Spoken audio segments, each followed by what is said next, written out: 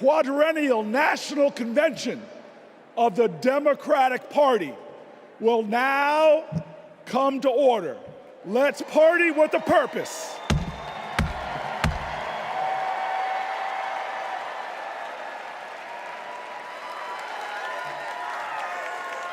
Please welcome Priest Sri Rakesh Bhatt and Bishop Leah Daughtry.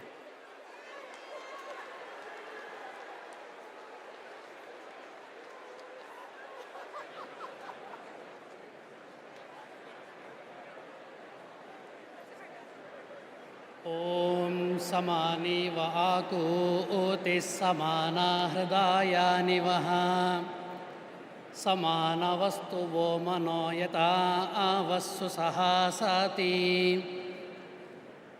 We should be in unison. Let our minds think together. Let our hearts beat as one, all for the betterment of society. May this make us powerful so we can unite and make our nation proud. Paraspara vivadetu vayam panchashatanchate anyai saha vivadetu vayam panchottaram shatam. Even if we have differences, when it comes to the nation, we have to be united, and it moves us towards justice for all. We are one universal family. Vayam sarvepi vasudeva kutumbakaha. Satyameva jayate sarvadahi. Asotoma sadgamaya. Tamasoma jyotirgamaya. Mrutyorma astamgamaya. Truth is our foundation and always prevails. Lead us from unreal to real, from darkness to the light, and from death to immortality. Om Shanti Shanti Shanti.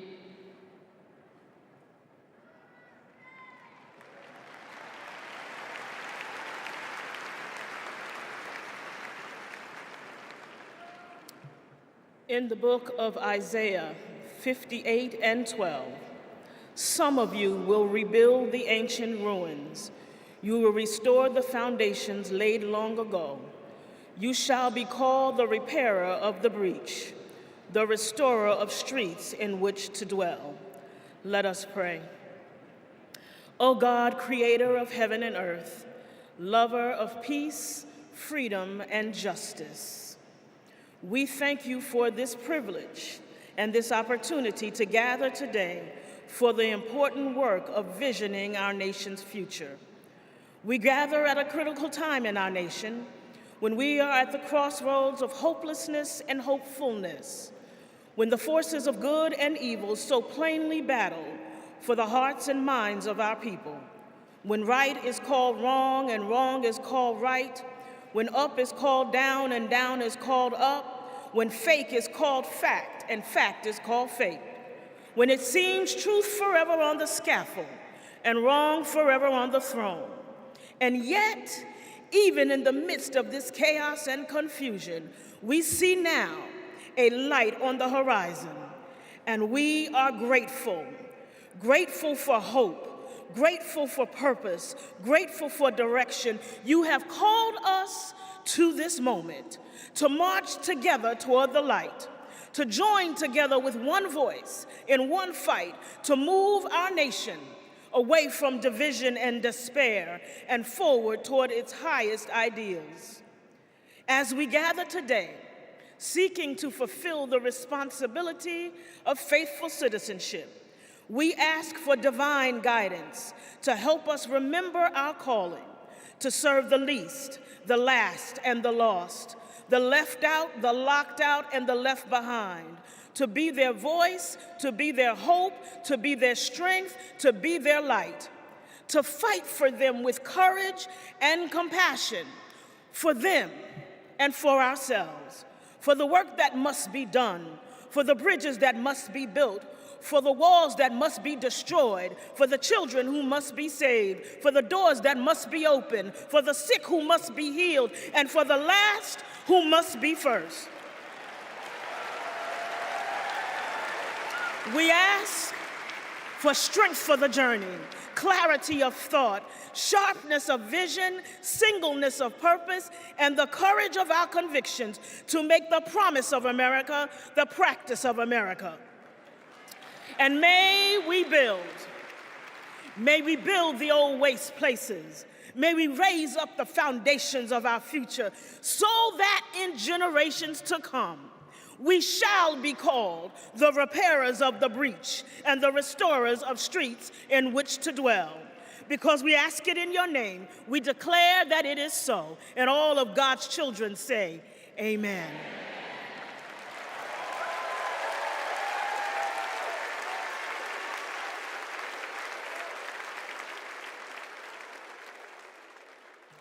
Please welcome Moreland Arts and Health Sciences Magnet School 3rd and 4th graders to lead us in the Pledge of Allegiance. I pledge allegiance to the flag of the United States of America and to the republic for which it stands, one nation, under God, indivisible, with liberty and justice for all.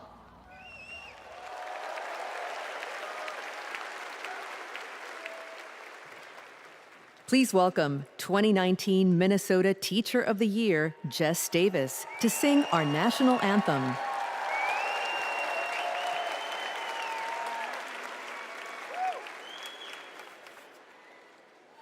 Oh, say, can you see by the dawn's early light what so proudly we hailed at the twilight's last gleaming, whose broad stripes and bright stars through the perilous fight o'er the ramparts we watched were so gallantly streaming, and the rockets red and glare, the bombs bursting in air, gave proof through the night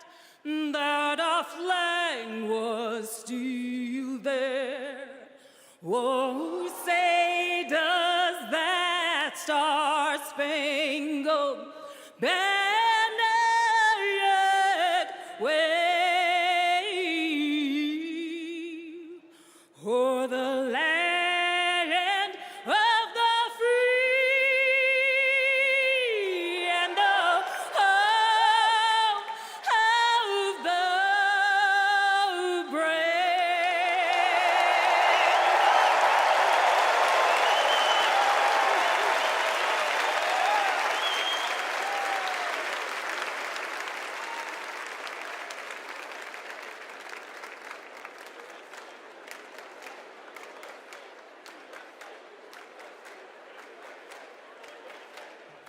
Please welcome Democratic National Committee Chair Jamie Harrison and the officers of the Democratic National Committee.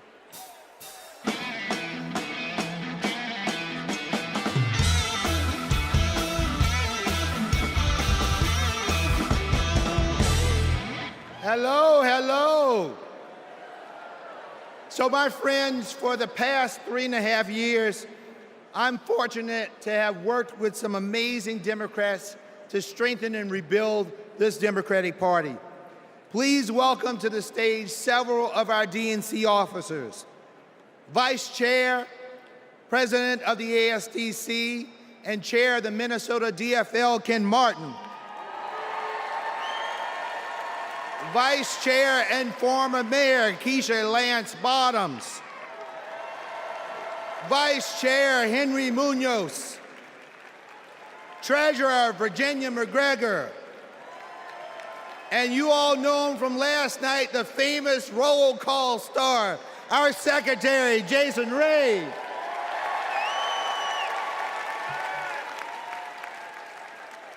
Fellow delegates, we now ask that you approve 3 honorary resolutions conveying our appreciation for those in Chicago who have set the stage for this convention's success. Our first resolution thanks the great city of Chicago, its mayor, governor, host committee, and residents for their unwavering dedication to organizing this historic convention. Our second resolution thanks the first responders who are working to protect every citizen and visitor of the Windy City. Our third and final resolution thanks the federal delegation of Illinois, its 14 U.S. representatives, and Senators Durbin and Duckworth for their continual support of the convention. We move that the convention approve these honorary resolutions. Delegates, you have heard the motion to approve these honorary resolutions. Is there a second? All in favor, please say aye. All opposed, say nay. The ayes have it, and the motion is passed.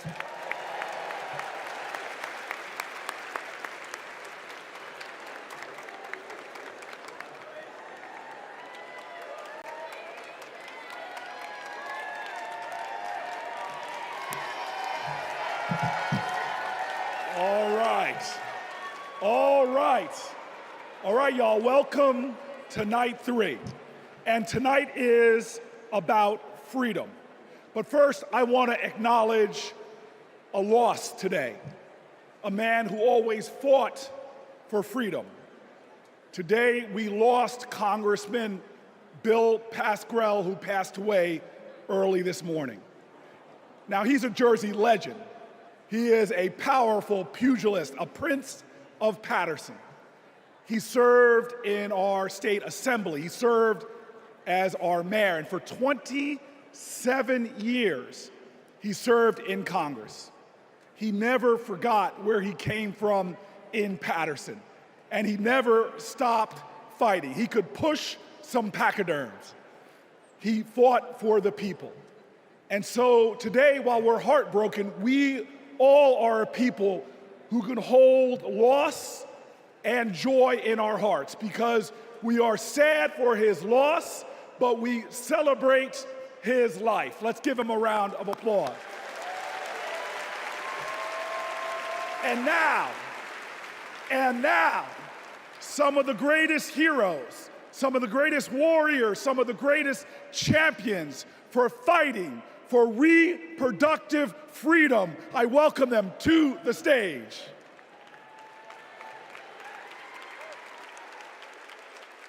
Don't know why, but I feel like freedom.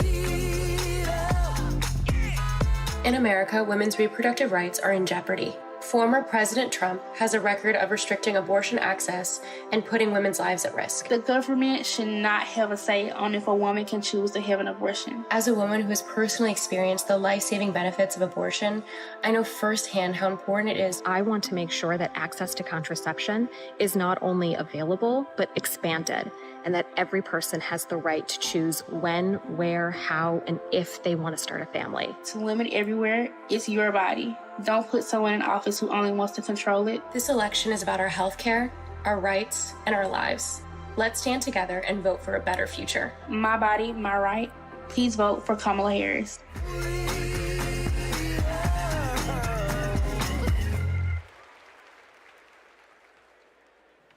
Please welcome President of Reproductive Freedom for All, Minnie Timaraju.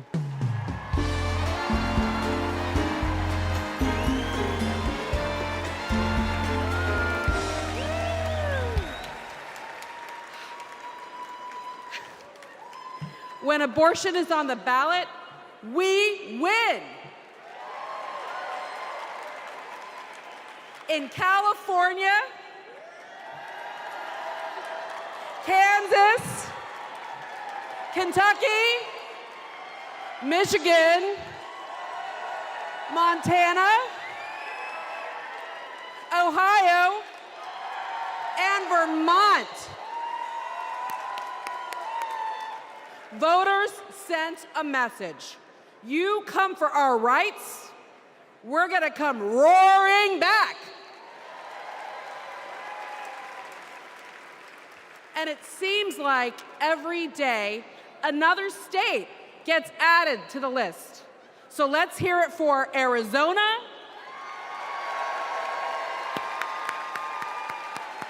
and Montana.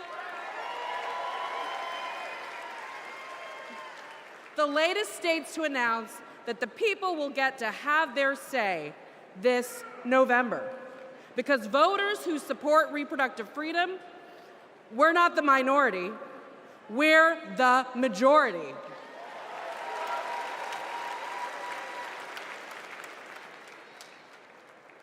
And if there are two people who should understand that Americans' private lives are none of anybody's business, it's Donald Trump and J.D. Vance. Instead, Trump brags about overturning Roe v. Wade. And if you want to know what he's going to do in office, Google Project 2025.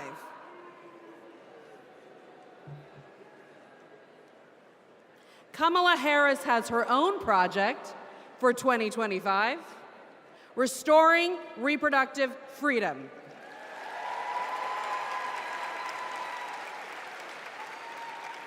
It's simple. Do we want a president who said women should be punished for having abortions, or a president who trusts women?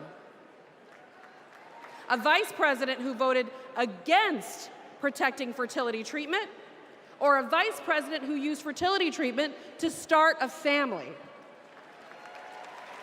A president who created the crisis we're in, or a president who will fix it? This election will decide America's future. So let's elect Kamala Harris and Tim Walz. Thank you.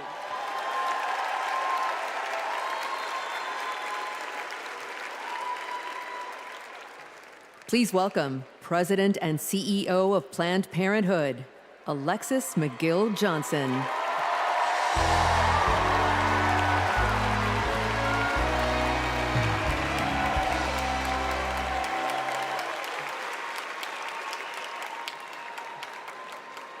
Last summer, a Planned Parenthood patient in Georgia realized that she was pregnant and didn't want to be. But Georgia bans abortion after 6 weeks. So she drove to South Carolina, but arrived the day that their 6-week ban went into effect. She went back home and then went to Florida. But she arrived just days when she was too late under their ban. She had to fly all the way to California to get an abortion. Now remember, each time she had to get the money up, she had to miss work, she had to find childcare. Now imagine if this was an emergency situation. In Texas, doctors who have feared going to jail have sent patients to wait in hospital parking lots rather than provide the emergency care they need. And in Idaho, they have airlifted patients to other states. We cannot call ourselves a free nation when women are not free.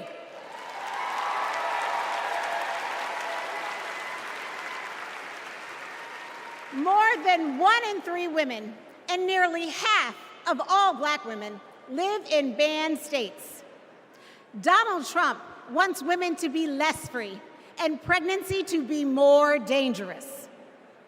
But I'm here to tell you, in no way are Donald J. Trump and J.D. Vance more qualified than doctors and women to make these decisions. We decide.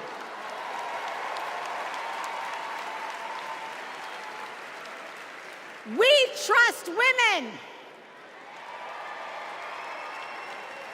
We trust doctors. And we trust Kamala Harris.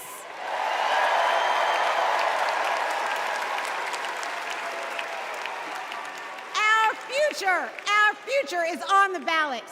Our bodies are on the ballot. And come November 5th, we will decide this election.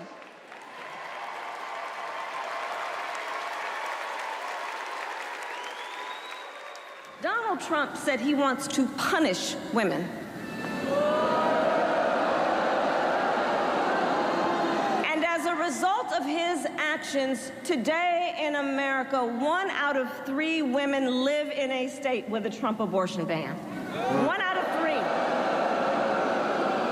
Some of these bans go back to the 1800s, even before women had a right to vote. Think about that.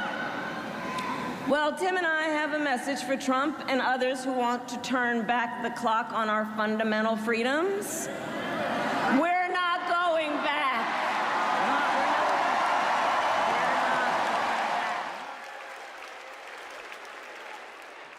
Please welcome former president of Planned Parenthood, Cecile Richards.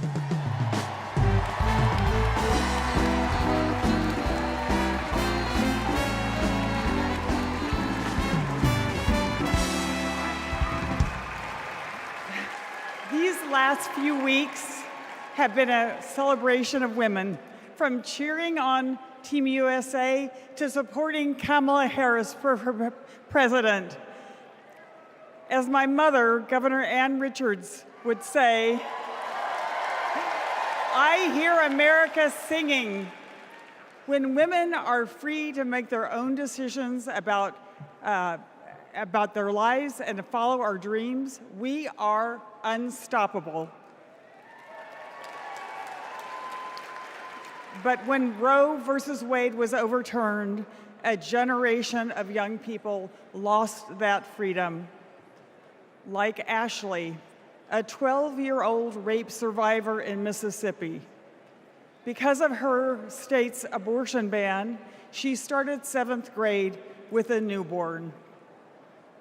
That's the Republican promise of states' rights. Last year, I became a grandmother. And during my daughter's pregnancy, nothing mattered more to me than her health.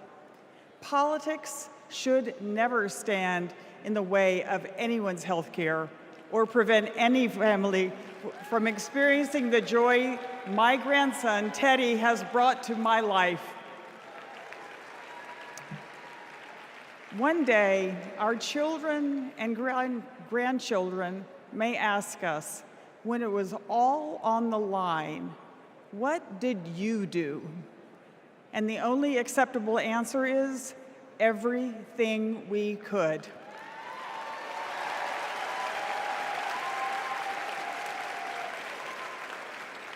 This is our time.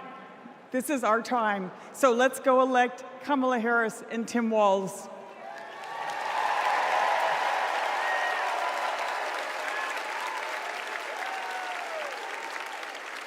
Don't know why, but I feel like We were so lucky. We got to be the first couple married in California, in San Francisco, City Hall, no less.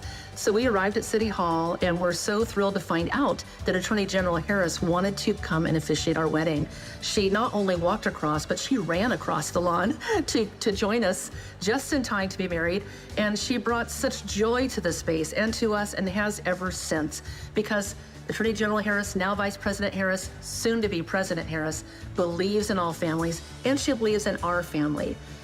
We were so happy last year to get to join Vice President Harris at the White House for the Equality Act signing, and she invited our entire family, and it was a very joyful occasion because Kamala believes in family, and we can't wait to meet Madam President next time.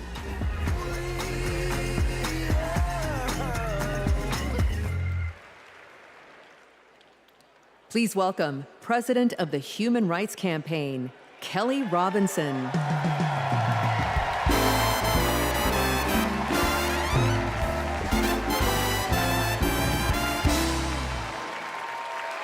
The story of America is a story of progress towards freedom. In just a few generations, my family went from being enslaved in Mississippi to being the first free Black family in Muscatine, Iowa, to now preparing to elect President Kamala Harris. Progress is happening, my friends. The 20+ million LGBTQ+ Americans are living proof of it. We are your friends and your neighbors, your classmates and your family. Like Daniel, a trans kid in Tucson who's going to his very first prom. Like Eric from San Antonio, who sacrificed in combat and then came home to battle Don't Ask, Don't Tell. Like Sandy and Chris, the first same-sex couple to get legally married in California 11 years ago, in a ceremony officiated by Kamala Harris. Donald Trump wants to erase us. He would ban our health care, belittle our marriages, bury our stories, but we're not going anywhere. We are not going back.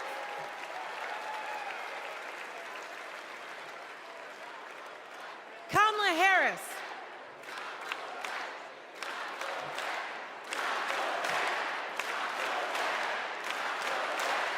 Kamala Harris and Tim Walz, they are champions for LGBTQ+ freedom, y'all. So tonight, we're fighting for lesbian, gay, bisexual, queer, and trans freedom without exception. We're fighting for equality for all without exception. We're fighting for joy. Somebody say joy.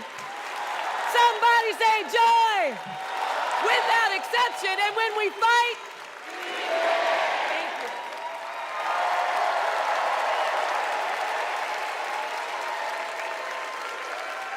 Please welcome President of Emily's List, Jessica Mackler.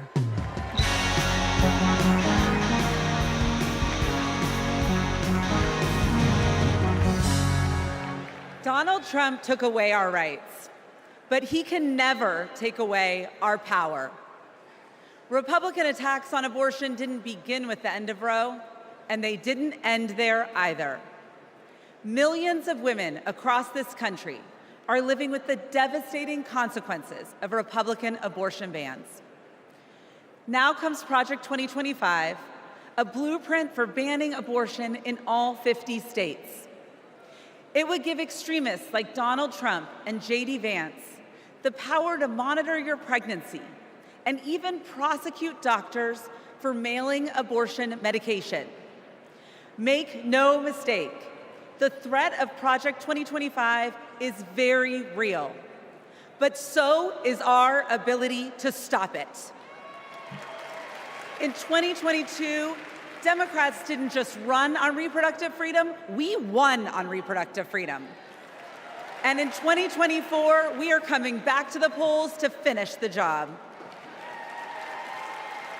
In his devastating opinion, Justice Alito wrote that women are not without electoral or political power. And Donald Trump and Republicans are about to find out just how true that is. The opportunity is before us.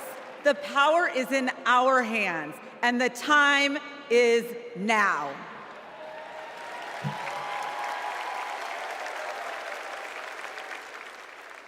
Please welcome President and CEO of Voto Latino, Maria Teresa Kumar.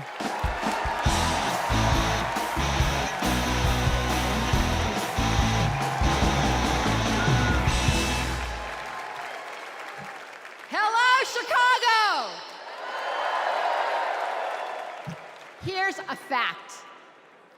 When Latinos vote, Democrats win. Now, not everyone believes it, so I brought receipts.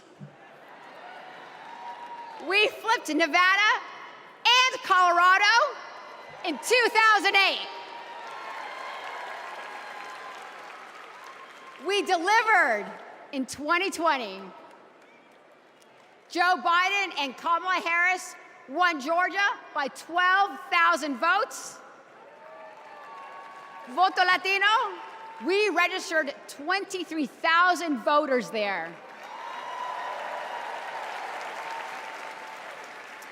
They won Arizona by 10,400 votes.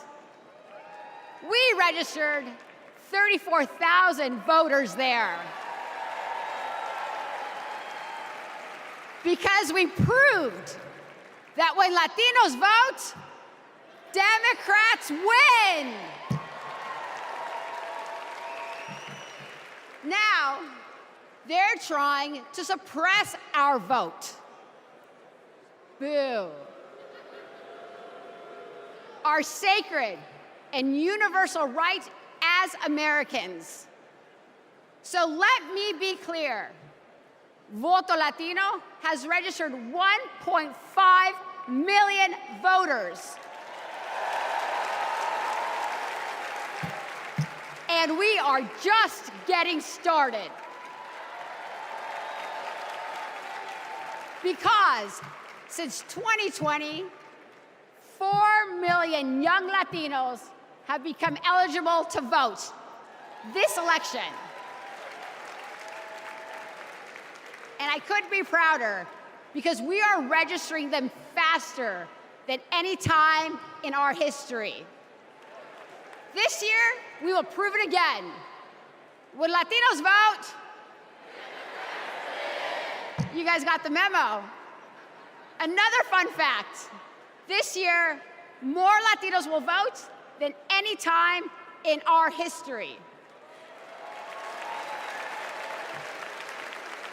So that means, sí se puede, se está haciendo, sí se puede.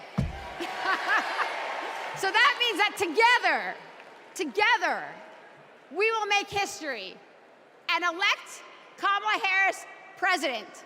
Vota!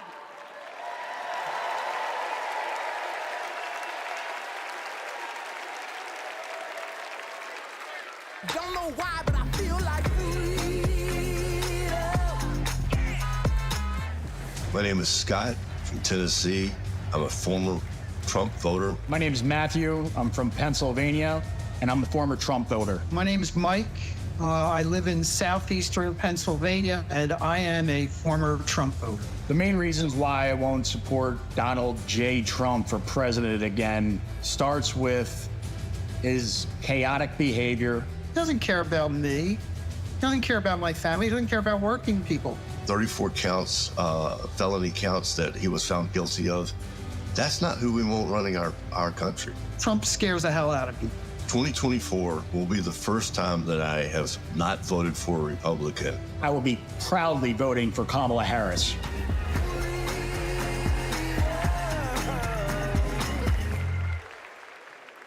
Please welcome New York Representative Tom Suozzi.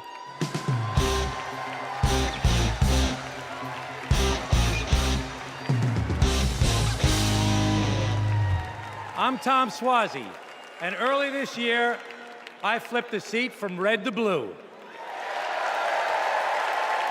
My father came from Italy as a boy. He was the first kid in the neighborhood to go to college. He served as a navigator during World War II, came home, and at 28 was elected the youngest judge in the history of New York State. What a country. The immigrant experience, e pluribus unum, out of many, one. My family's experience, Kamala Harris's experience, the American experience.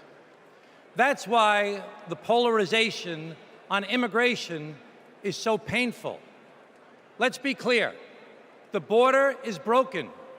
But this year, when Democrats and Republicans worked together to finally write new border laws, we were blocked. We all know who sabotaged us. We reject the divisiveness. We reject the dysfunction. We reject the deception. My Italian grandfather used to toast new couples. He'd say marriage sometimes is hard, but in the end, non ci sono rose senza spine. You can't have the roses without the thorns. You have to work for it. To be a nation of immigrants is hard sometimes too. You have to work for it. Tonight, we celebrate the roses of life. We come together from every state, from every ethnicity, from every race and religion. We come together tonight to celebrate our candidate, Kamala Harris, who knows America is worth it, who knows this nation, built by immigrants, is a rare and beautiful thing, and who joyfully accepts the challenge to work across party lines, to secure our border, to treat people like human beings, and to move our country forward.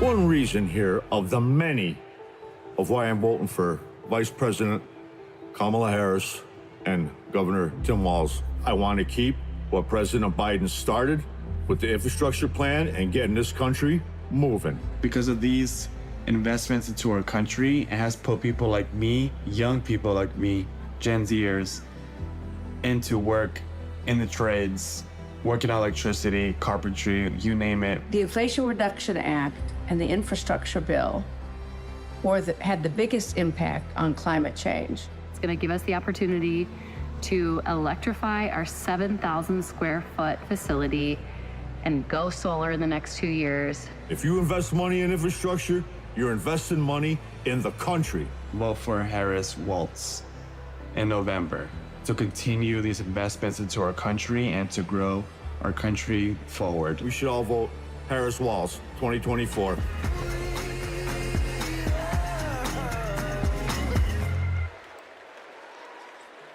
Please welcome Cincinnati Mayor Aftab Pureball and Milwaukee Mayor Cavalier Johnson.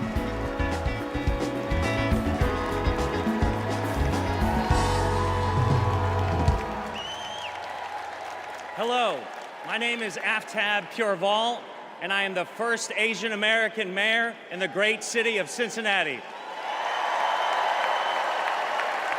As a Tibetan refugee, my mom believed deeply in the promise of America.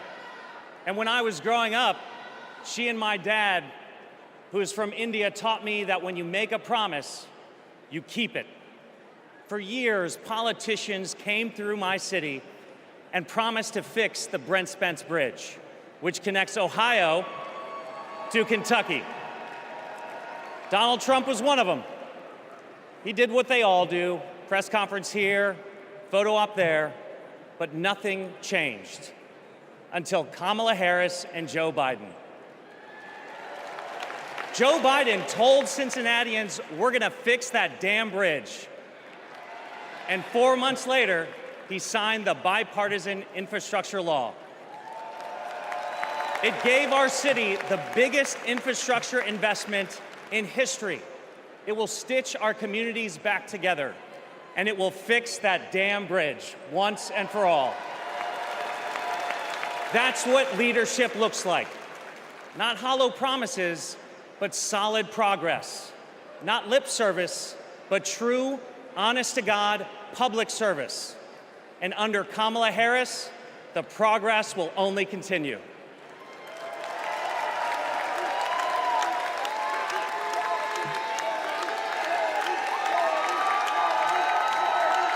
I'm Milwaukee Mayor Cavalier Johnson from the great state of Wisconsin. In Wisconsin, keeping promises is important. So is making amends for your mistakes.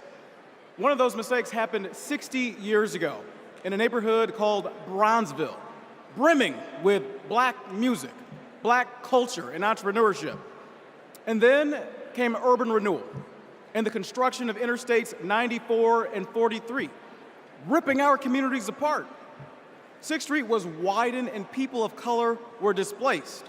Homes destroyed, businesses shuttered, all for a quicker commute. Under Kamala Harris and Joe Biden, we're bringing Bronzeville back. With more green space, bike paths, and walkable streets to serve people who actually live there. The music is coming back. The culture is coming back. And thanks to the bipartisan infrastructure law, the opportunities are coming back. It's now my privilege to introduce two Milwaukeeans who know firsthand the power of reconnecting our communities, Rashawn Spivey and Deanna Branch.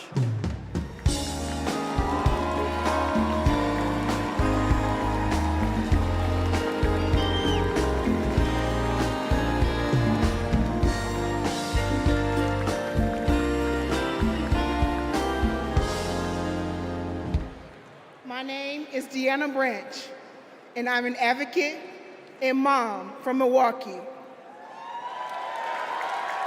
When my son, Aiden, was 2, he was hospitalized due to high levels of lead in his blood. Lead was everywhere, in our pipes, in our paint, and in our soil. President Biden and Vice President Harris passed the bipartisan infrastructure law. It's removing lead pipes from communities like ours. As president, Kamala Harris will make sure everyone can drink clean water and be, in Aiden's words, lead-free superheroes. My name is Rashawn Spivey, the owner of Hero Plumbing in Milwaukee. When President Biden and Vice President Harris announced their goal to replace every lead pipe in America, Hero stepped up to help make that vision a reality. We went to work replacing lead pipes that served homes and child care communities or child care centers in our communities. Since then, we've replaced more than 1,000 pipes. That was made possible thanks to Vice President Kamala Harris. And when she visited Milwaukee 2 years ago, I got to show her our work up close. Because of her leadership, I've grown my business and helped kids like Aiden have safer, healthier lives.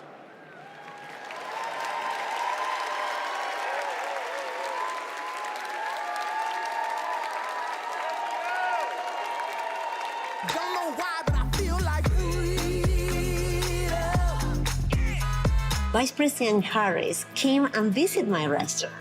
She understands immigrant-owned businesses. She understands women-owned businesses. She understands the important role of small businesses and sees business owners not just as the backbone of our economy, but as community leaders. She has a proven track record of advocating for policies that support small businesses and push for economic equity. The sueño americano está vivo. The American dream is alive. The last 4 years have been positive, and we've experienced growth. I am truly excited to have Kamala Harris as a presidential candidate. In this election, we have another opportunity to prosper, to connect, and to unite under the American dream. I'm proud to support her for president because I believe she will lead us to a brighter future.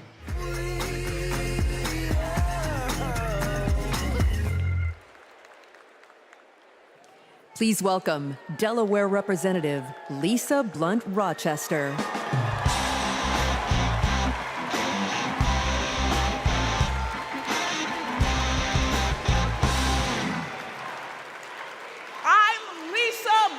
Rochester, mother, grandmother, and congresswoman, and hopefully the next senator from the great state of Delaware. The proud home of President Biden. We love you, Joe. In Delaware, we know that when small businesses thrive, communities thrive. We know that when our roads and our bridges are strong, communities are strong. When everyone has a fair shot at a better future, America is limitless. Now, Democrats, we know this, but you know who doesn't know it? Donald Trump. He has, with his friends, said the quiet parts out loud. But not only said them out loud, he wrote a book about it. What's it called? Project 2025. So with so much on the line, we've got to turn our biggest challenges into our greatest and brightest of hope. For me, Bright Hope was the name of the church that my grandmother attended for 70 years in Philadelphia. It's not just a name. It's how I approach my life. It's how I'll lead as Delaware Senator. And it's how Kamala sees the future of America. Now, there are some who think our politics are too broken for Bright Hope. But if you want to see hope, just look. Bright Hope is record numbers of Black and brown entrepreneurs starting businesses. Bright Hope is an opportunity economy where we invest in our communities and build affordable housing. Ladies and gentlemen, Bright Hope is 4 words. Madam President Kamala Harris. Are you ready for Bright Hope? Are you ready to fight for our freedom? Are you ready to flip the House, protect the Senate, and send Kamala to the White House? Then let's go!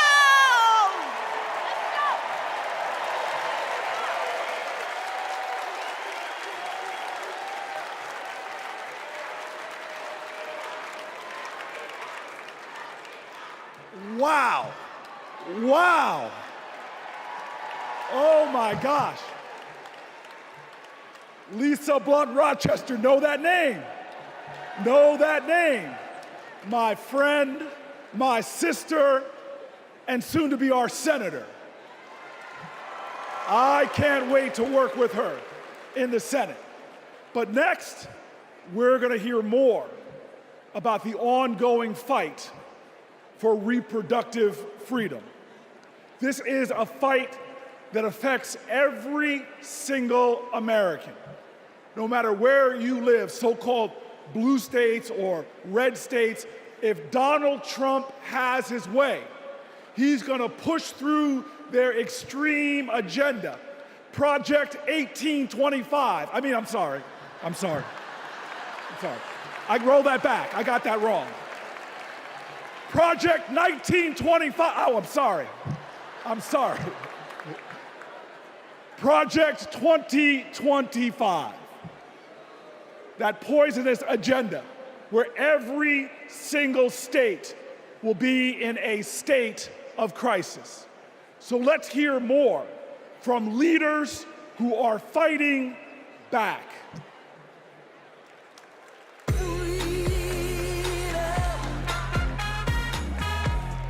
Freedom means unity. Caring for others. Being able to feel safe. My choice to vote.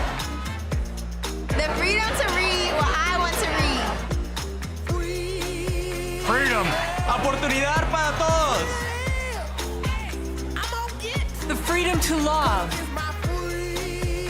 Be who I want to be. For all to be equal. Live my life. Freedom means my choice. IBF. Union strong. Basic human rights.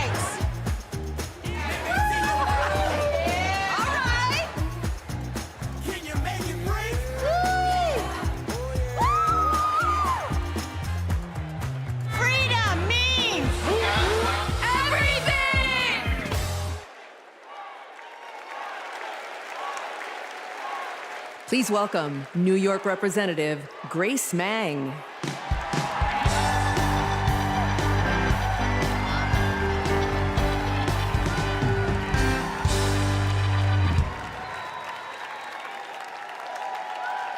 Generations of women fought for our rights to vote, our right to financial independence, and our right to reproductive freedom. Our mothers and grandmothers marched for us. Because of them, my husband and I were able to choose if and when to start a family. And we have 2 energetic boys running around at home. Now it is our turn to take the torch for our children and grandchildren. All across our country, women are being denied life-saving health care and the right to determine their futures. And a second Trump term will be even worse. He will not stop at banning abortion. He'll let states track pregnancies. He'll put birth control and fertility treatment at risk. Trump's plan is cruel, it's dangerous, but it is not inevitable. Tonight, we mobilize for Kamala Harris. November 5th, we move forward with Kamala Harris because we are not going back.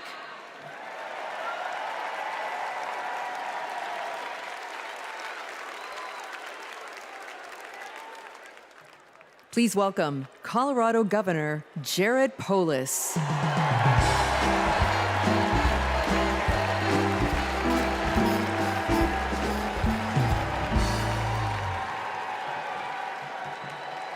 Tonight, let's talk about freedom, including our most intimate freedom, choosing when and if to have children and have a family. And let's talk about Project 2025, Donald Trump's roadmap to ban abortion in all 50 states. Look, that sounds crazy, but right here on page 562, it says that Donald Trump could use an obscure law from the 1800s to single-handedly ban abortion in all 50 states, even putting doctors in jail. Page 486 puts limits on contraception. Page 450 threatens access to IVF. On page 455, Project 2025 says that states have to report miscarriages to the Trump administration. Page 451 says the only legitimate family is a married mother and father where only the father works. You know what? I'm going to take that one out. I'm going to put that in my pocket so I can share it with undecided voters so they better understand what's at stake this election. Project 2025 would turn the entire federal government and bureaucracy into a massive machine. It would weaponize it to control our reproductive and personal choices. Look, as a Redditor, gamer, entrepreneur, and Swiftie from the free state of Colorado, I'm excited by Kamala Harris's vision for protecting and expanding our personal freedom, internet freedom, and economic freedom. Democrats welcome weird, but we're not weirdos telling families who can and can't have kids who to marry or how to live our lives. These Project 2025 people, like Trump and Vance, are not just weird, they're dangerous. They want to take us backwards, but we aren't going back, like ever, ever, ever. Let's stop Project 2025 and elect Kamala Harris president this November.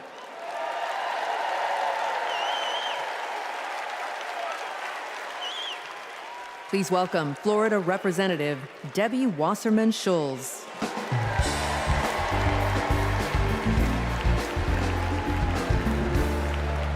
Hello, America. As a proud Floridian, I bring you a cautionary tale. For the people of my state, Project 2025 isn't just a threat. It's a reality that we battle every day.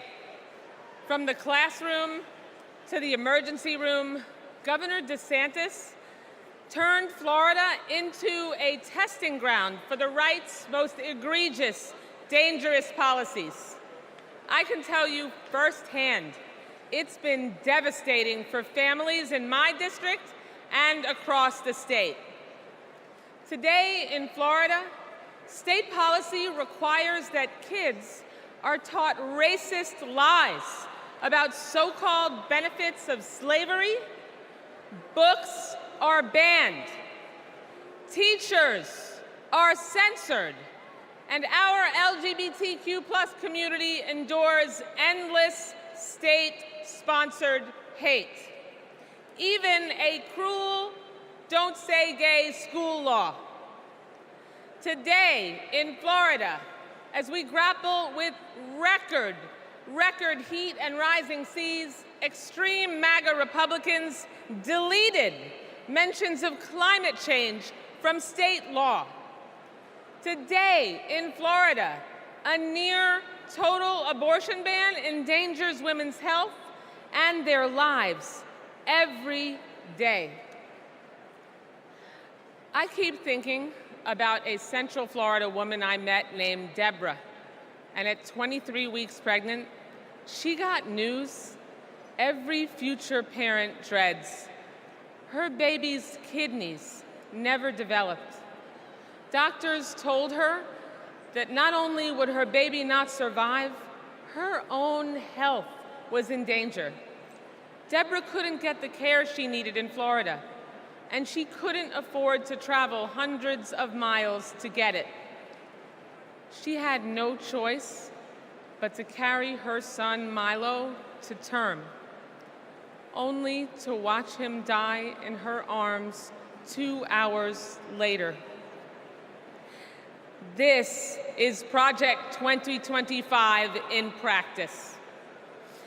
It's what Donald Trump and J.D. Vance want for the whole country. But we're not going to let it happen, are we? Now, I say this as a Floridian, but also a mom and an American. We can't let them do to America what they did to Florida. Are you with me? So let's fight like hell to elect Kamala Harris, the next president of the United States of America. Thank you so much.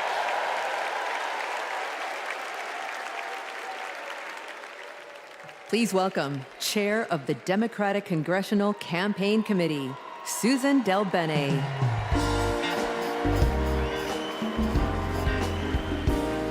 Hello, Democrats. It is my honor to represent the great state of Washington and to lead the House Democrats' work to take back the majority. As I travel the country, I hear the same thing. People want governance that works.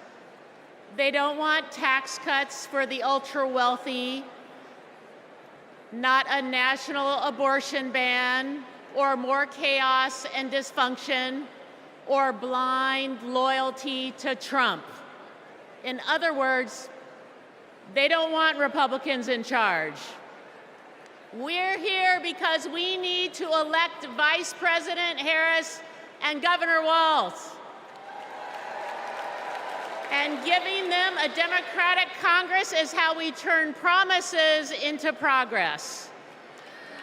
A Democratic majority means lowering costs and growing the middle class, expanding the child tax credit and making it permanent, protecting reproductive freedom, and yes, a Democratic House means Speaker Jeffries will certify the 2024 election. We need just 4 more seats to take back the majority. The good news is we have fantastic candidates in winnable districts all across the country. In battleground states like Michigan and Arizona, in blue states like New York and California, and even in states like Iowa and Nebraska. And we're going to make history by picking up a seat in the state where I was born, Alabama. In 2022, we came within 7,000 votes of the majority. So it's within our power to win these critical races. This election is about our rights, our freedoms, our democracy, and our future. So let's get out the vote. Let's take back the House. Let's make Hakeem Jeffries our next speaker. And let's send Kamala Harris and Tim Walz to the White House. Thank you.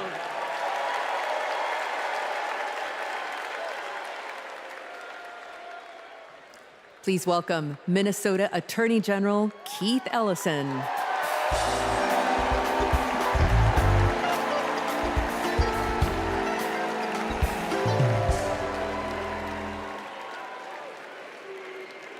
Friends, I'll never forget when I first saw the video of the murder of George Floyd. I was heartbroken. I was angry. And that morning, my phone rang. And on that line was Governor Tim Walz. Tim Walz felt the exact same way I did. And a few days later, Tim appointed me to prosecute Floyd's murder. Almost a year after that, minutes after the guilty verdict came down, my phone rang again. And it was Vice President Kamala Harris calling to congratulate my team and the work. Now, Kamala and Tim, they understand the legacy of George Floyd. No one is above the law, and no one is beneath it. No one is outside the circle of our compassion. In the Republican Party, everyone thinks they're above the law. Hell, nearly a dozen of their own lawyers are facing serious charges. Even their lawyers need lawyers. These con artists are trafficking in the defective goods of division, exclusion, and fear. And friends, selling defective goods is a scam. And like Kamala Harris, I am an attorney general. And attorney generals know what a scam is when they see it. Like my friend Tish James, for example, from New York. America, we won't be scammed again. We're not going back, we are going forward. And Kamala Harris and Tim Walz are ready to lead us there. I've worked side by side with Tim Walz for 18 years. His office is right across the hall from mine.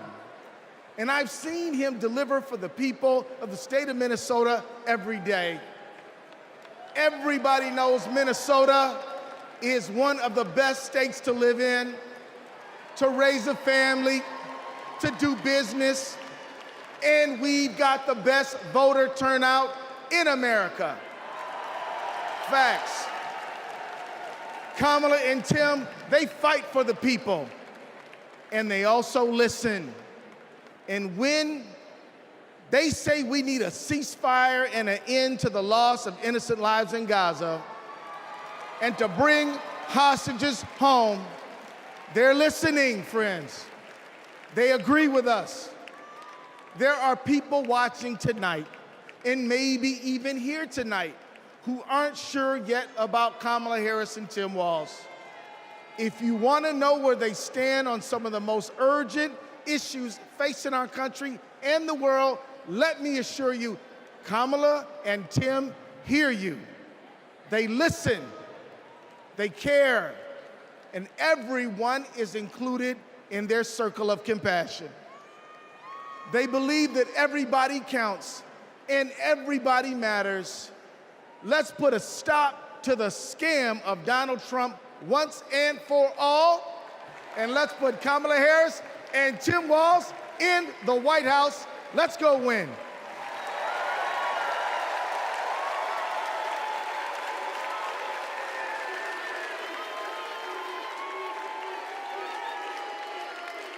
Have you ever discussed Special Counsel Mueller or his investigation with anyone?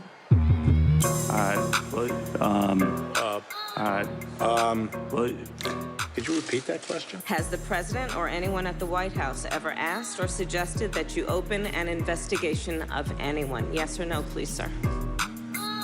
Seems you'd remember something like that. I don't know. Please answer the question.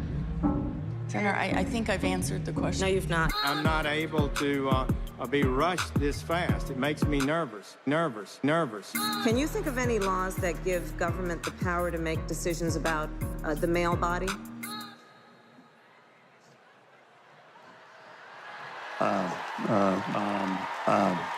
I'm not thinking of any right now.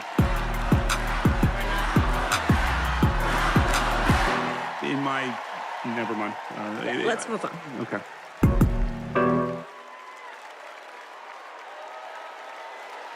Please welcome Michigan Attorney General Dana Nessel.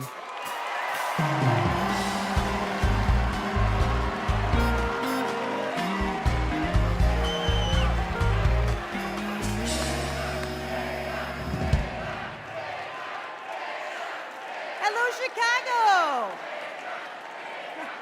I'm Michigan Attorney General Dana Nessel. Let me tell you, being Attorney General is a tough job, right?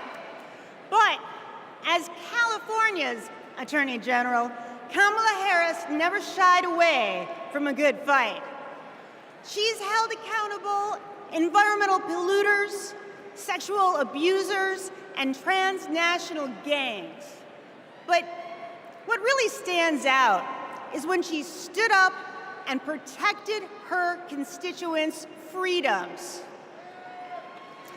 In 2011, she refused to defend California's ban on same-sex marriage. She refused to argue that some families should have fewer rights than other families. It meant a lot. She was fighting for families like mine. Now, in 2022, I faced a similar situation when, after Roe v. Wade was overturned, Michigan's archaic abortion ban was resurrected.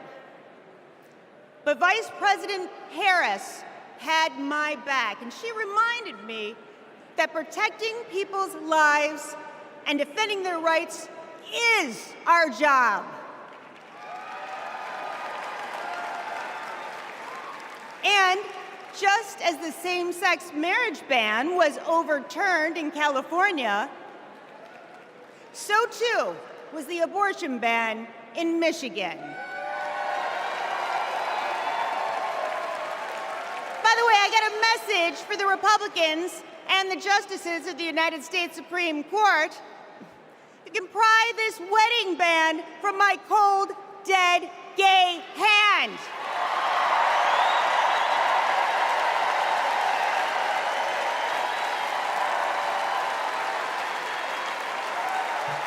And I'm retaining a lot of water, so good luck with that. Look, I know that whether she's Attorney General or President of the United States, Kamala Harris will always be in our corner.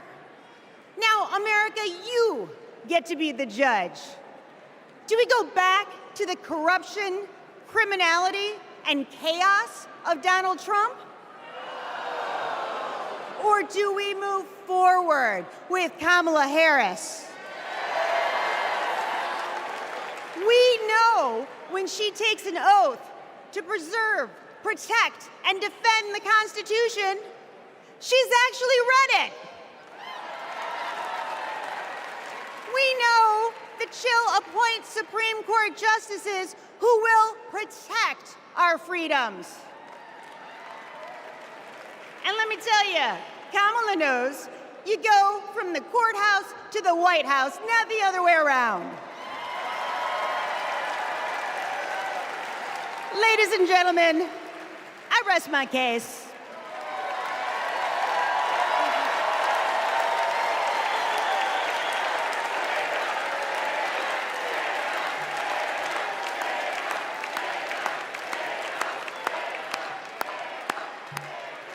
Wow. Wow. I just want to say thank you, Attorney General Nessel.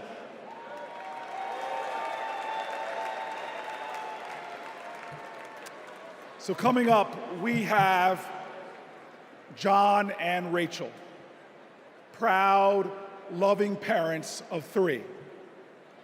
On October 7th, their son Hirsch, a U.S. citizen, was at a music festival when Hamas attacked. He was taken hostage, and he is still being held today, an American citizen. Rachel and John want what every parent wants: to hold their child close, to love on them, and keep them safe. I'm honored to introduce the 2 of them tonight.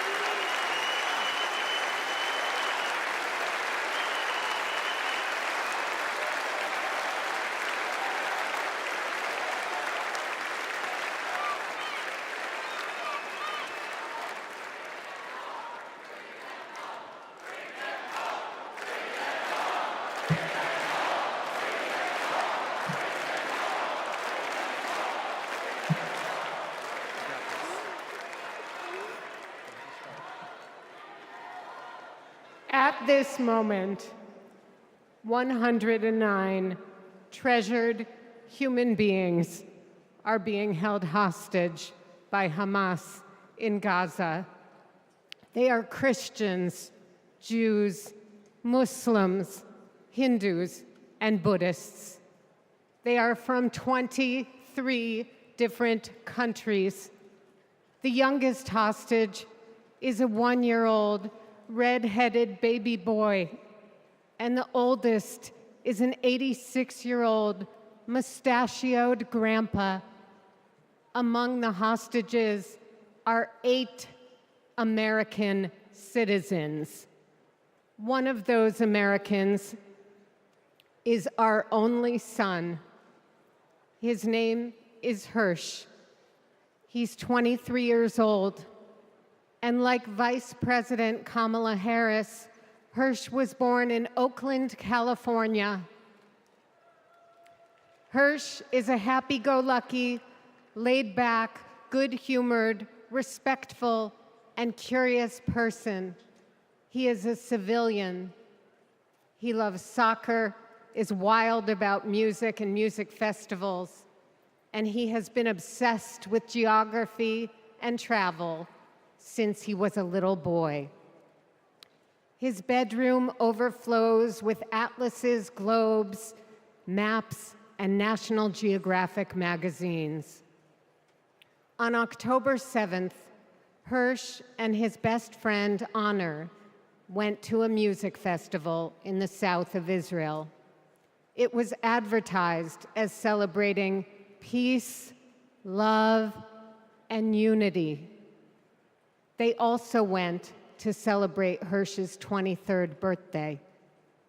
As rockets began to fall, Hirsch, Honor, and 27 other young festival goers took refuge in a 5-foot by 8-foot bomb shelter. Terrorists began to throw grenades into the shelter. Honor stood in the doorway and repelled 7 of those grenades before the 8th one killed him. Altogether at the Nova Music Festival, 367 young music lovers were killed. This was just one of the many attacks on neighborhoods and communities in southern Israel on that terrible day. In total, 1,200 were killed, including 45 Americans. Hirsch's left forearm, his dominant arm, was blown off before he was loaded onto a pickup truck and stolen from his life and me and John into Gaza. And that was 320 days ago. Since then, we live on another planet. Anyone who is a parent or has had a parent can try to imagine the anguish and misery that John and I and all the hostage families are enduring. Rachel and I are comforted to be back in our sweet home, Chicago. We were both born and raised here, and our families still live here. This is a political convention, but needing our only son and all of the cherished hostages home is not a political issue. It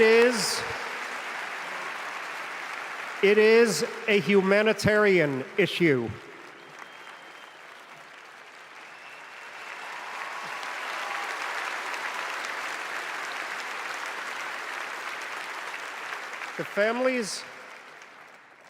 The families of the American 8 hostages meet every few weeks in Washington. We're heartened that both Democratic and Republican leaders demonstrate their bipartisan support for our hostages being released. We've met with President Biden and Vice President Harris numerous times at the White House. They're both working tirelessly for a hostage and ceasefire deal that will bring our precious children, mothers, fathers, spouses, grandparents, and grandchildren home, and will stop the despair in Gaza.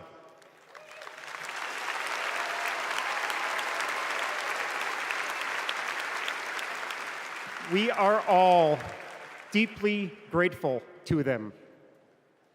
We're also profoundly thankful to you, the millions of people in the United States and all over the world who have been sending love, support, and strength to the hostage families. You've kept us breathing in a world without air.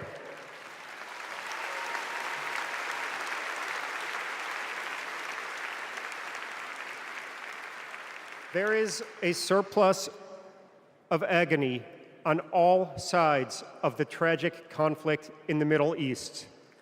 In a competition of pain, there are no winners.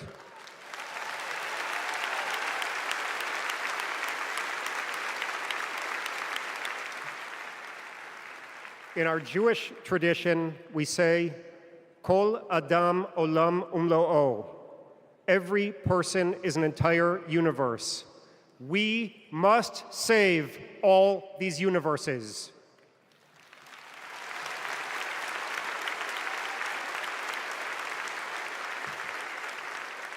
In an inflamed Middle East, we know the one thing that can most immediately release pressure and bring calm to the entire region. A deal that brings this diverse group of 109 hostages home and ends the suffering of the innocent civilians in Gaza.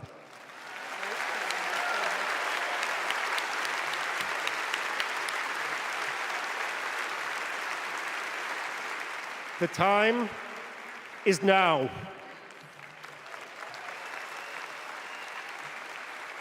Hirsch, if you can hear us, we love you.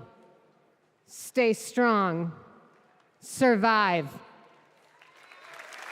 Bring them home.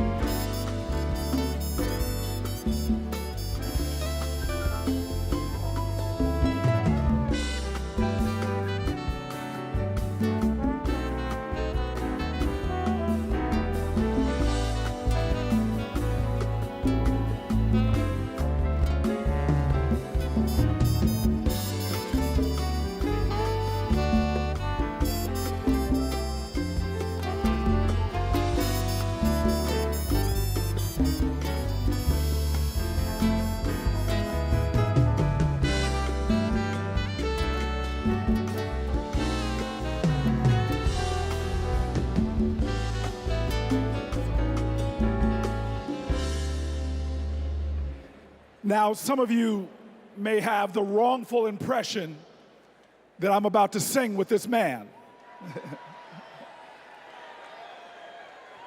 That ain't gonna happen.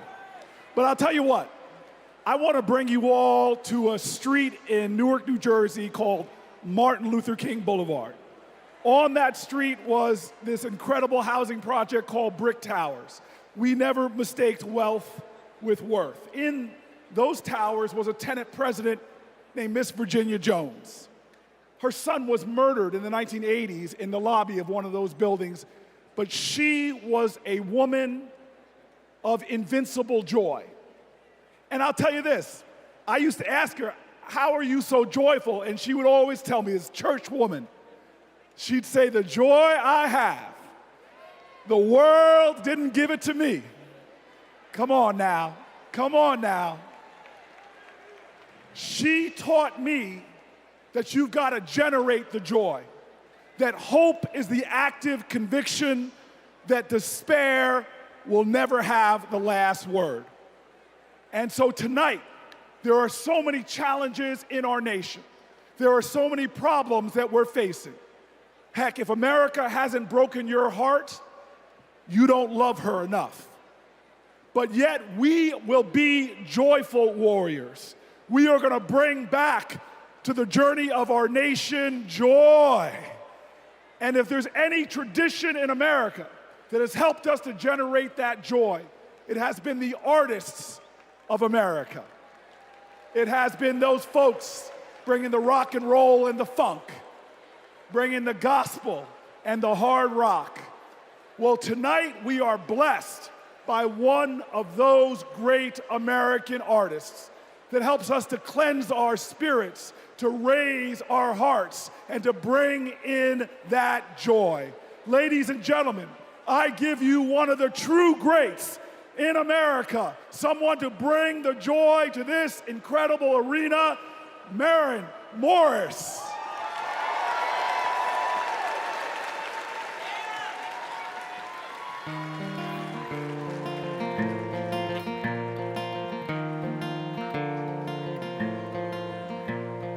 If you don't like it, get the hell out. That's what they yell when I open my mouth.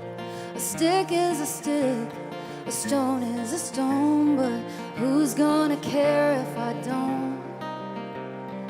Who's gonna change if I won't? When time turns this moment to dust, I just hope that I'm proud of the woman I was. When lines of tomorrow are drawn, can I live with the side that I chose to be on? Will we sit on our hands, do nothing about it? Or will we leave this world better than we found it?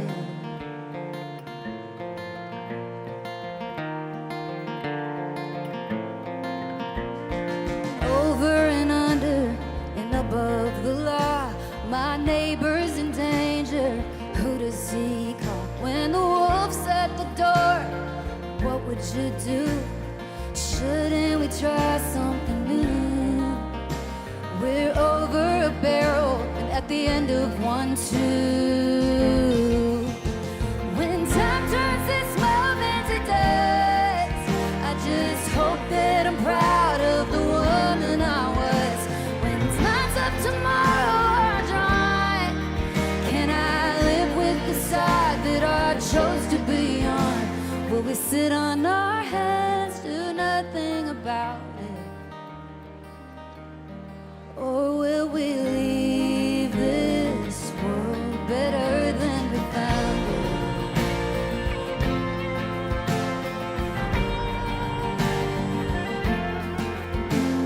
America, America, divided we fall. America, America, God save us all from ourselves and the hell that we built for our kids. America, America, we're better than this.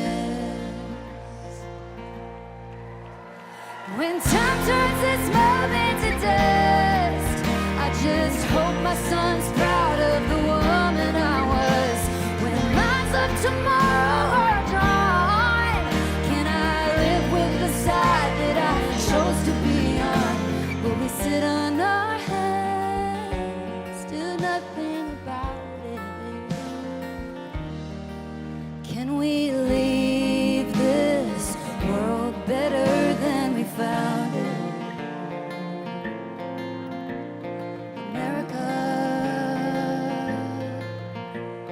America.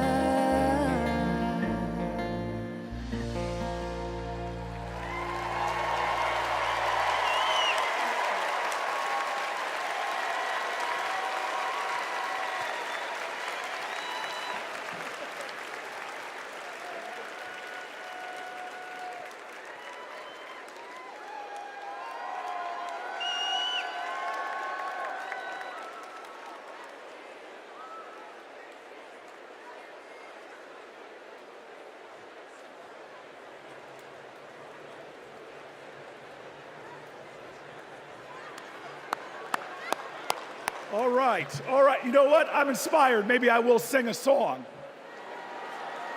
To Donald Trump, a little B.B. King classic, The Thrill Is Gone.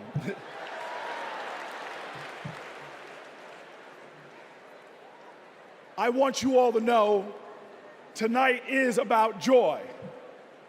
American history, our common history, is a testimony to taking on the insurmountable and achieving the impossible. That should bring us joy. Our progress never, ever came easy.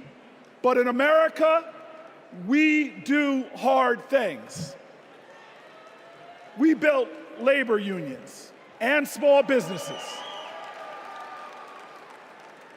We created great public education and world-changing innovation.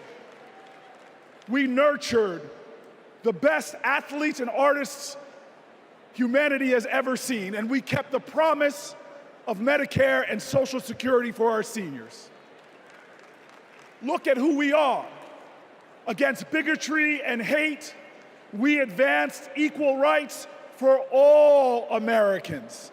Civil rights, workers' rights, LGBTQ rights, reproductive rights, the right to marry who you love, the right to be free. We did all of this in a way that didn't pit American against American. We did this by healing rifts, by bridging divides, by pulling people together. And all the while, we in this nation lived up to our calling and our creed to be a more perfect union, to make this one nation under God a little more indivisible. Now, you all know this. Trump betrays these ideals. He viciously attacks Democrats and Republicans. His put-downs know no shame. John McCain's military service, Nikki Haley's heritage, women, people with disabilities, trans people, our veterans.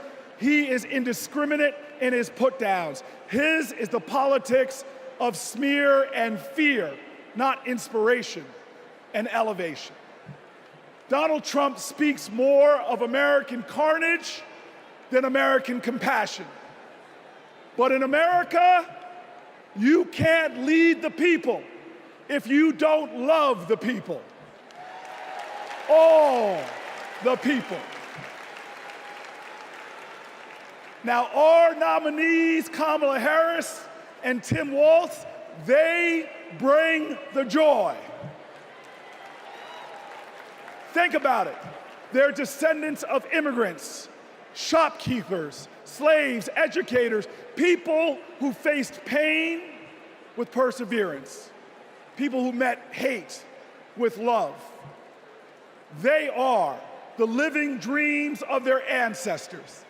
But look in this arena, look around you right now. We are all our ancestors' wildest dreams. Generations who faced impossible odds and that responded to every one of their challenges with that classic American creed, yes, we can.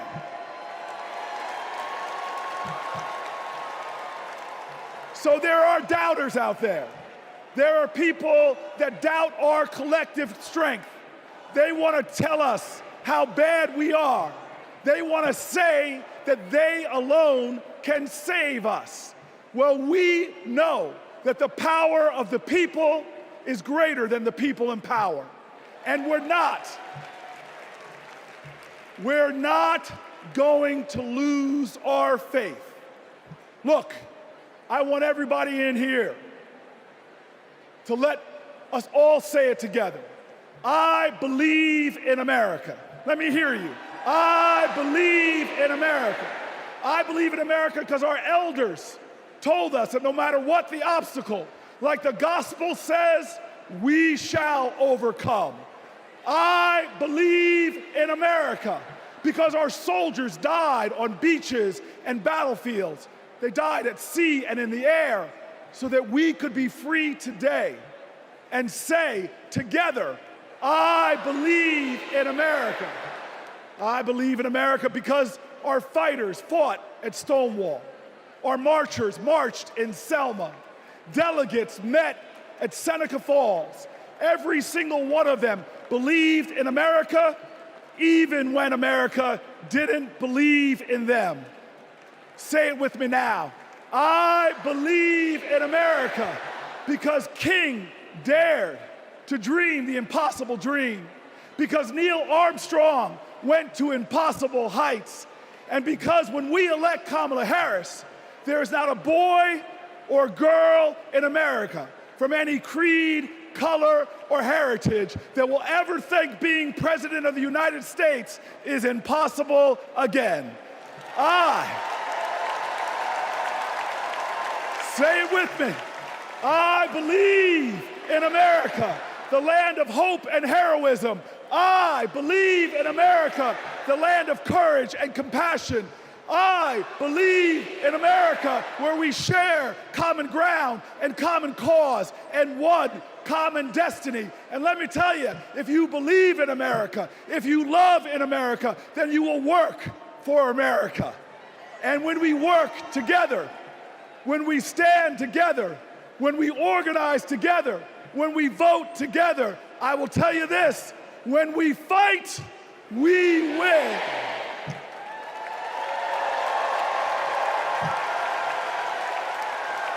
Ladies and gentlemen, Veronica Escobar.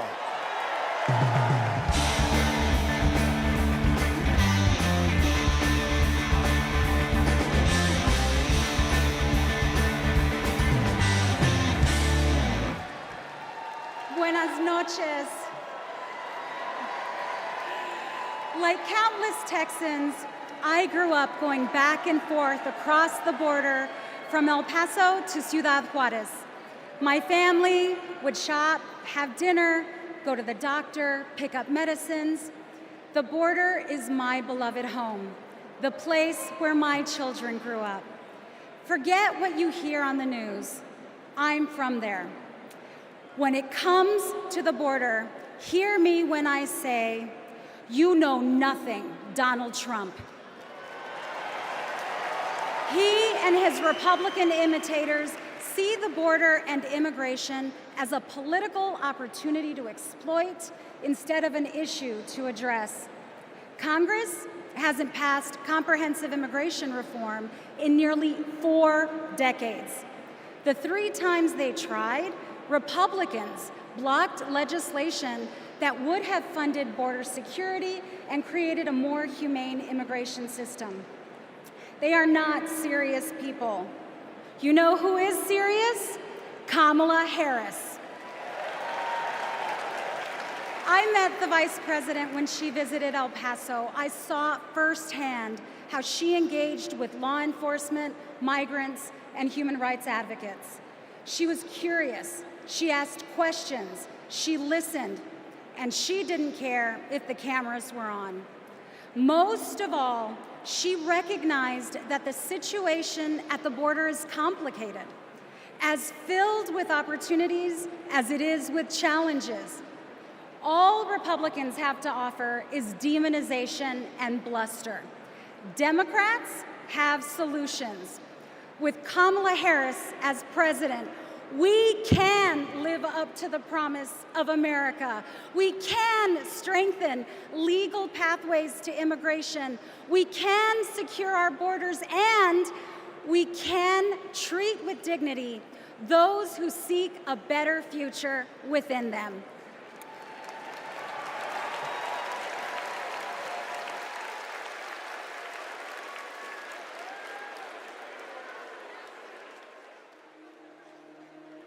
I have a question for you.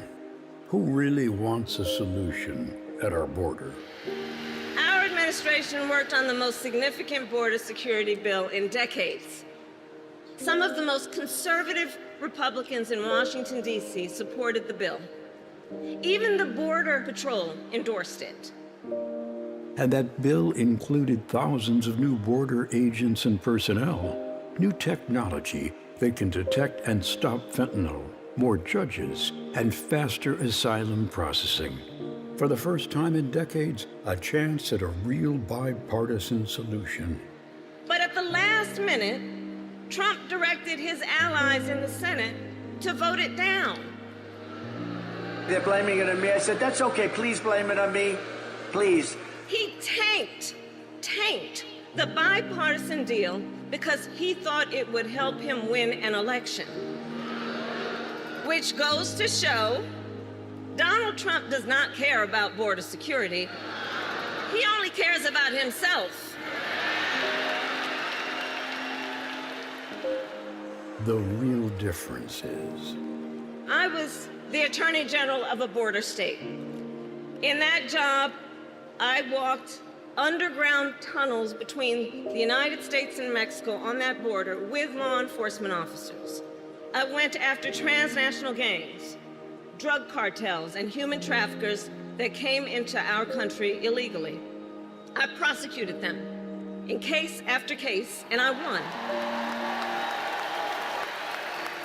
So here is my pledge to you. As president, I will bring back the border security bill that Donald Trump killed, and I will sign it into law and show Donald Trump what real leadership looks like.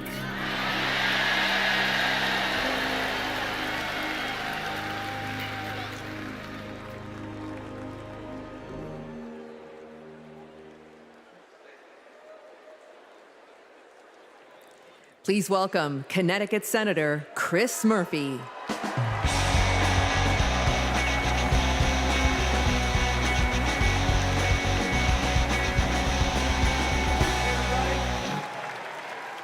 So,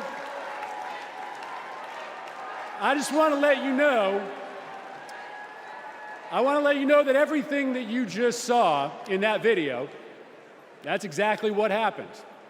I know because I was the Democratic senator who negotiated that bill to secure the border with President Biden and Vice President Harris. I want to tell you this as well. Donald Trump's allies weren't just in the room.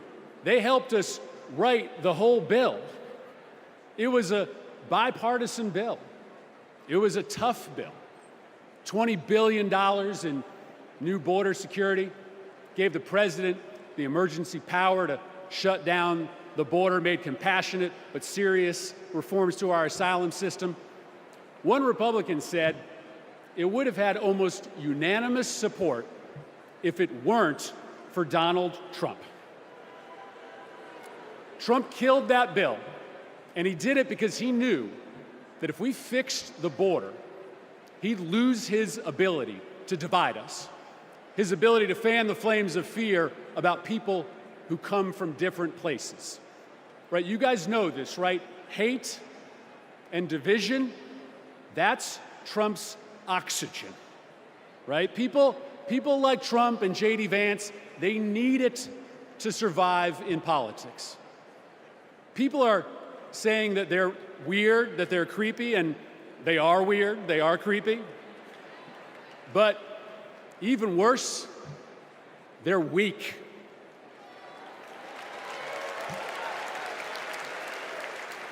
Kamala Harris is not weak. For 20 years, Kamala Harris has been tough as nails when it comes to securing our border. When she was a California prosecutor, she went after drug smugglers, human traffickers. She put 100 gang members away in a single sweep. Trump says that a safe nation can't be an immigrant nation. That's flat wrong, and Kamala Harris knows it.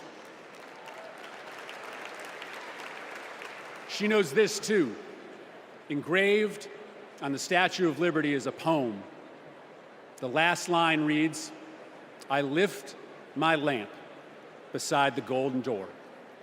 For generations, that lamp has called people to start a brave new life in America. My ancestors, your ancestors, and the parents of the next President of the United States of America.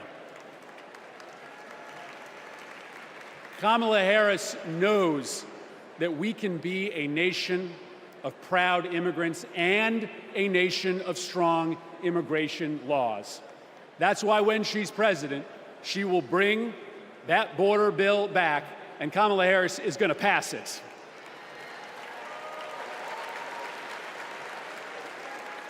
How do I know this? Because in this race, there is only one candidate who has ever been willing to do the worthy, redeeming work of making our country better, of recognizing that we do not have to choose between celebrating our heritage and enforcing our laws, right? The beautiful thing about America is that we can be both. We can be a nation of immigrants who love their country and a nation with a secure border. And there is only one candidate. There is only one candidate who can deliver that vision of America, and it's Kamala Harris. Thank you very much, Democrats.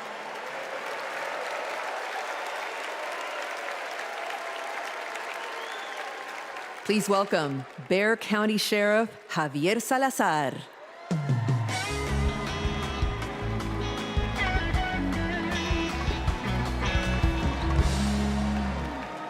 On the other side of the border, the traffickers, they pack migrants into 18-wheelers like cattle, 50, 100 at a time.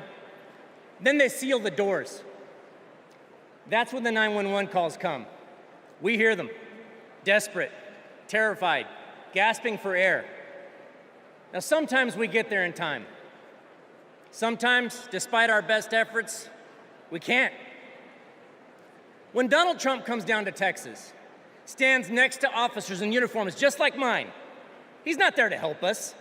Don't think that, not for a second. He is a self-serving man.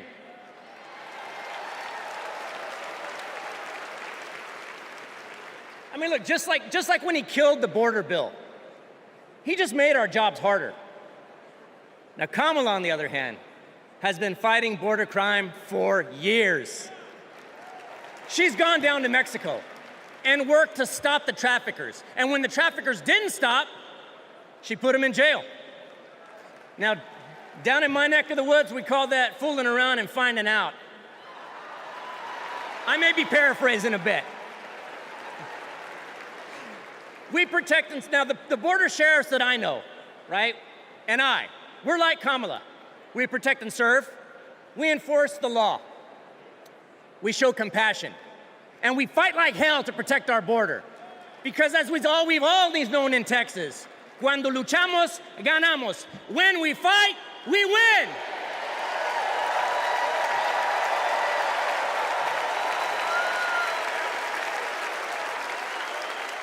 Please welcome California Representative Pete Aguilar.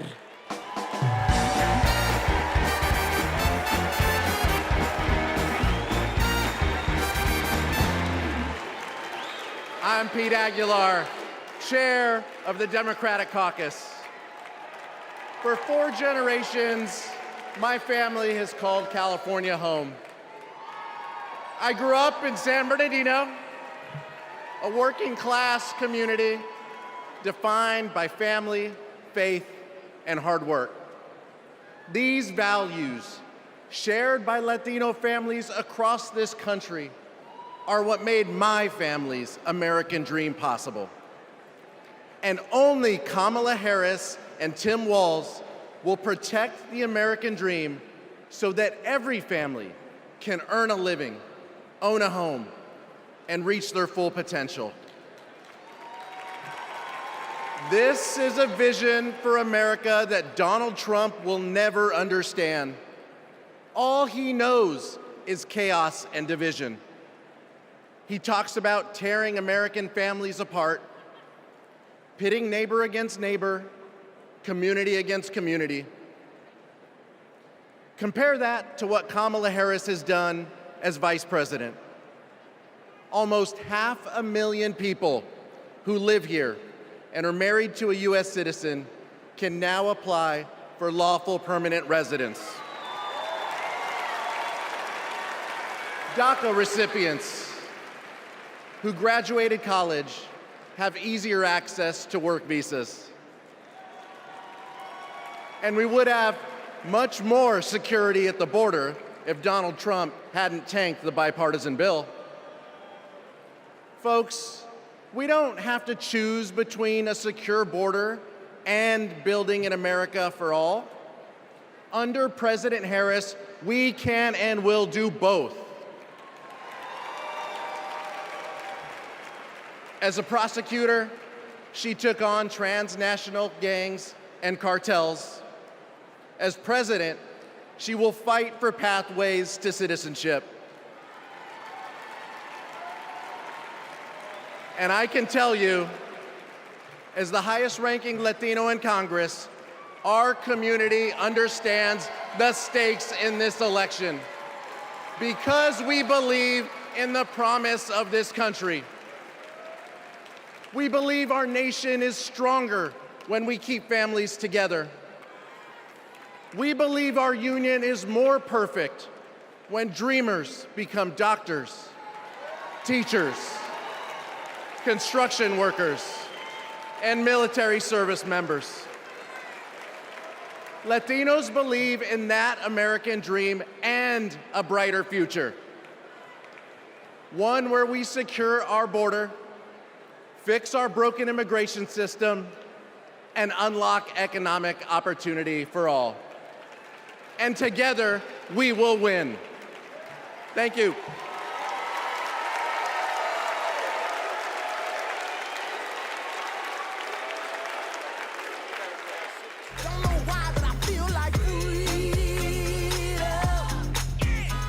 I'm a Filipino-Japanese DACA recipient. I am a third-year medical student, and I am a DACA recipient. Thanks to DACA, I've been able to open up my own business and represent clients as a lawyer. So many of my dreams came a little bit closer. It is disheartening to know that the court system may end DACA next year, and to also hear Donald Trump calling for mass deportations. It is time that we recognize dreamers for who they are.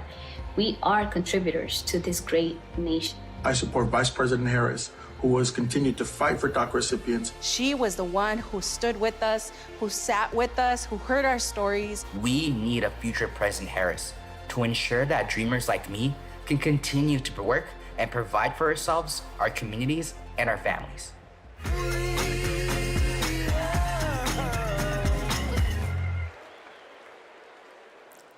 Please welcome United States Marine Corps veteran Carlos Eduardo Espina.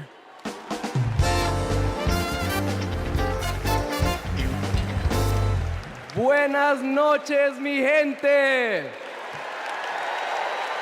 My name is Carlos Eduardo Espina. And if 2 decades ago, when my parents immigrated to College Station, Texas, you told them that one day their son would reach 14 million followers on social media, graduate law school, and speak at the Democratic National Convention, they might not believe you.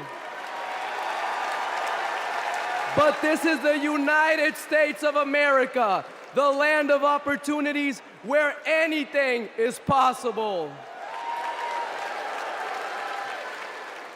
I know this because daily I interact with people who, like my parents, came to America to fulfill the dreams and ambitions that in their home countries were impossible.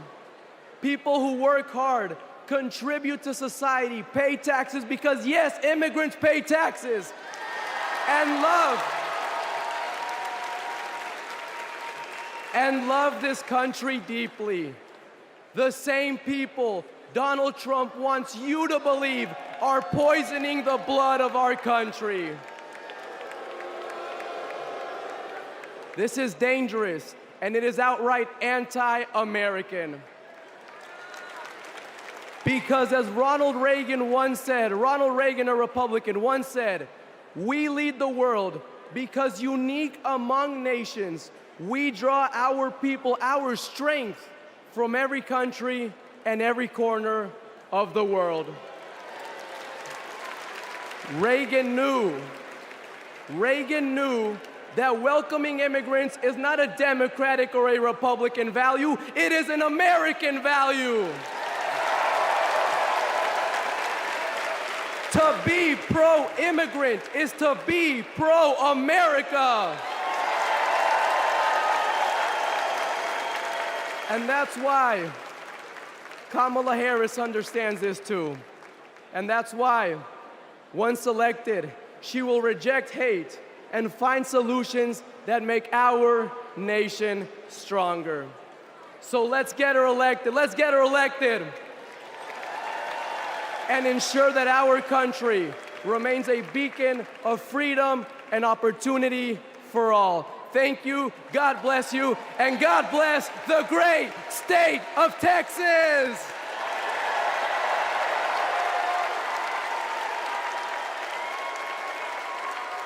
Please welcome former Homeland Security and Counterterrorism Advisor to Vice President Pence, Olivia Troy.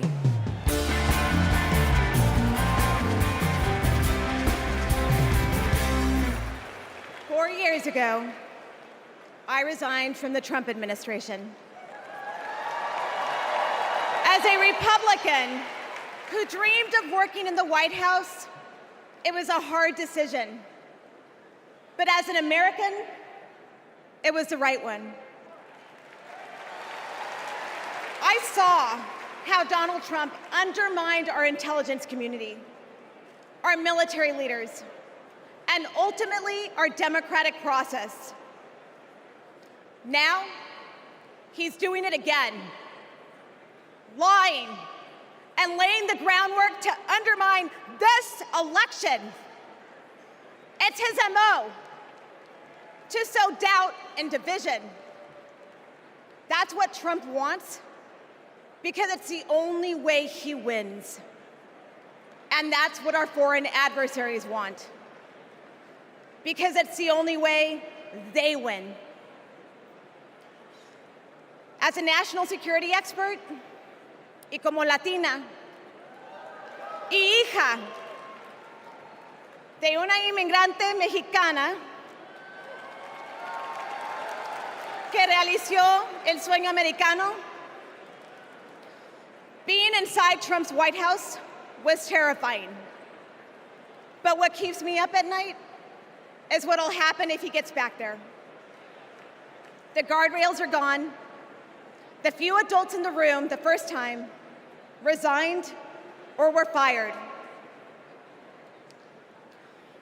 I grew up in the kind of working family that Trump pretends to care about.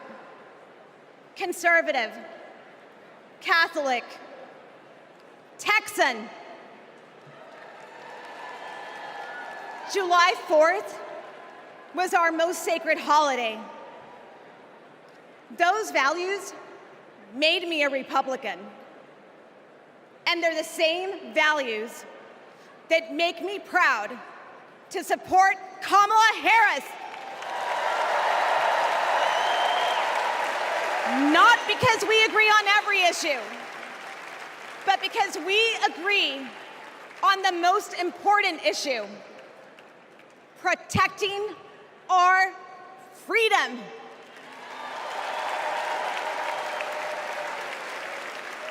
So to my fellow Republicans, you aren't voting for a Democrat. You're voting for democracy. You aren't betraying our party. You're standing up for our country. Thank you. Gracias.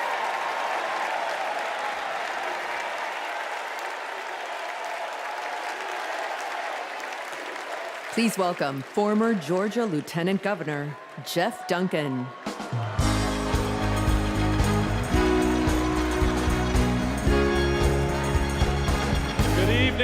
Good evening. I bring greetings from the great state of Georgia. So let's get the hard part out of the way. I am a Republican. But tonight, I stand here as an American.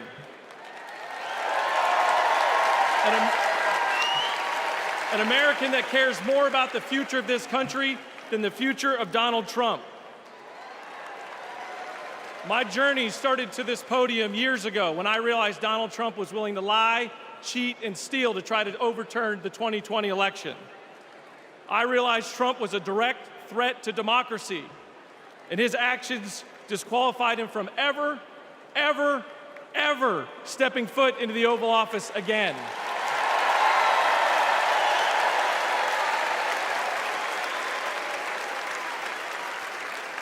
I could spend my time revving up this crowd, but I'm certain I don't have to talk anybody out of voting for Donald Trump here. So I'm going to focus my attention on the millions of Republicans and independents that are at home that are sick and tired of making excuses for Donald Trump.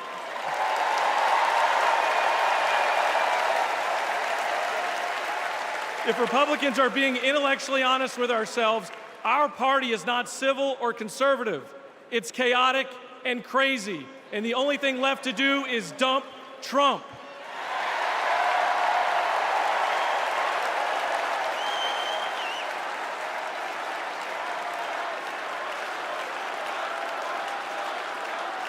These days, our party acts more like a cult worshiping a felonious thug. Look, you don't have to agree with every policy position of Kamala Harris. I don't. But you do have to recognize her prosecutor mindset that understands right from wrong, good from evil. She's a steady hand and will bring leadership to the White House that Donald Trump could never do. Let me be clear to my Republican friends at home watching. If you vote for Kamala Harris in 2024, you're not a Democrat, you're a patriot.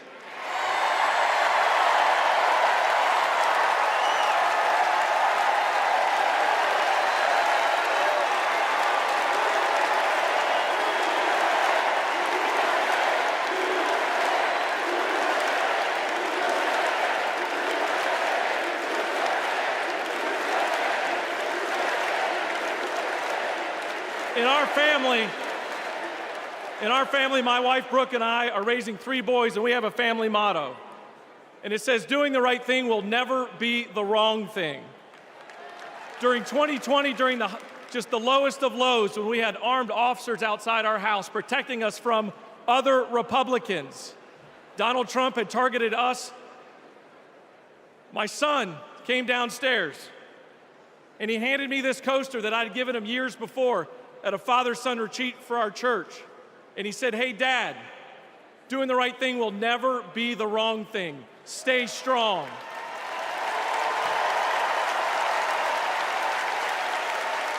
To my fellow Republicans at home that want to pivot back towards policy, empathy, and tone, you know the right thing to do. Now let's have the courage to do it in November. Thank you, and God bless you.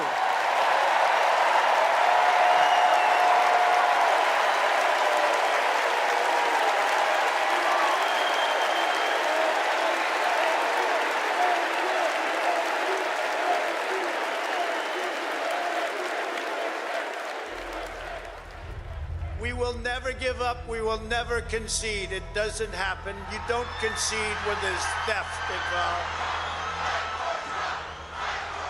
And after this, we're going to walk down, and I'll be there with you. We're going to walk down to the Capitol, because you'll never take back our country with weakness. You have to show strength, and you have to be strong. Cruiser 50, it does look like we're going to have an ad hoc march stepping off here. There's a crowd surge heading east. Mike Pence, I hope you're going to stand up for the good of our Constitution and for the good of our country. And if you're not, I'm going to be very disappointed in you. I will tell you right now.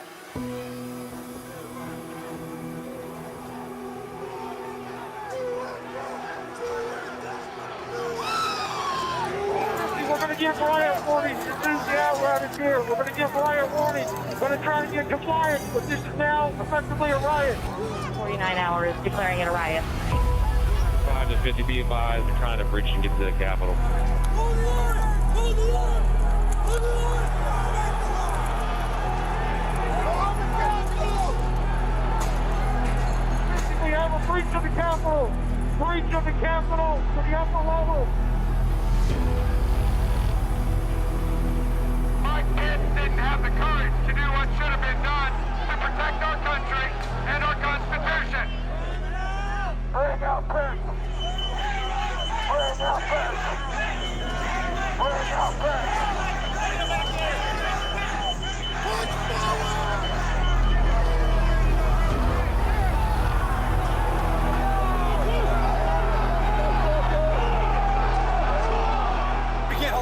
too many people. Look at this vantage point, man. We're trying to hold the upper deck. We're trying to hold the upper deck down. We need an area for the House members. They're all walking over now through the tunnels. We need to move down. Copy. If we lose any more time, we may lose the ability to leave. So if we're going to leave, we need to do it now. We lost the line. We lost the line. All MPD, pull back. All MPD, pull back to the upper deck. ASAP. H208 with 4 members. The door's barricaded. There's people flooded the hallways outside. We have no way out. Officers still remaining on the House floor, so we can secure the members on the other side. Copy. Officers down! Get them up! Get them up!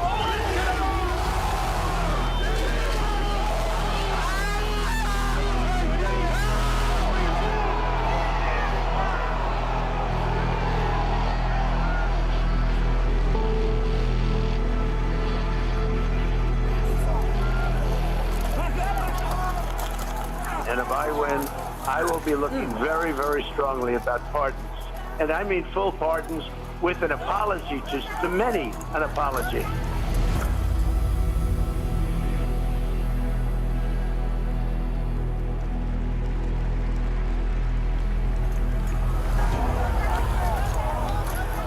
They were peaceful people. These were great people. The crowd was unbelievable. And I mentioned the word love, the love in the air. I've never seen anything like it.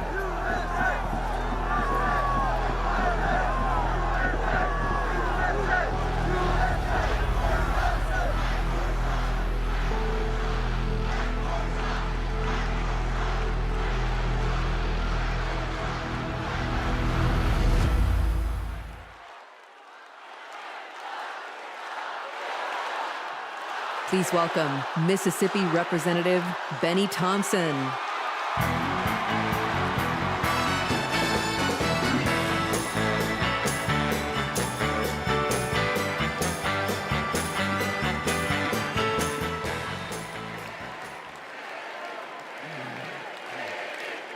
On January 6th, like most of my colleagues, I had one goal: to uphold the votes of the American people, the cornerstone of our American democracy.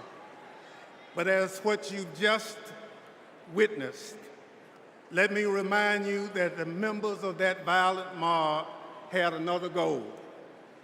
They wanted to stop the peaceful transfer of power for the first time in American democracy. Thank God they failed. Because in this country, we settle our differences at the ballot box, not through violence. It took a long time to get here, and we are not going back. Because I remember that dark history. It's my own history.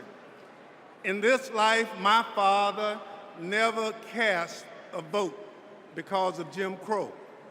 So I dedicated my career to protecting the votes against violence and discrimination. You can imagine what I felt on January 6th when I saw with my own eyes those insurrectionists trying to take that away. They did it to rob millions of Americans of their votes. They did it because Donald Trump couldn't handle losing. He lied about the election fraud. He called his conspiracy-led mob to Washington. He would rather subvert democracy than submit to it. Now, he's plotting again. His campaign proclaims that elections won't end until the moment of inauguration. We will win or it was rigged. We win or else. This is Donald Trump's America. Elections are about choice. Choose democracy, not political violence. Choose the America we've always taught our children to love. Choose Kamala Harris.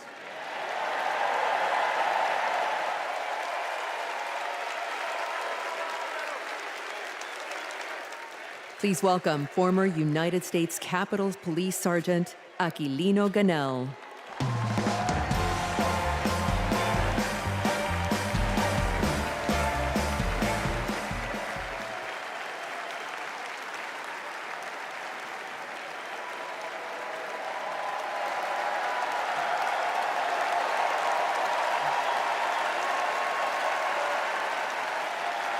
Thank you. Thank you.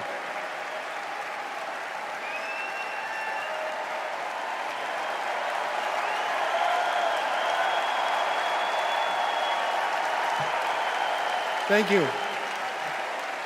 Before I begin, I need to acknowledge the sacrifices that 5 officers who died as a result of January 6th made on that day.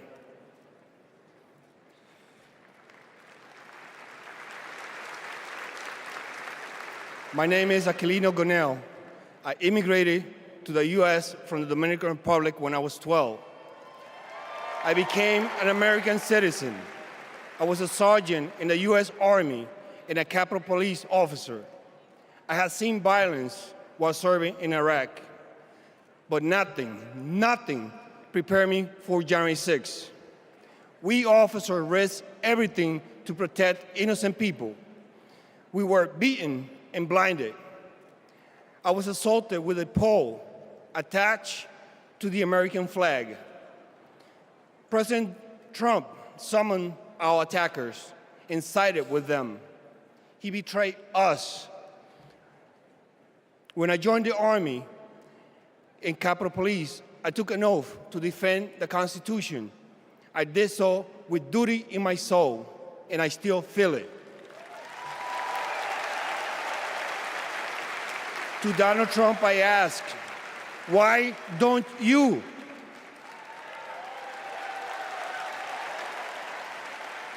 On January 6th, I nearly died protecting the Capitol, and I will do it again for our democracy. The way to preserve it is to elect Kamala Harris, our first female commander-in-chief.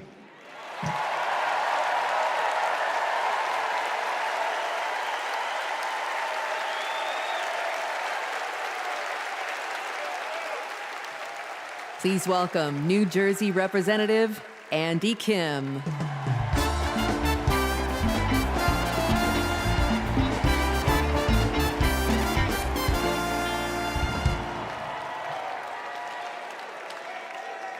When I was a kid, my parents brought me to the Capitol. They taught me that it's sacred ground, a symbol of our democracy. When I got to Congress, I was excited to bring my little boys to the same beautiful building. I asked them, "Do you like the Capitol?" And my oldest son, Austin, said, "I love the Capitol, and lowercase too." They are so sweet.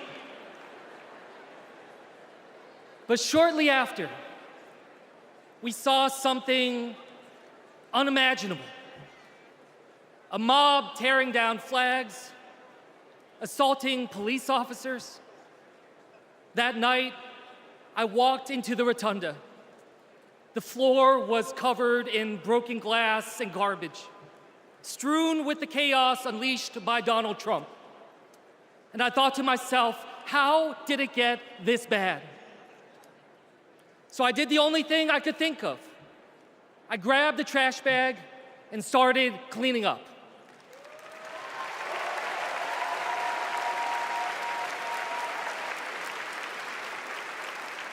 What I learned on January 6th is that all of us are caretakers for our great republic. We can heal this country, but only if we try. Many of you are doing your part through your voices and your votes. Always remember, this chaos that we see, it doesn't have to be this way.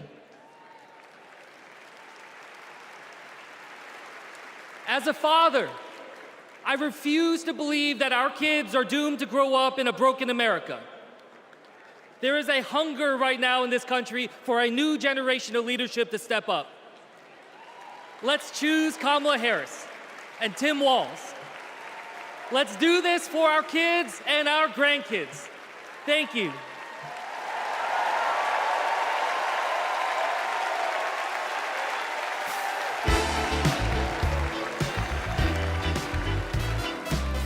Please welcome Olivia Juliana.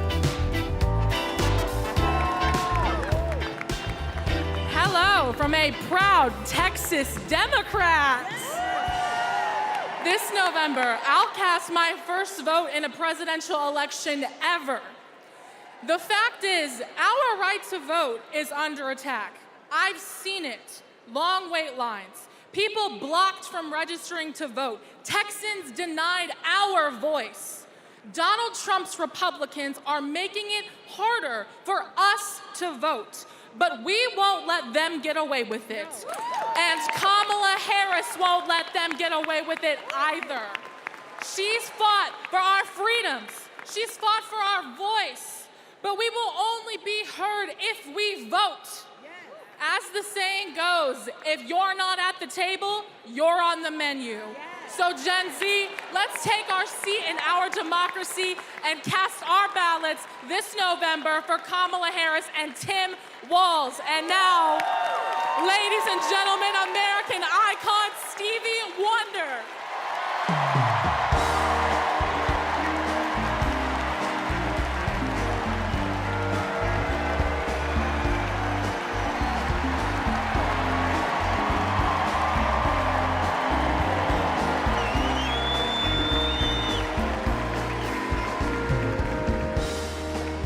I love you. I just want to say, I love you. I love you.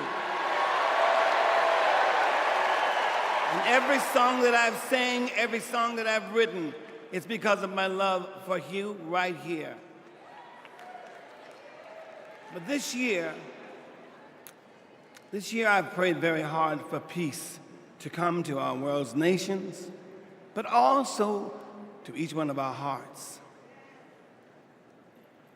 Even though our hearts have been beaten and broken, beyond prayer, I know the importance of action, and now is the time to understand where we are and what it will take to win. Win the broken hearts, win the disenchanted, win the angry spirits. Now is the time.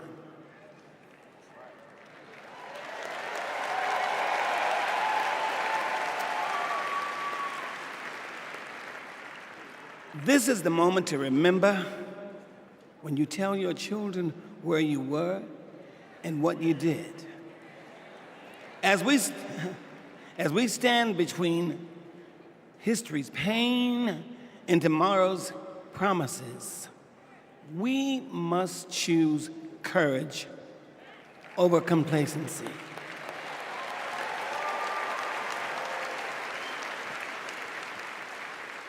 It is time to get up and go vote.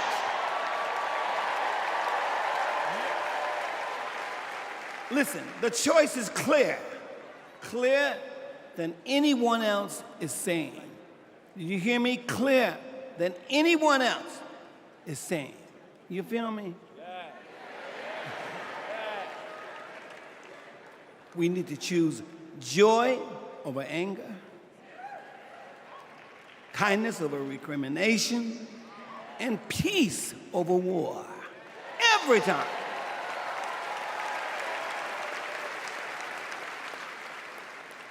We must choose to be above the ugly words, the hateful anger, and the division those words and anger create.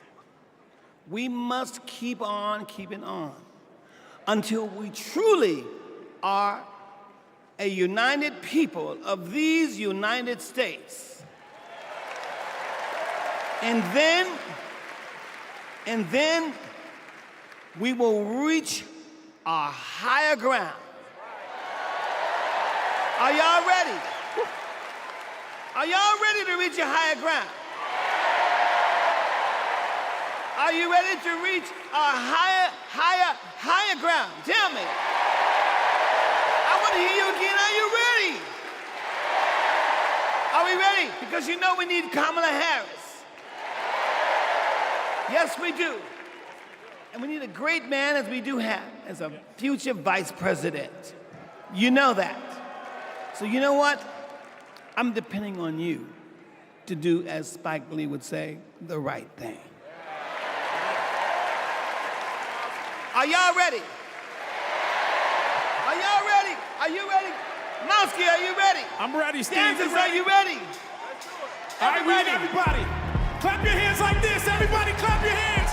Clap, clap, clap, clap. Now somebody scream.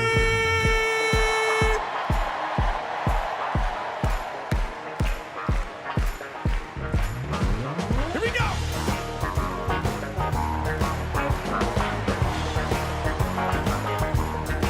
Are y'all ready? Oh, you're gonna have to get louder than that. I want y'all to sing with me. Come on. People.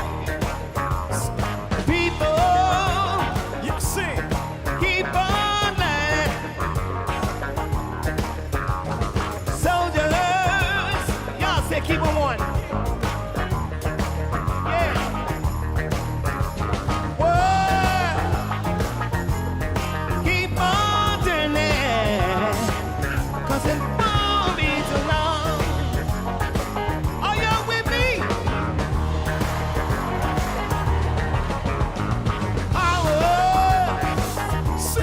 Keep on lying. While your people keep on dying. Whoa. Keep on turning. 'Cause it won't be too long. Oh yeah. So tired, ready, let me try it again.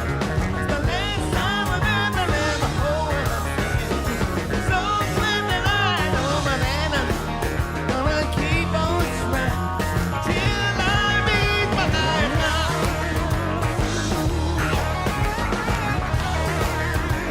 Till I meet my higher ground. Oh no, no one's gonna make me now. All right, till I meet my highest ground.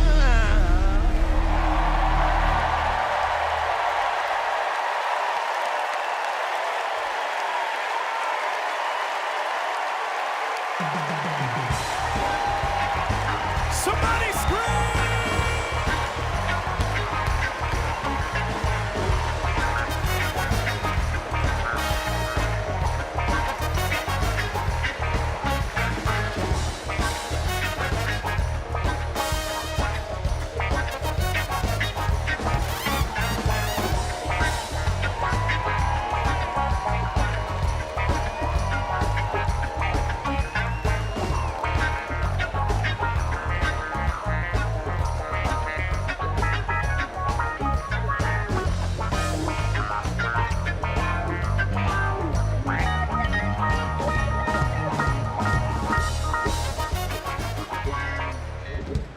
Wow.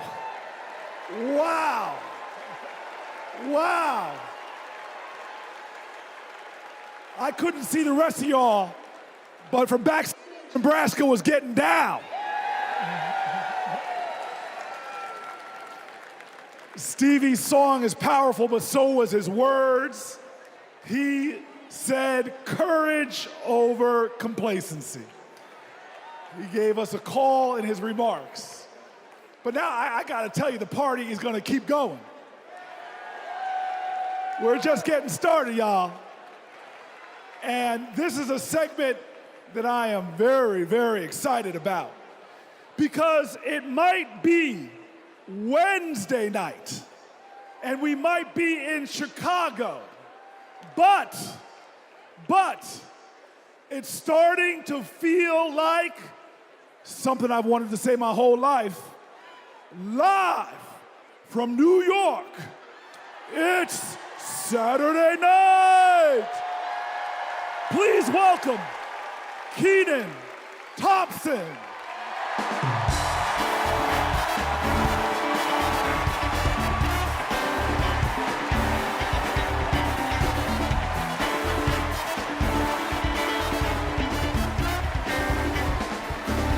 All right, all right, all right.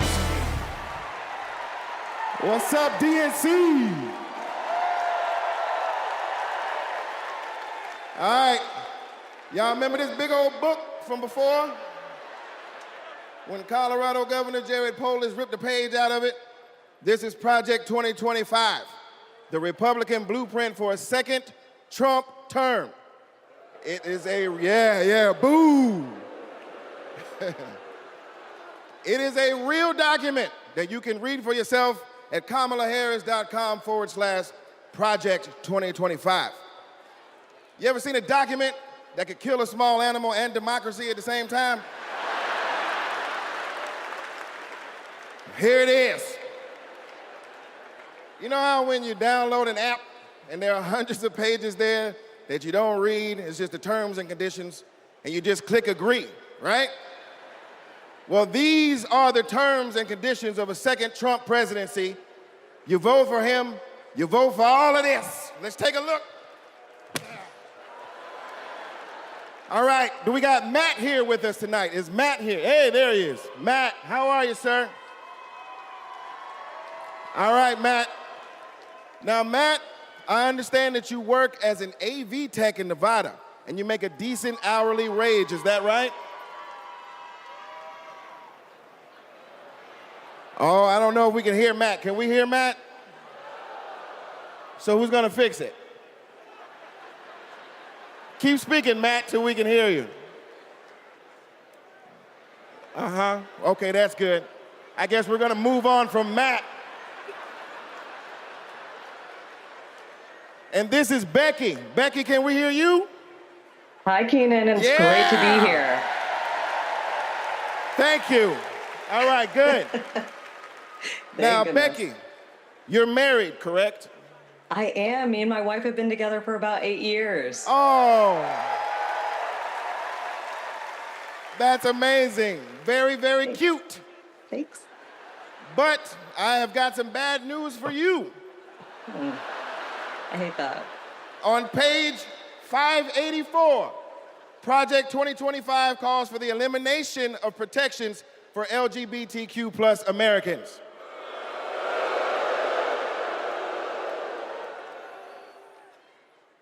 So yeah, right back to the Stone Age. I'm afraid so. Right back to the Stone Age. That's terrible. Yeah, it is. Thank you, Becky, for being here and making that wonderful point. All right, next up, we have Nirvana. Nirvana, are you with us? And your people are with us as well? All right, good. Now, Nirvana, I understand that you are on insulin to manage your diabetes, yes? Yes, and thanks to President Biden and Vice President Harris, I only pay $35 a month for my insulin. That is great. That is great. But on page 465, Project 2025 calls for millions of people like yourself to pay more for prescription drugs like insulin. Why? Why? Well, I guess maybe to help Big Pharma make more money that they can donate to Republican politicians, I assume. Yeah, that makes sense. Yes, unfortunately, it does make sense. All right, let's talk to Anita. Anita, are you there? Yes. Hello, Anita. Hello. And Anita, what do you do for a living? I'm an OBGYN who delivers babies and does surgery. An OBGYN? She is an OBGYN that delivers babies. Uh-oh. Uh-oh, yeah. It's bad news, isn't it? It sure is. On page 459, Project 2025 resurrects a law from the 1800s called the Comstock Act to ban abortion nationwide and throw healthcare providers in jail. Oh my God. awful. Yes, it is awful. All right, let's do one more. Is Sharia with us? Sharia, are you there? Hey, Keenan, I'm here. Yes, Sharia, I love it. All right, let's talk to you. I understand that you work for the federal government?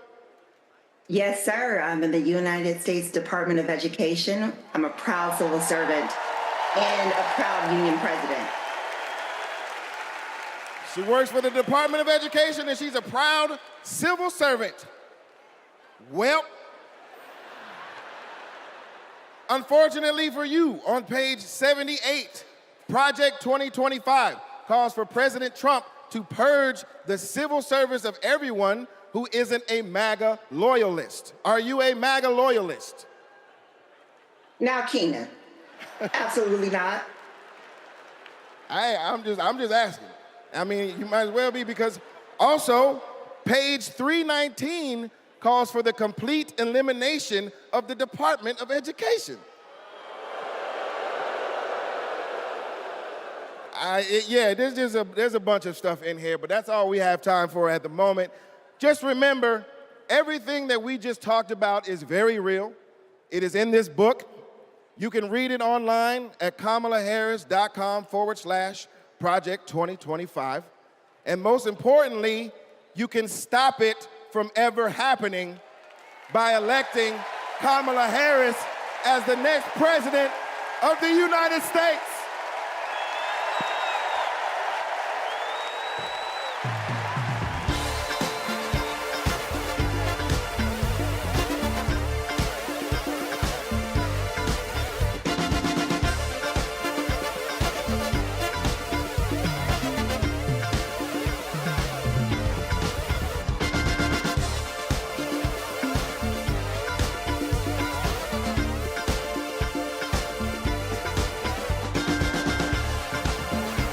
Please welcome award-winning producer and writer, Mindy Kaling.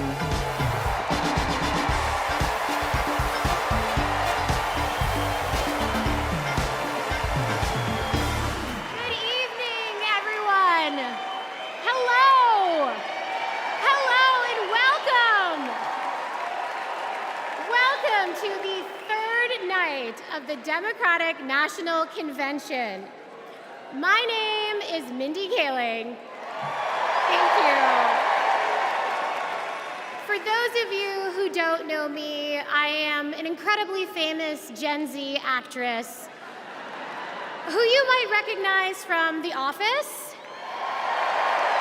Thank you, The Mindy Project. Or as the woman who courageously outed Kamala Harris as Indian in an Instagram cooking video. Yes, you're welcome. I am so proud to be here supporting my friend. But the real reason I am here is that deep down, I truly believe that as a woman of color and as a single mother of 3, it is incredibly important that I be appointed ambassador to Italy. That's how this works, right? That's like why I'm here. I've never been, I'm dying to go.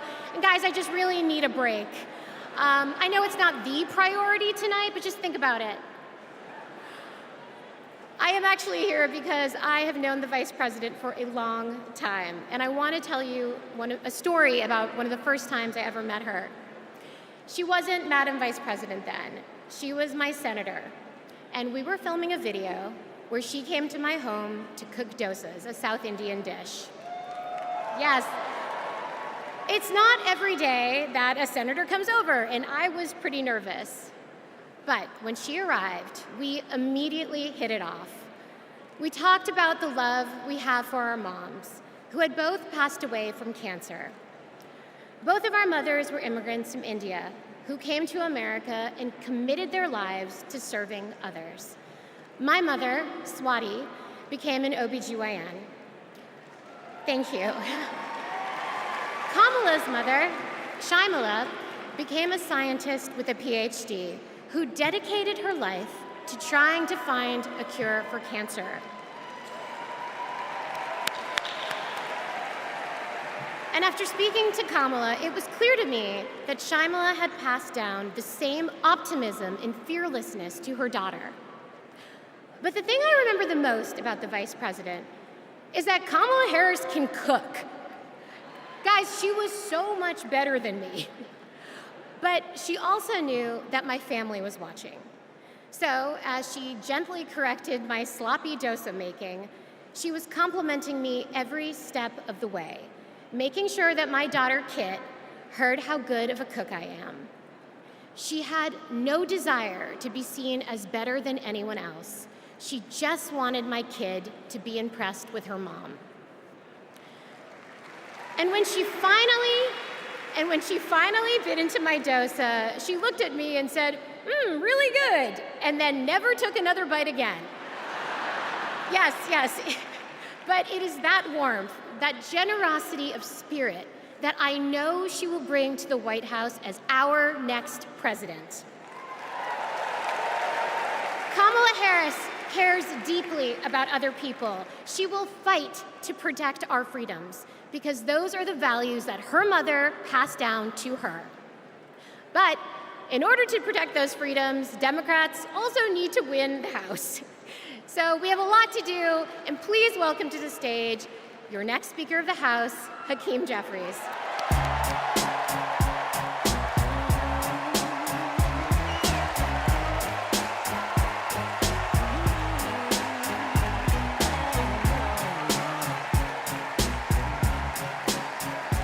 Good evening, Democrats. It's a high honor and a distinct privilege as a Brooklynite, New Yorker, and as an American to stand before you today and unequivocally express my support for Kamala Harris and Tim Walz to be the next president and vice president of the United States of America. Over the last few years, House Democrats have been hard at work, and we could not have asked for a better leader to partner with than President Joseph Robinette Biden, who will go down as one of the most consequential presidents of all time.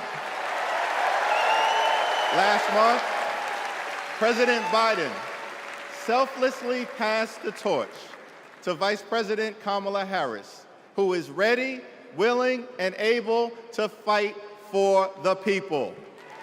Kamala Harris is a courageous leader, a compassionate leader, and a common sense leader who will deliver real results for everyday Americans.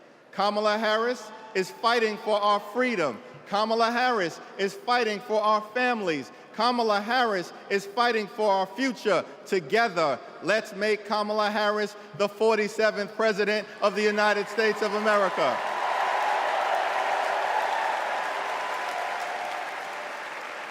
In our great country, when you work hard and play by the rules, you deserve to earn a living wage. You deserve to have an affordable place to call home. You deserve to educate your children in a great public school that is free from gun violence. And you deserve high-quality, affordable health care, and you deserve the chance to one day retire with grace and with dignity. But for far too many people in our great country, they are struggling to live paycheck to paycheck. And as a result, the American dream is out of reach. Here's the thing. Extreme MAGA Republicans don't care about everyday Americans.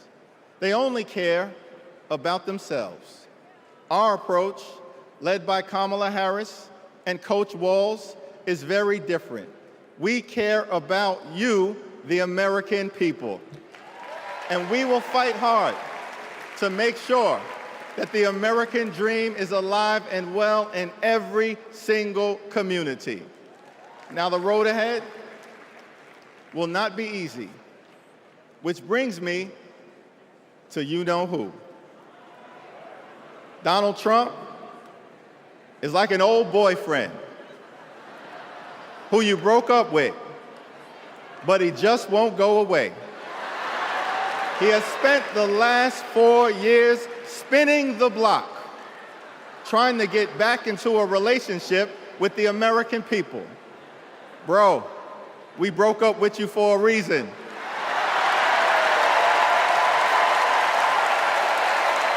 Trump was the mastermind of the GOP tax scam, where 83% of the benefits went to the wealthiest 1% in America. Trump failed our country during the COVID-19 pandemic.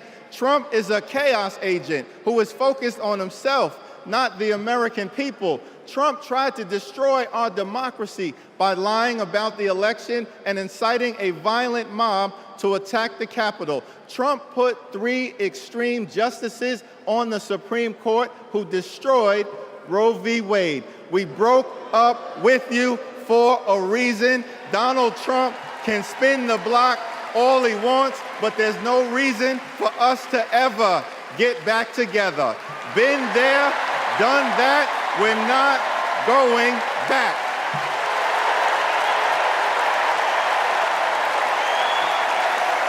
Kamala Harris and House Democrats will always put people over politics. Kamala Harris and House Democrats will lower costs and grow the middle class. Kamala Harris and House Democrats will fix our broken immigration system and secure the border. Kamala Harris and House Democrats will strengthen the relationship between the police and the community. Kamala Harris and House Democrats will continue to combat the climate crisis with the fierce urgency of now. Kamala Harris and House Democrats will protect Social Security, protect Medicare, protect Medicaid, protect the Affordable Care Act, protect working families, protect small businesses, protect the middle class, protect free enterprise, protect our children, protect our seniors, protect our veterans, protect our unions, protect our dreamers, and always protect a woman's freedom to make her own reproductive health care decisions.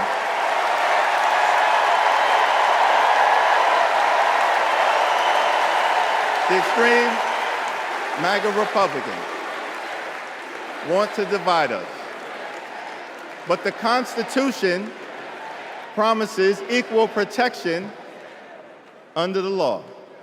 We are one nation, under God, indivisible, with liberty and justice for all. Together,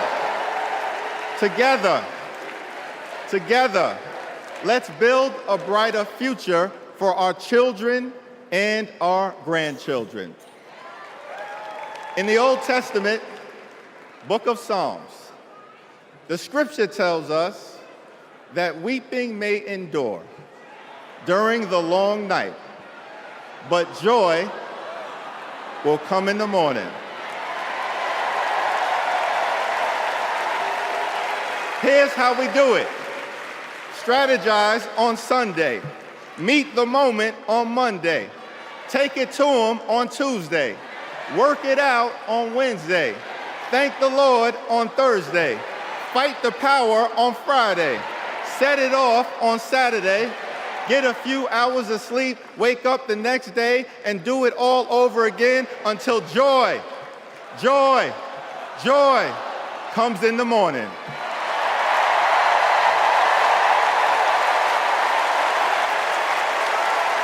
Now there's only 76 days left. There are only 76 days left. We must continue to speak up. We must continue to show up. We must continue to stand up, not as Democrats or Republicans, but as Americans. And when we do, nothing can stop Kamala Harris from becoming the 47th President of the United States of America. Nothing can stop House Democrats from taking back the majority. Nothing can stop the American people from continuing our march toward a more perfect union. Nothing can stop us. We're all the way up. God bless you. God bless Kamala Harris. May God bless the United States of America.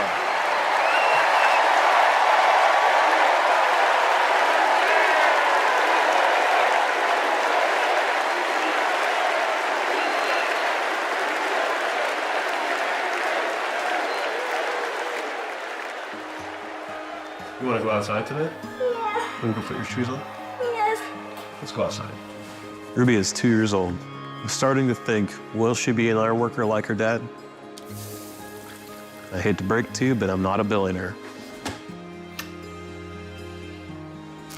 Donald Trump talked a big game about bringing jobs back to America, but it was all talk, like Foxconn. This is the 8th wonder of the world. Foxconn, by most estimates, has not even come close to meeting expectations. This whole project was a scam. He is not looking out for the residents. He's looking out for himself. You know what Trump delivered? $2 trillion in tax cuts focused on his billionaire buddies and big corporations. You're rich as hell. It makes me angry. Billionaires don't pay their share of the load. And he wants to do that again. Trump talked a massive game about infrastructure. What a joke. We call it Infrastructure Week. Infrastructure is the easiest of all. We're going to get this infrastructure going. Trump was too incompetent to get it done. Who's he looking out for? Not us, not my family. You know who got it done? Joe Biden and Kamala Harris. Biggest infrastructure package in history. Infrastructure is just a fancy word for jobs. Not just union workers, but for everyone. Small businesses are booming. Communities are starting to thrive again. I wish it was faster, but prices are easing. Kamala Harris helped deliver the largest job growth in American history. Wages are higher. Manufacturing is booming. We're building roads, bridges, airports again. That's a fact. And we have healthcare. When our middle class is strong, America is strong. Kamala's goal is to rebuild the middle class for families like mine.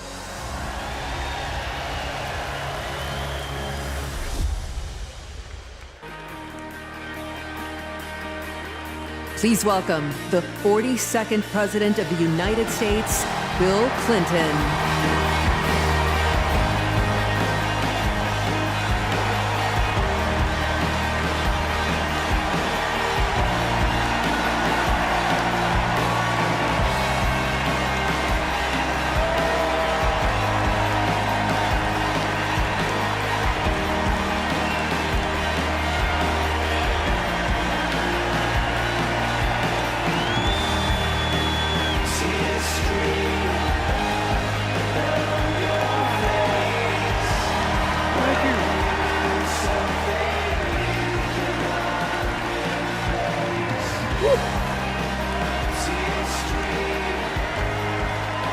Thank you.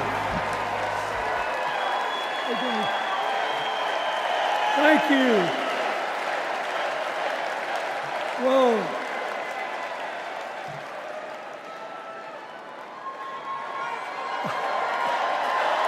Let me ask you something. After the last 2 days, aren't you proud to be a Democrat?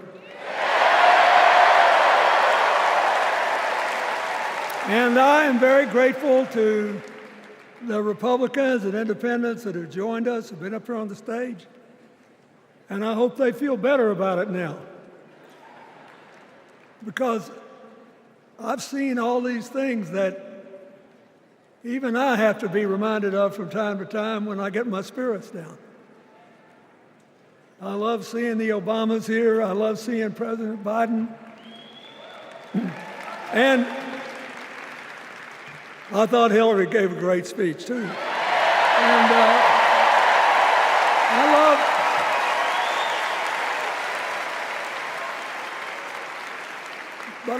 I love seeing all these young leaders. A bunch of them are coming up after me. They look better, they sound better, and they'll be exciting. I do want to say one word about President Biden. Remember, he had an improbable turn that made him president. And we were in the middle of a pandemic and an economic crash. He healed our sick and put the rest of us back to work.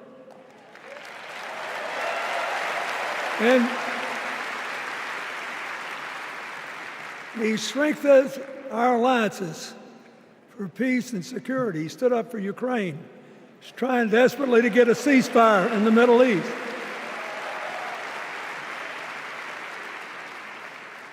And then he did something that's really hard for a politician to do. He voluntarily gave up political power. And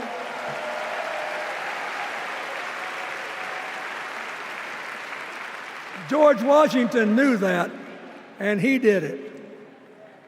And he set the standard for us serving 2 terms before it was mandatory. It helped his legacy, and it will enhance Joe Biden's legacy. And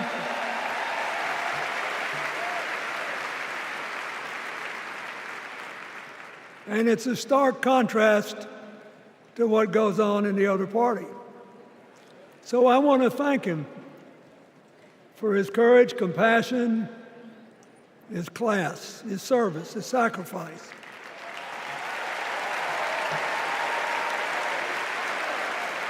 Joe Biden, thank you. And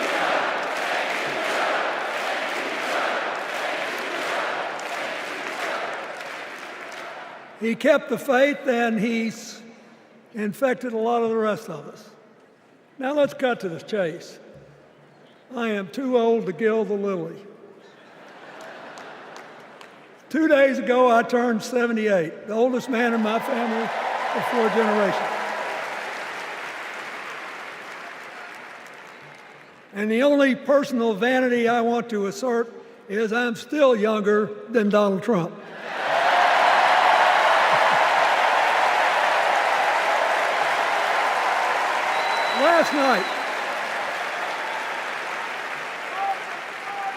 Last night, in what I thought was a very moving series of episodes, we nominated Kamala Harris and Tim Walz. And just think about that. 2 leaders with all-American but still improbable life stories. It could only happen here. Their careers, after all, started in community courtrooms and classrooms. 2 leaders who spent a lifetime getting the good job done. Now, one of the things that I've noticed over my increasingly long life is that a presidential election is unique in several ways. First of all, it's the greatest job interview for the greatest job in the world. Secondly, the Constitution says we, the people, get to do the hiring. And the third thing is that every 4 years, we get to change the requirements for the job. So here's what I'm thinking, because I try to apply this in every election. Will this president take us backward or forward? Will this president give our kids a brighter future? Depends. Will this president bring us together or tear us apart? Will the president increase the peace, security, and stability and freedom that we enjoy and extend it to others as we can? We, the people, we have to make a decision about these kind of questions. And every 4 years, it's a little different because the people come at the candidates, and they say, as they're saying now, here are our problems, solve them. Here are our opportunities, seize them. Here are our fears, ease them. Here are our dreams, help them come true.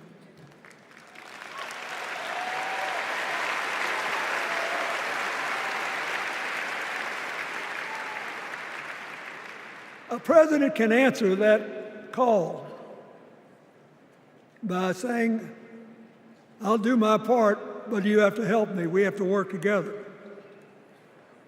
Or you can dodge what needs to be done by dividing, distracting, and diverting us.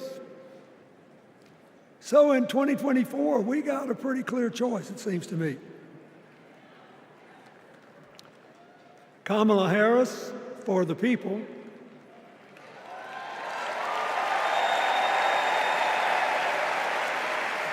and the other guy who's proved even more than the first go-around that he's about me, myself, and I.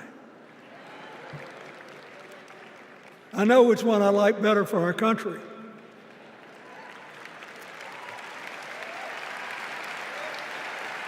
Kamala Harris will work to solve our problems, seize our opportunities, ease our fears, and make sure every single American, however they vote, has a chance to chase their dreams. You know, when she was young, she worked at McDonald's. And she greeted every person with that 1,000-watt smile and said, "How can I help you?" Now she's at the pinnacle of power and she's still asking, "How can I help you?"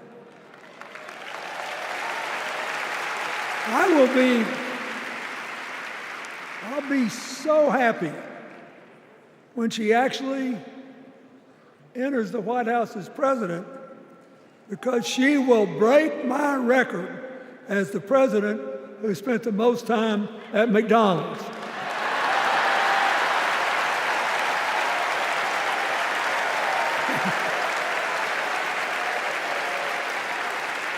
Now, but we got an election to win. And remember, we've got a guy that's pretty good at what he does. Donald Trump has been a paragon of consistency. He's still dividing, he's still blaming, he's still belittling other people. He creates chaos, and then he sort of curates it as if it were precious art. Let me say, not a single day goes by, even though I've been gone for well over 23 years from the White House, not a day goes by that I don't thank the Lord for the chance I had to serve and what it meant. And one of the reasons, thank you. Wait.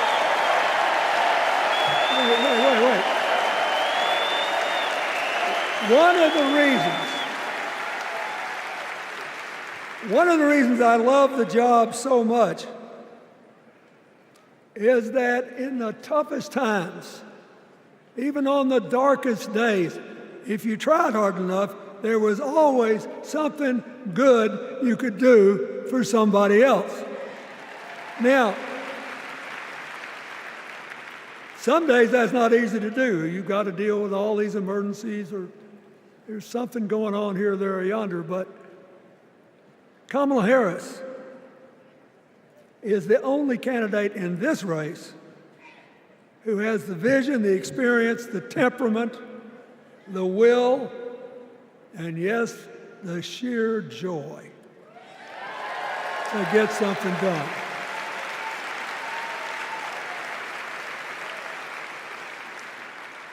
I mean, look, what does her opponent do with his voice? He mostly talks about himself, right? So the next time you hear him, don't count the lies. Count the eyes.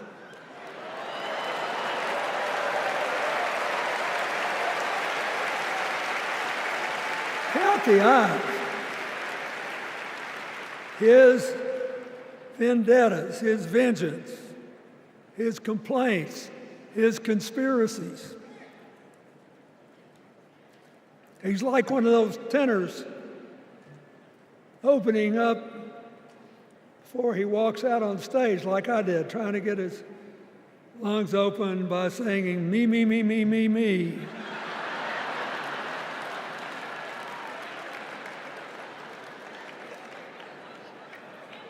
When Kamala Harris is president, every day will begin with you, you, you, you.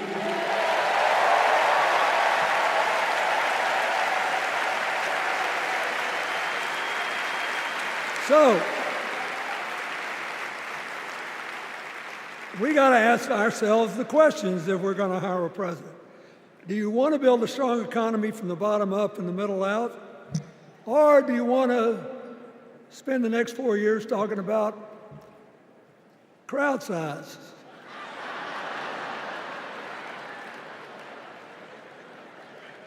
You're going to have a hard time believing this, but so help me, I triple-checked it. Since the end of the Cold War in 1989, America has created about 51 million new jobs. I swear I checked this 3 times. Even I couldn't believe it. What's the score? Democrats 50, Republicans 1.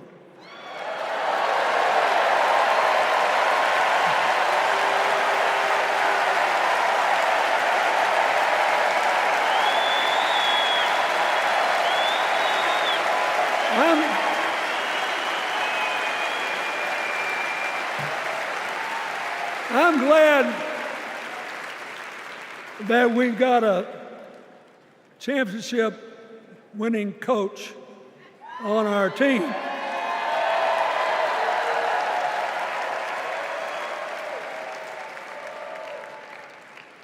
But even the most limited of us in what we know about football or any other sport knows that if you're got 50 and the other side's got 1, you're ahead.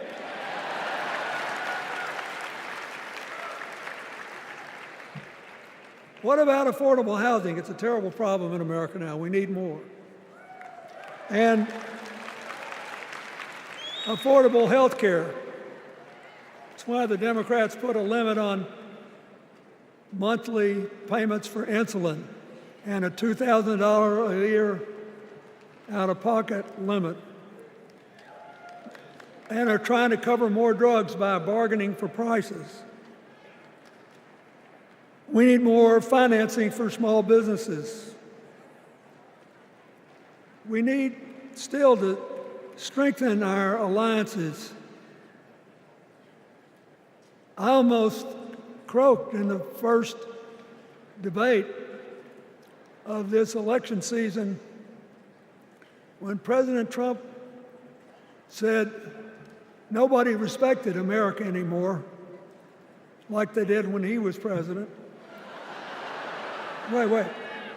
And with a straight face. Look, you got to give him, he's a good actor.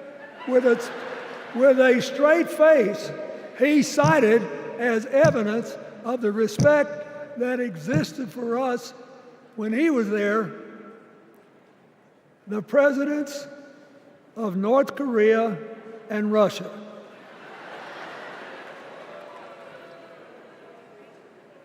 I'd rather have the people who respect us now.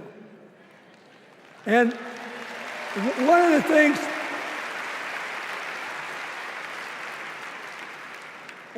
is when you send a signal to the other countries, you want them to know whether they agree with you or not, at least that you're on the level. Here's where you are and what you believe. What are they supposed to make to these endless tributes to the late, great Hannibal Lecter?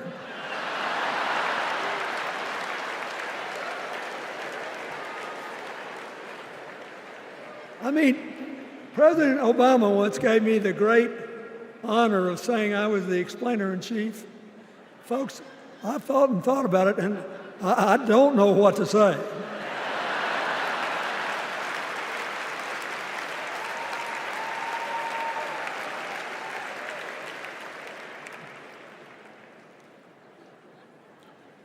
Like Hakeem Jeffries, I too want an America that's more joyful, more inclusive, more future-focused.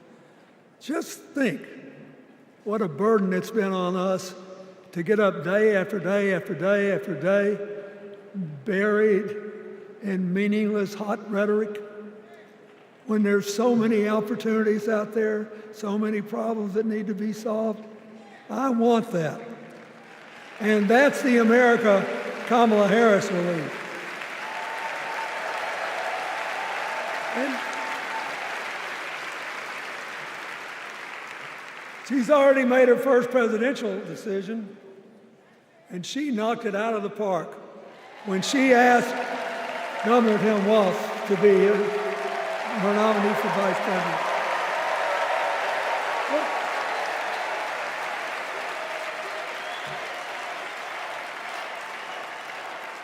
As they used to say when I was a young man growing up in Arkansas, you do not have to be all broke out with brilliance. You just look at Tim Walz, listen to him, follow his record as a teacher, as a coach, in the National Guard, as a congressman, where he was the only Democrat, save one, elected in that district in more than 100 years. And he stayed a long time. And then he became a great governor. And by all accounts, he was a crack shot who had the courage among his rural constituents to say, we do not need these assault weapons available to people who can kill our kids in school.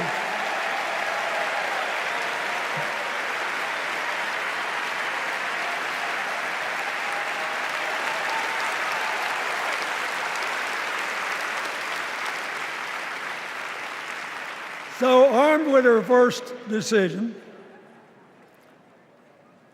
Kamala Harris confronts an interesting dilemma. We're going to walk out of here feeling pretty good, I think. We've got energy, we are happy, we feel like a load's off our shoulders. And we know we're just being asked to fight the same fight that the forces of progress have had to fight for 250 years.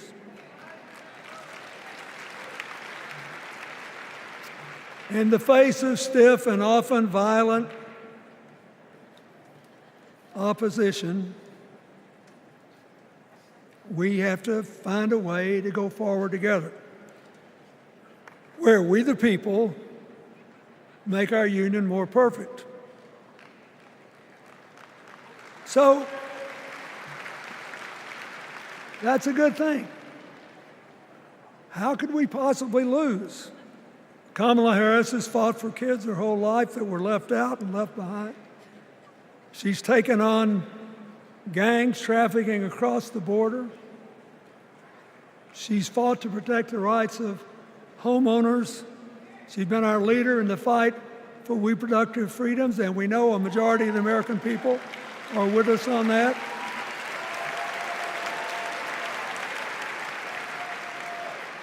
And she's gained an invaluable amount of experience as vice president, advancing our values and interests around the world. She's already said she's going to work really hard to make sure that no American working full-time lives in poverty or has to worry about their children living in poverty. She says that we got to make home ownership an achievable dream for everyone, not just a privilege. She said that and this meant a lot to me, that she would protect everybody's right to vote, whether or not they voted for her. They were citizens and they deserve the right to vote.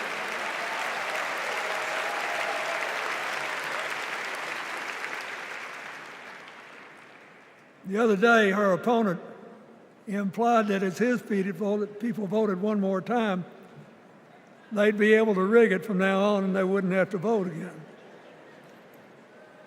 You think they're kidding, but I know a lot of these folks, and most of them are really good people, but some of them think that they are bound to dominate America politically, economically, and socially, and they have to use politics to do it, and they should rig the system. I don't believe that. And so here's what I want to tell you.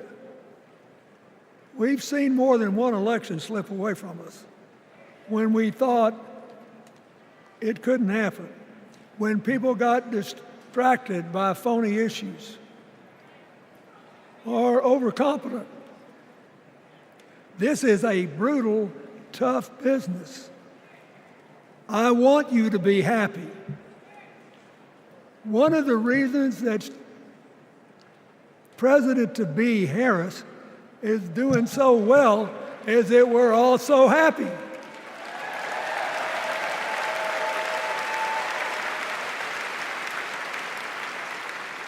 But you should never underestimate your adversary.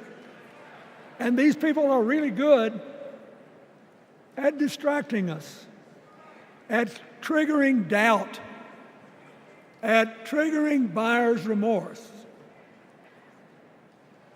As the Obama said so eloquently last night, they are human, you know. They're bound to make a mistake now and then. We got to be tough. And so, as somebody who spends a lot of time in small towns and rural areas in New York and Arkansas and other places, I urge you to talk to all your neighbors. I urge you to meet people where they are. I urge you not to demean them, but not to pretend you don't disagree with them if you do. Treat them with respect, just the way you'd like them to treat you.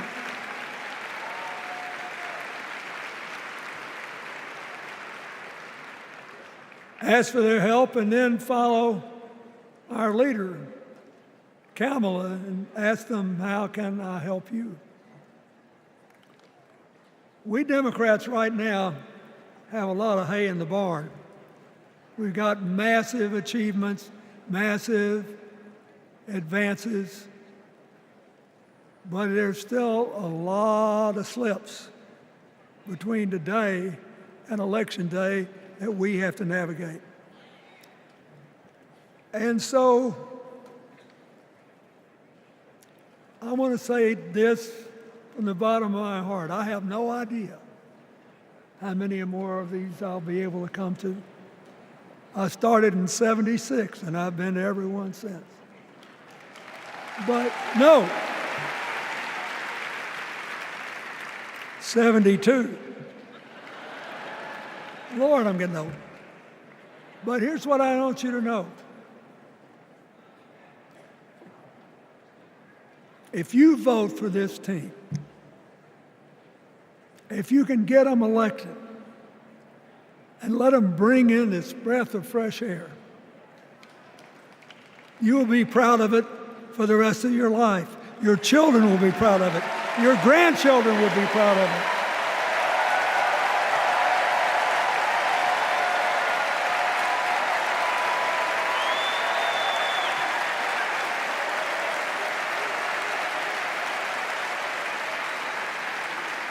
Take it from a man who once had the honor to be called in this convention the man from hope. We need Kamala Harris, the president of joy, to lead us. So,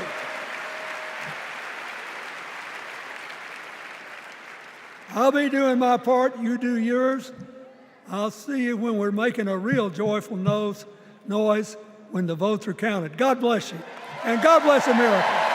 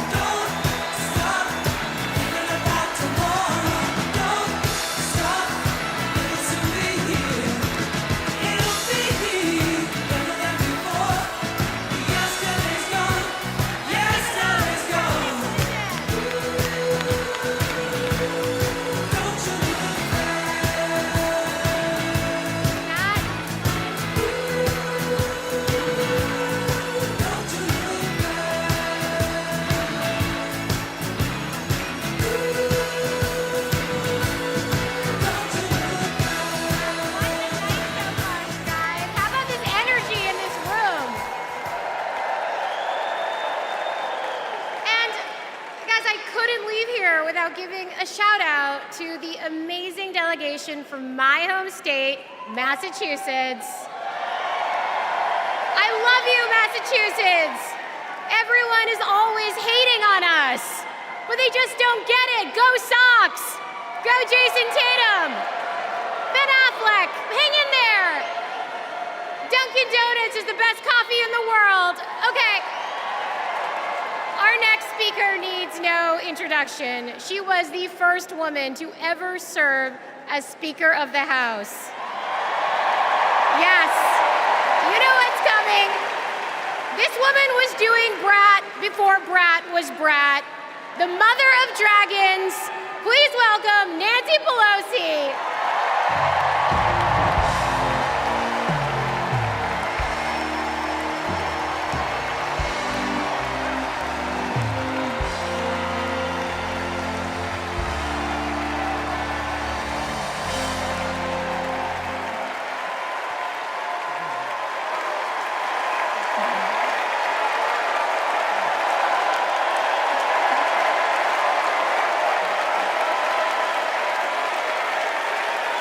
Hello, California.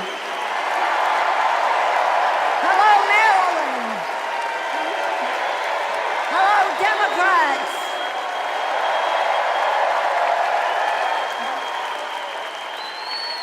On January 20th, 2021, with the inauguration of Joe Biden and Kamala Harris, we established one of the most successful presidencies of modern times. And we quickly proved that Democrats deliver. Millions of jobs, stronger infrastructure and rural broadband, a Biden child tax credit, rescuing human pensions, honoring our veterans, bold climate action, lowering the cost of prescription drugs, all thanks to President Biden's patriotic vision of a fairer America, doing so with liberty and justice for all. Thank you, Joe.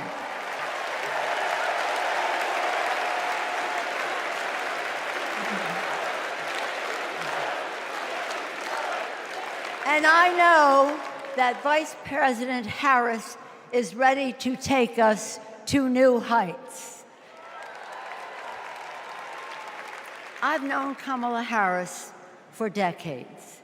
Personally, I know her a person of deep faith, which is reflected in her community care and service.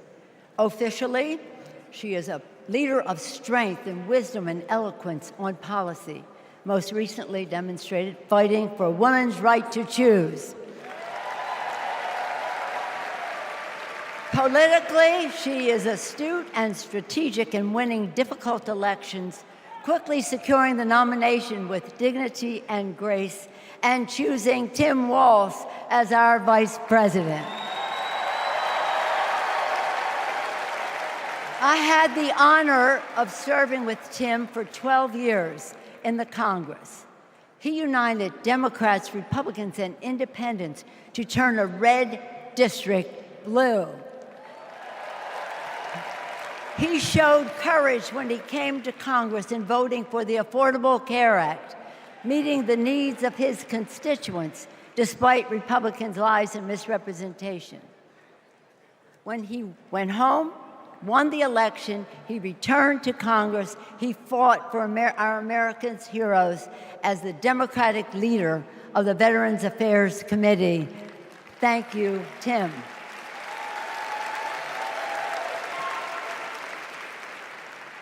January 6th was a perilous moment for our democracy.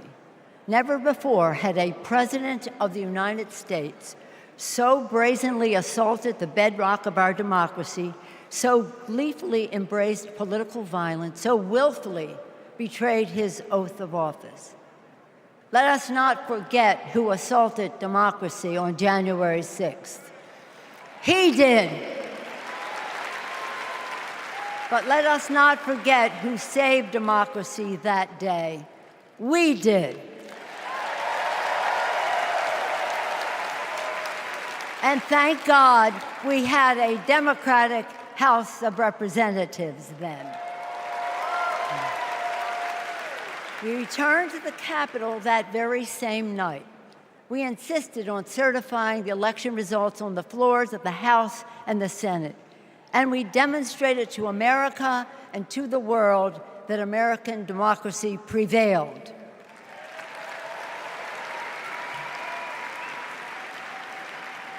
The parable of January 6th reminds us that our democracy is only as strong as the courage and commitment of those entrusted with its care. And we must choose leaders who believe in free and fair elections, who respect the peaceful transfer of power. The choice couldn't be clearer. Those leaders are Vice President Harris and Governor Walz.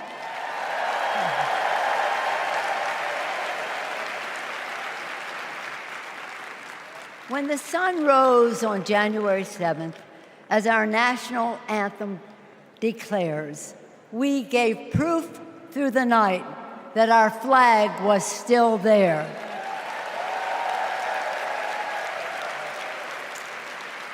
Now, in this election, we are called upon to do the same, to stand together, to reject autocracy, to choose democracy, and we will do so by electing a Democratic House with Hakeem Jeffries as Speaker of the House,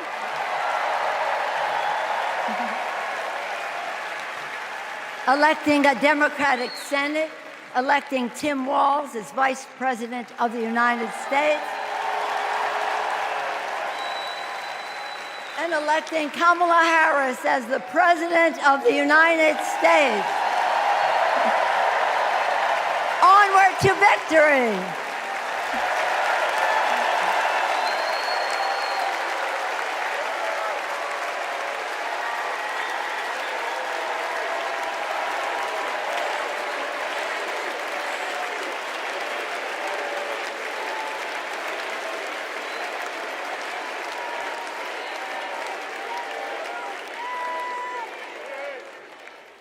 Please welcome Alexander Hudlin, Jasper Emhoff, and Arden Emhoff.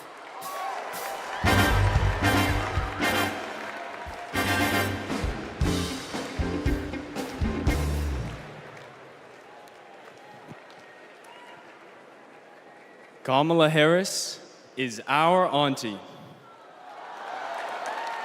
She'll be a president who cares for all of us. She'll lift us up. In 2016, we celebrated Auntie's Senate win. We saw Trump winning. I was only 9, but I knew enough to be concerned. Auntie said, "Do you know what superheroes do? They fight back. And we will too." She will make time for what matters.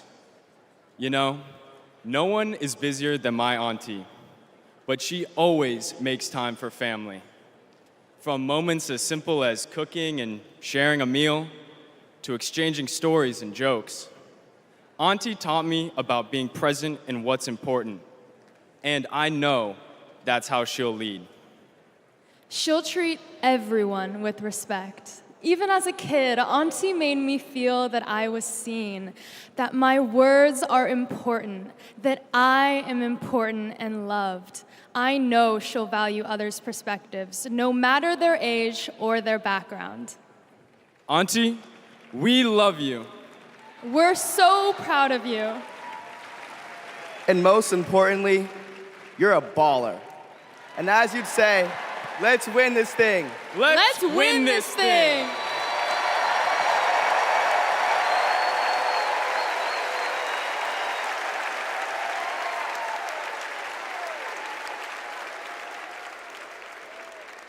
Please welcome nominee for U.S. Congress in California, Latifah Simon.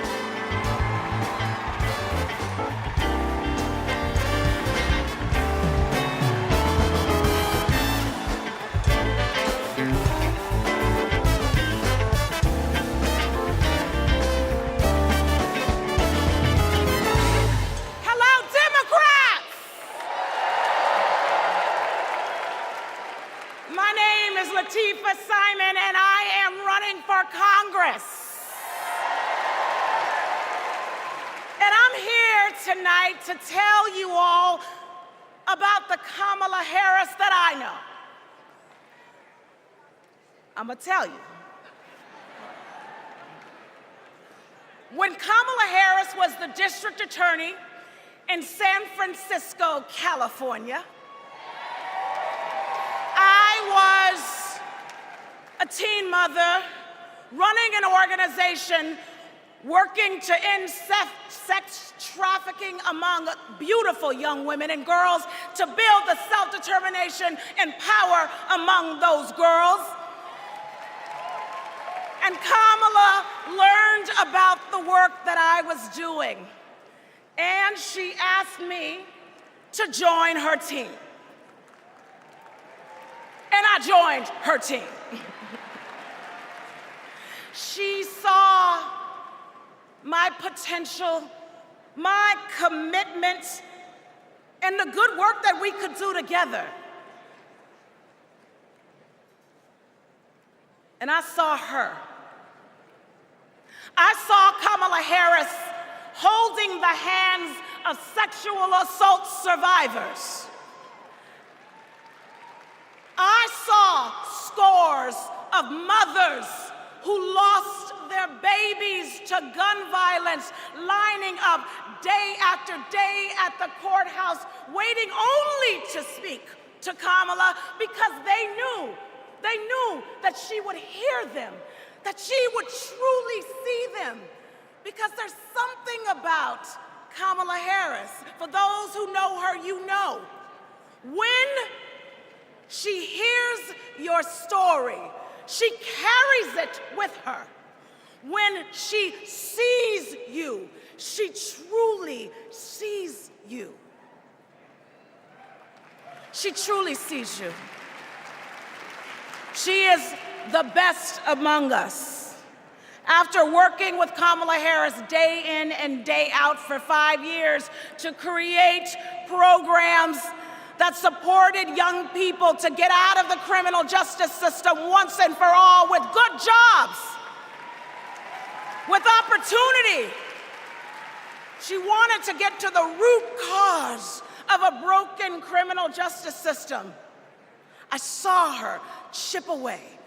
She came early and she left late every single day because, you know, like those mothers, like those sexual assault survivors, when she goes into that Oval Office, when she goes into that Oval Office, I guarantee you she will take all of us with her. All of us. The single mothers, the disabled veterans, the low-income folks who are dying to survive, the immigrants who are trying to work towards the promise of America. She will take us all. The farm workers, she will take us all with her. All of us. That is the Kamala Harris that I know so deeply. That is the Kamala Harris that I love. A woman of the people. A woman, a fierce woman for the people. Good night, Democrats.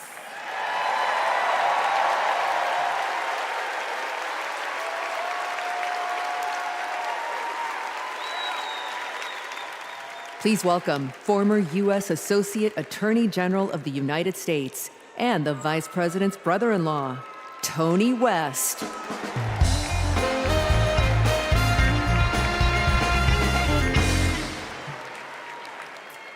"35 years ago, in my first week at law school, I met a new classmate, Maya Harris. We became best friends, but the way Kamala tells the story, we'd already fallen in love by graduation day. And when Maya and I married, I not only gained a life partner I love, a daughter I adore, and a mother-in-law I revered, someone I affectionately called Mother Harris, I also gained a sister I cherish, Kamala. Now, Maya, Kamala, and I each pursued different legal careers, but we were motivated by the same values: a belief in equal opportunity, a yearning for fairness, a passion for justice. Values Mother Harris taught those two little girls, values that powered Kamala's public service from the very beginning. You know, one of Kamala's very first cases in the district attorney's office, it involved a woman, an innocent woman, wrongfully arrested in a police raid. It was a Friday afternoon, and the courthouse was shutting down for the weekend. And look, most prosecutors, they would have gone home and dealt with the matter the following Monday. But not Kamala. You see, my sister-in-law knew that if the judge didn't see this woman that afternoon, she'd spend the entire weekend in jail. And Kamala, she wondered, does this woman work weekends? Would she lose her job? Does she have young kids at home? Who'd feed those kids? So Kamala pleaded for the judge to return to the bench and to hear the matter. And the judge agreed. And within minutes, that woman was released back to her family that night. Now, it may seem small, but that's what it means to stand up for justice. That's what it means to stand for the people. And as Kamala says, when you know what you stand for, you know what to fight for. And look, believe me when I tell you, as a sister, a daughter, an auntie, and a mother, I've seen Kamala fight for her family. As district attorney, attorney general, U.S. Senator, and Vice President of the United States, I have watched her fight in the halls of power for those who have no voice there. And as president, I know she'll fight for you. She'll fight for all of us. Because, friends, when Kamala fights, we win. Thank you. God bless you.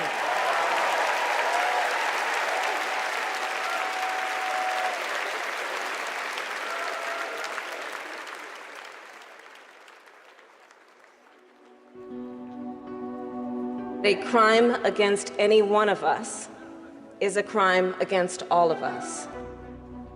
The work that she did as Attorney General was taking on issues to help people who were trying to make a life for themselves and their families. When Kamala Harris came into office in 2011, the most urgent economic crisis facing communities throughout California was the foreclosure crisis.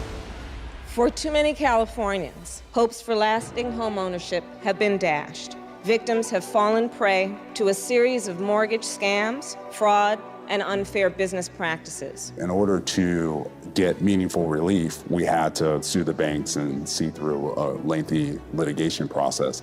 When Kamala was sitting at the table negotiating, it wasn't just about the money, it was about real people.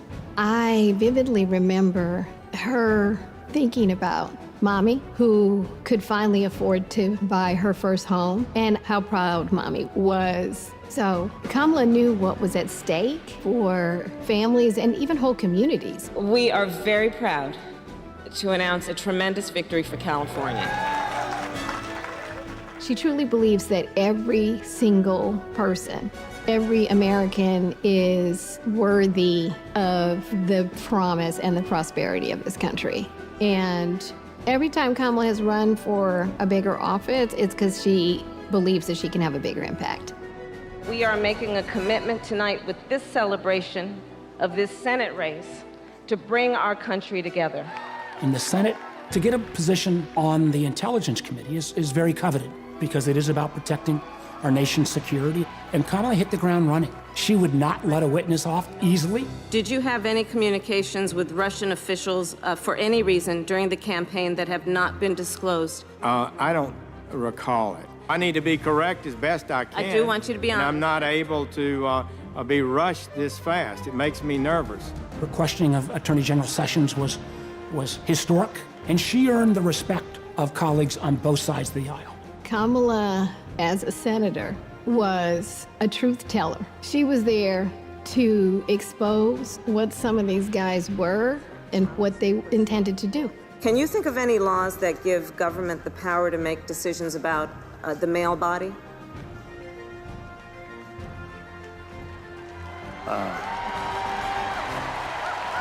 I'm not thinking of any right now, Senator. They didn't know what hit them. And in those moments, so many people saw her for the first time and saw how tough she was. Would you accept them recommending a charging decision to you if they had not reviewed the evidence? Well, that's a question for Bob Mueller. He's the U.S. attorney. I think you've made it clear, sir, that you've not looked at the evidence, and we can move on. When she's on a mission, she is determined and relentless. When our fundamental values are being attacked, do we retreat or do we fight? I say we fight. If you want to go forward in this country, not go backward, then there is only one choice.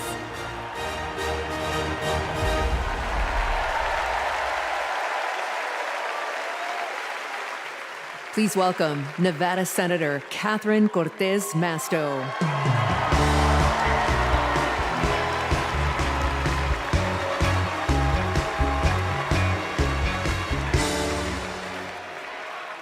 Hello, Chicago.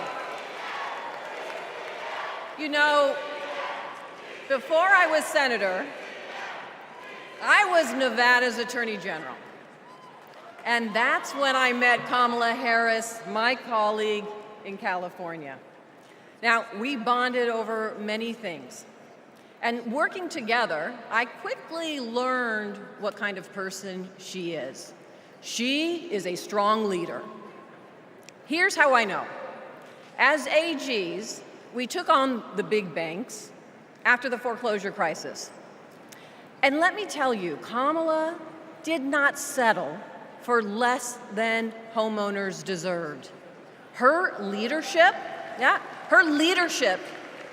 helped win billions for working families nationwide. Delivering for families, that's Kamala Harris. Kamala and I also worked to protect our southern border. During that time, Kamala invited a group of AGs across the border to meet with Mexican officials. Now, we worked together to put transnational criminals and drug smugglers behind bars. Holding criminals accountable, that's Kamala Harris. Listen, and when we took on human traffickers, Kamala had us meet with survivors so that we could understand who we were fighting for.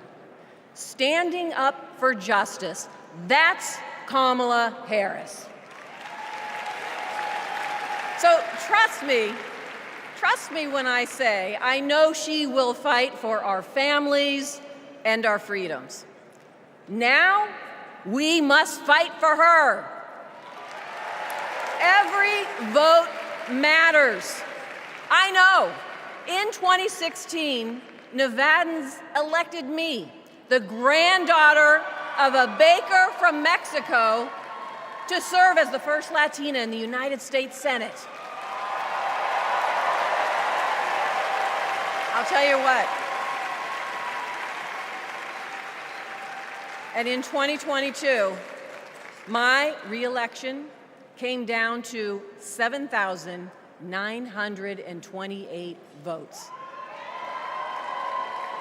Because of voters in Nevada, the Democrats won the Senate majority. And I'm here to tell you, we can do it again. We can send Kamala Harris and Tim Walz to the White House. Are we ready to do it? Are we ready to fight? Let's get it done, Chicago. Thank you, everyone.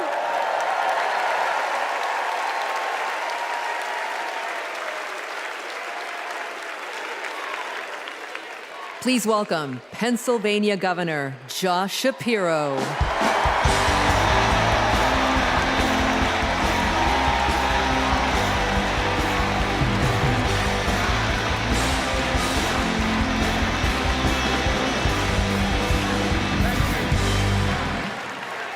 Thank you. 2.5 centuries ago in Philadelphia, a band of patriots declared their independence from a king and set ourselves on a path of self-determination. Generation after generation has embraced that responsibility. Ordinary Americans rising up, demanding more, seeking justice. And in every chapter of our American story, we've made progress and advanced the cause of freedom.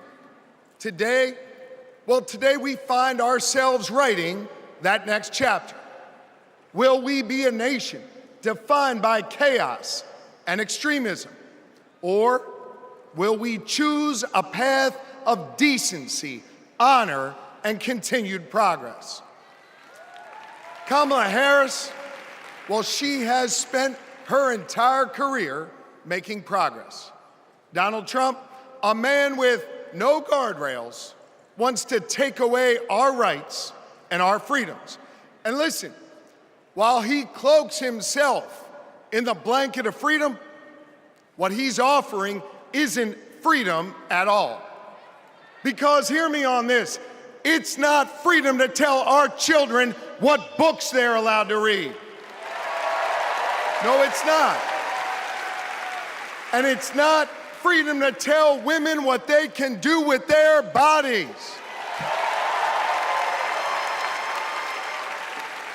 And hear me on this, it sure as hell isn't freedom to say you can go vote, but he gets to pick the winner. That's not freedom. But you know what? You know what, Democrats? We are the party of real freedom. That's right.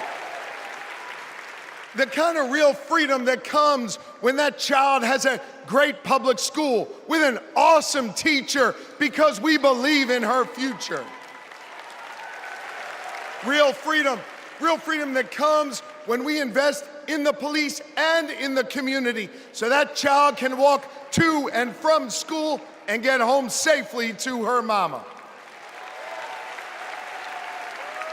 Real freedom that comes when she can join a union, marry who she loves, start a family on her own terms, breathe clean air, drink pure water, worship how she wants, and live a life of purpose where she is respected for who she is.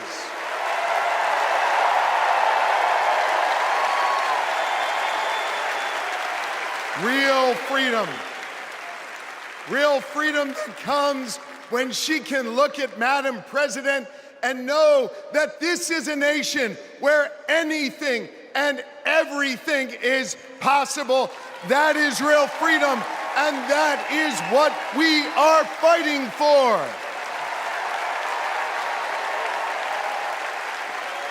You know, Kamala and Tim's names may be on the ballot, but it's your rights. It's our rights. It's our future and freedoms that are on the line. And you have the power to shape the future of this country. Just like our ancestors who fought for freedom on the battlefield and sat in at lunch counters so our kids could stand up. Now it's on us. It's on us, my friends, to organize in our communities and on our For You pages around three basic American principles. We value our freedom, we cherish our democracy, and we love this country. And listen,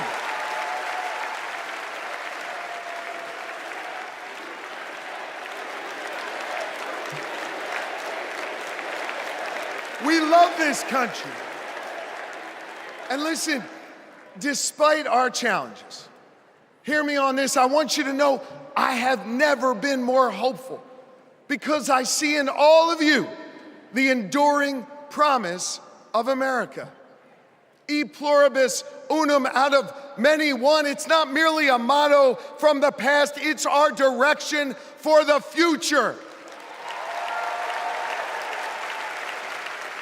You see, you all give me hope, and you all have the power. So let's use that power. Let's do the hard work necessary to win this election and write the next chapter in our American story. So are you ready to protect our rights? Are you ready to secure our freedoms? And are you ready to defend our democracy? And are you ready to elect Kamala Harris and Tim Walz? America, let's get to work!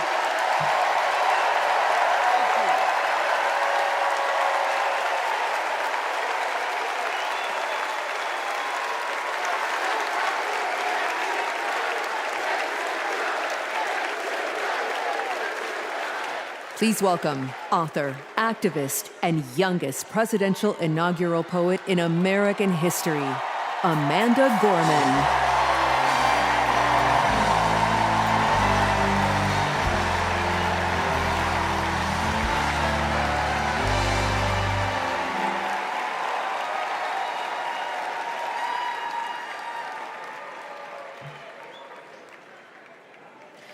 We gather at this hallowed place because we believe in the American dream. We face a race that tests if this country we cherish shall perish from the earth, and if our earth shall perish from this country. It falls to us to ensure that we do not fall for a people that cannot stand together, cannot stand at all. We are one family, regardless of religion, class, or color.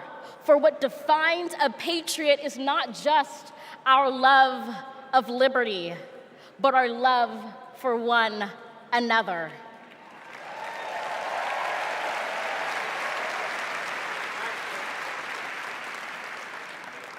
This is loud in our country's call, because while we all love freedom, it is love that frees us all.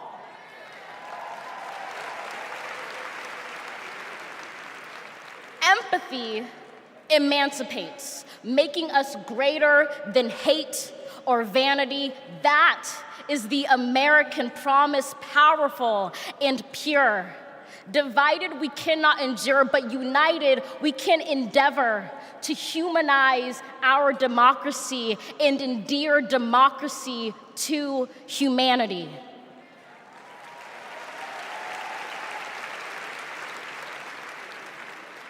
And make no mistake, cohering is the hardest task history ever wrote.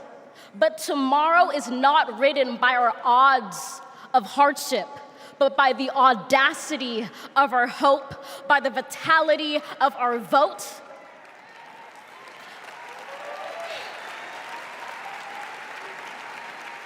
Only now, approaching this rare air, are we aware that perhaps the American dream is no dream at all, but instead a dare to dream together.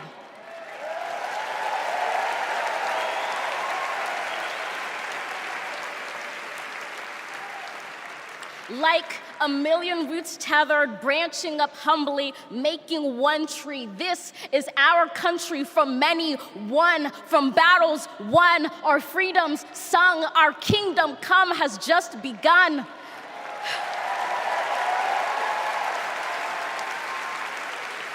We redeem this sacred scene, ready for our journey from it. Together, we must birth this early republic and achieve an unearthly summit. Let us not just believe in the American dream, let us be worthy of it. Thank you.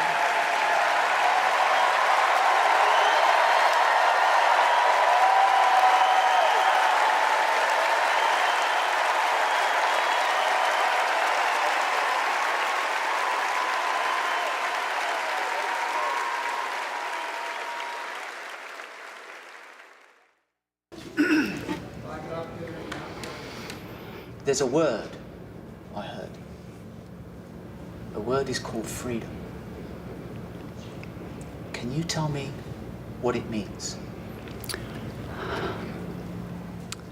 Interesting. Let me think about that for a second. The spirit of freedom. For me? Oh, yeah. Freedom, to me, means choice. The ability to laugh with friends. Be who you want to be. Go where you want to go. Living your life day to day. Having new chapters in that life. I believe in having your own words and being able to do what you want to. The freedom to raise our family in healthy communities. The idea that I can turn to my partner, my husband, and say I love you with every being of my soul. Being able to start a family when I want to, being able to, support the missions that I want to go to the church that I want to. Not everyone has the same opportunities, but the United States is, of anywhere I've ever been, just one place where you can accomplish more.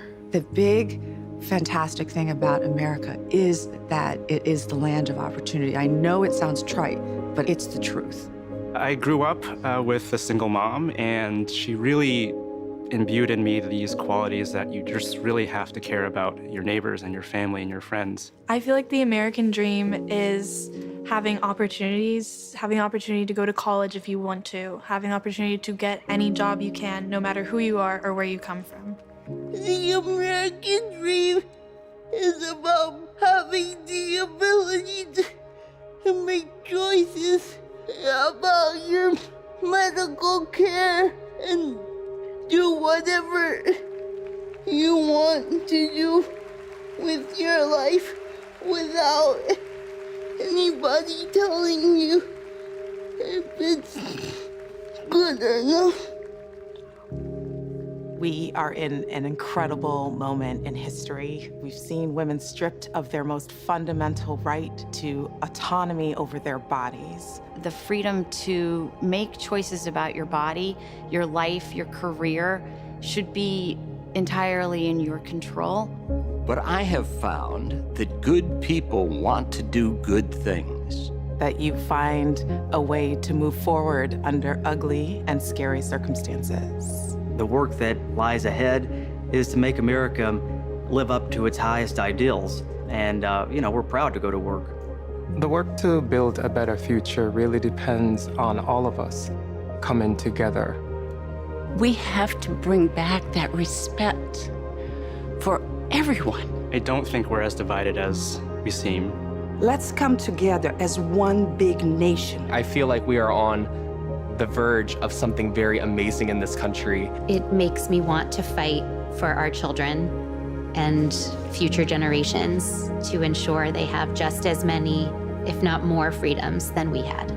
I believe in a future where my mom can feel safe no matter where she is in the country. A future that is filled with a healthy and vibrant planet, where families are not separated by fences or jail bars. A future in which we all get what we need. I want to see that for people who are younger than me. Hopefully the kids I teach can chase their dreams and believe in what they want to be. I want a future for him that he knows that he's covered and protected. Everyone should think about what we can leave to the next generation. It's our responsibility. It's what we have to do. My name's Tyler. My name's Yvette. And we believe in love. I'm Alex.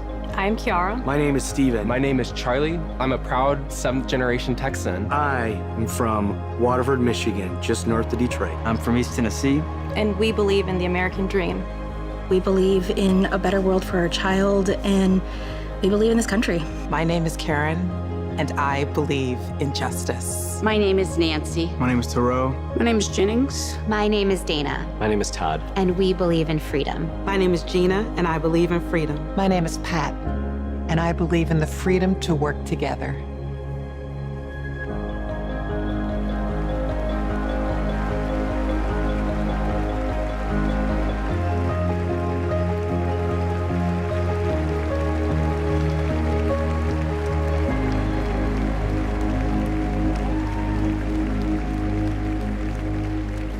Please welcome Oprah Winfrey.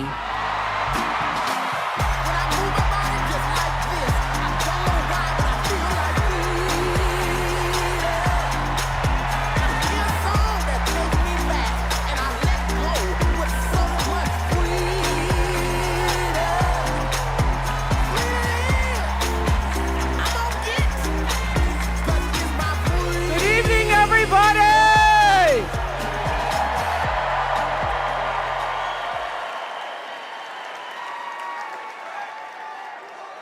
Who says you can't go home again?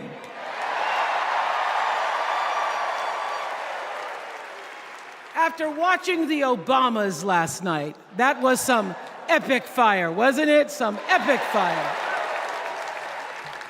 We're now so fired up, we can't wait to leave here and do something.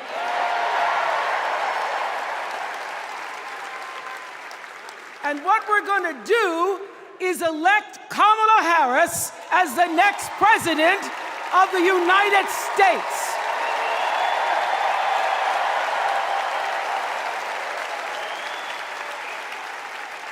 I am so honored to have been asked to speak on tonight's theme about what matters most to me, to you, and all of us Americans: freedom.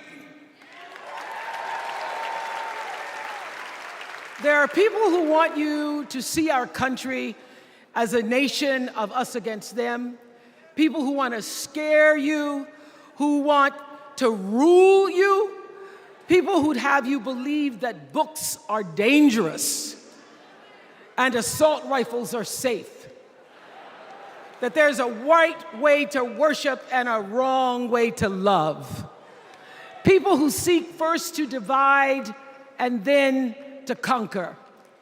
But here's the thing. When we stand together, it is impossible to conquer us.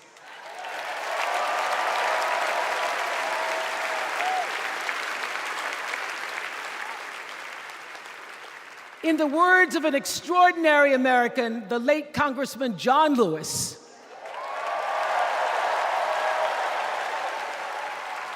he said, no matter what ship our ancestors arrived on, we are all in the same boat now. Congressman Lewis knew very well how far this country has come because he was one of the brilliant Americans who helped to get us where we are. But he also knew that the work is not done. The work will never be done because freedom isn't free. America is an ongoing project. It requires commitment. It requires being open to the hard work and the heart work of democracy. And every now and then, it requires standing up to life's bullies.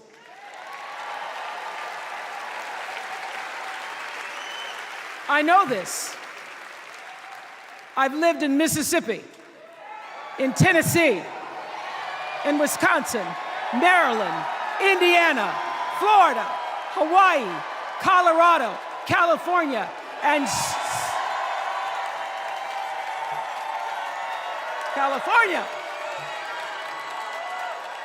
and sweet home Chicago, Illinois.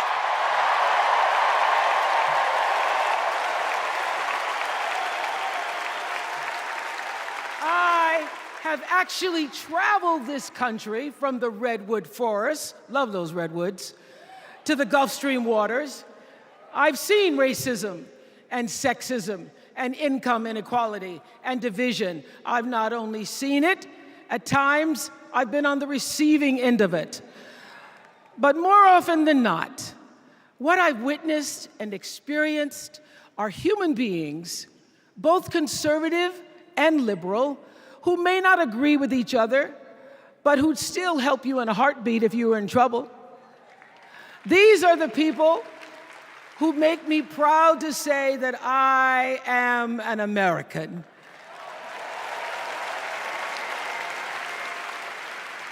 They are the best of America. And despite what some would have you think, we are not so different from our neighbors. When a house is on fire, we don't ask about the homeowner's race or religion. We don't wonder who their partner is or how they voted. No, we just try to do the best we can to save them. And if the place happens to belong to a childless cat lady,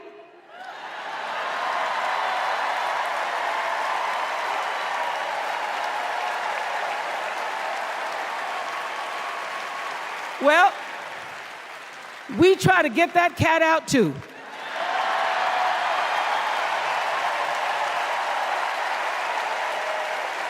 Because we are a country of people who work hard for the money.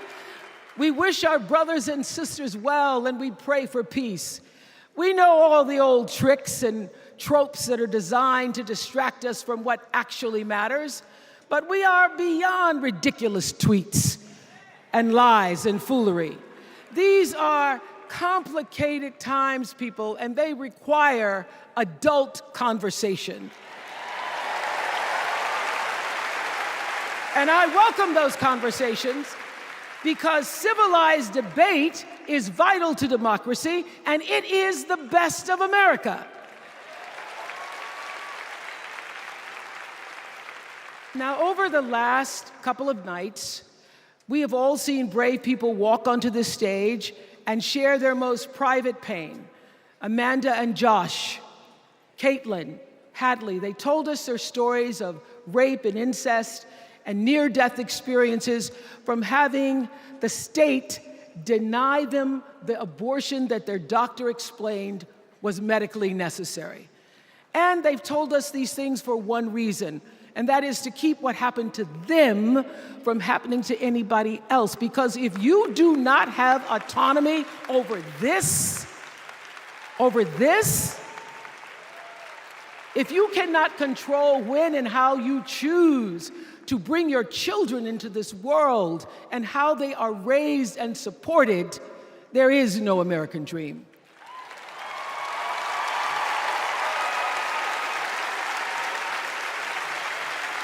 The women and men who are battling to keep us from going back to a time of desperation and shame and stone cold fear, they are the new freedom fighters. And make no mistake, they are the best of America.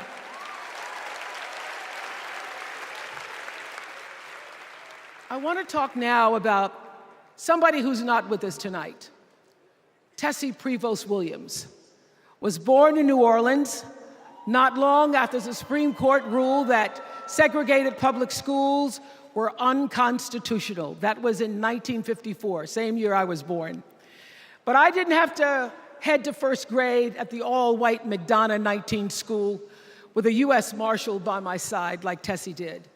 And when I got to school, the building wasn't empty like it was for Tessie. You see, rather than allowing McDonough to be integrated, parents pulled their kids out of the school, leaving only Tessie and two other little black girls, Gail Etienne and Leona Tate, to sit in a classroom with the windows papered over to block snipers from attacking their 6-year-old bodies. Tessie passed away 6 weeks ago. And I tell this story to honor her tonight because she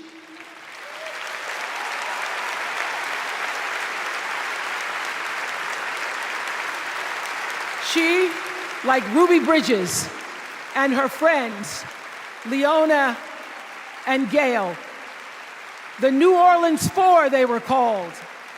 They broke barriers and they paid dearly for it. But it was the grace and guts and courage of women like Tessie Prevost Williams that paved the way for another young girl who 9 years later became part of the second class to integrate the public schools in Berkeley, California. And it seems to me that at school and at home, somebody did a beautiful job of showing this young girl how to challenge the people at the top and empower the people at the bottom. They showed her how to look at the world and see not just what is, but what can be. They instilled in her a passion for justice and freedom and the glorious fighting spirit necessary to pursue that passion. And soon, and very soon,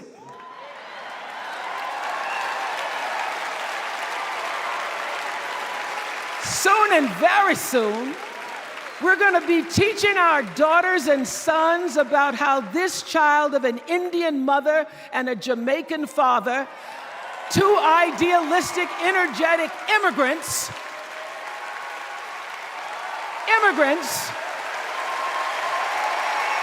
how this child grew up to become the 47th President of the United States.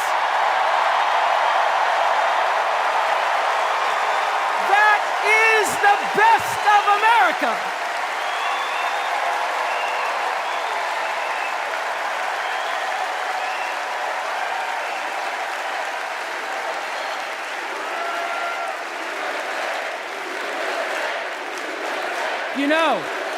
You know, let me tell you this. This election isn't about us and them. It's about you and me, and what we want our futures to look like. There are choices to be made when we cast our ballot.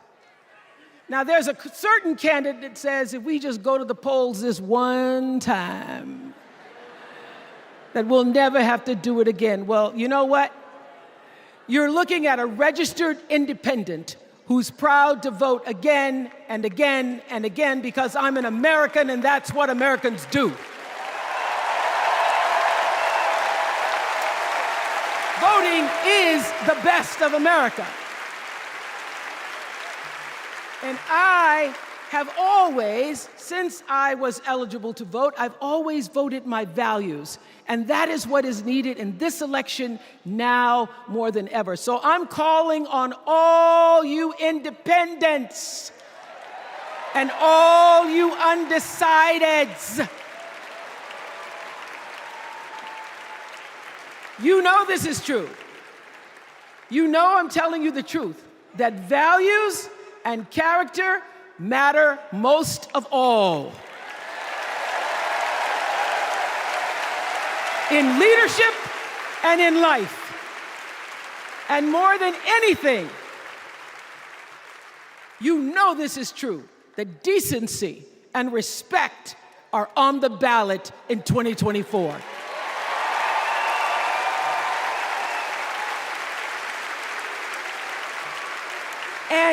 And just plain common sense. Common sense tells you that Kamala Harris and Tim Walz can give us decency and respect. They're the ones that give it to us. So, we are Americans. We are Americans. Let us choose loyalty to the Constitution over loyalty to any individual. Because that's the best of America. And let us choose optimism over cynicism, because that's the best of America. And let us choose inclusion over retribution. Let us choose common sense over nonsense.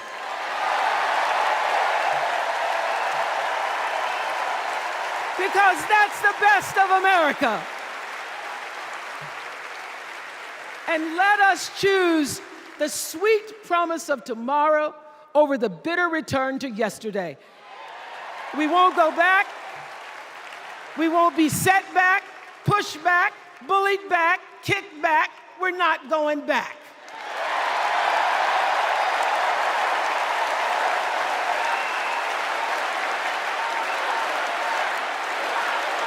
Not going back.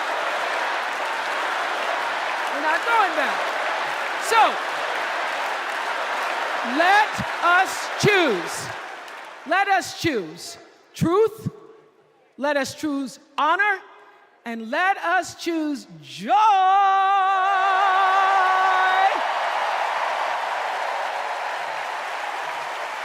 Because that's the best of America. But more than anything else, let us choose freedom. Why? Because that's the best of America. We're all Americans, and together, let's all choose Kamala Harris.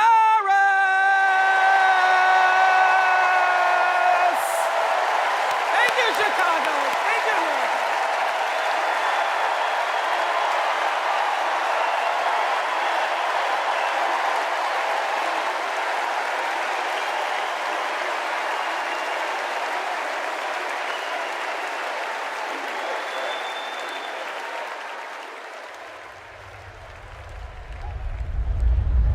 Here's what I want people to know about Tim Walz. Well, everybody at Mankato West High School loved Tim Walz. Yeah, I mean, Tim was jovial. When he would start teaching, it was like full contact teaching. You could not help but be interested in what he was talking about. He seemed to care about everybody in his class. He knew everyone's name. He wanted to know what interested you, how to engage you, what you were excited about, what you're feeling bad about. Mr. Walz was my geography and social studies teacher. Mr. Walz was my football coach. My middle school basketball coach. When we were doing the high school play The Nerd, he was the person building the sets. I don't think that there has ever been a moment where I've seen Tim exhausted from giving or engaging. He always seems like that person that's got the never-ending gas tank who can keep going. When I decided to come out as gay, we started the Gay Straight Alliance. Tim Walz was the faculty advisor. We saw him not only as a teacher, but a mentor and a leader. Mr. Walz was a really big part in helping build this community, and he's a big reason why I became a teacher myself. It was inspiring being in his classroom.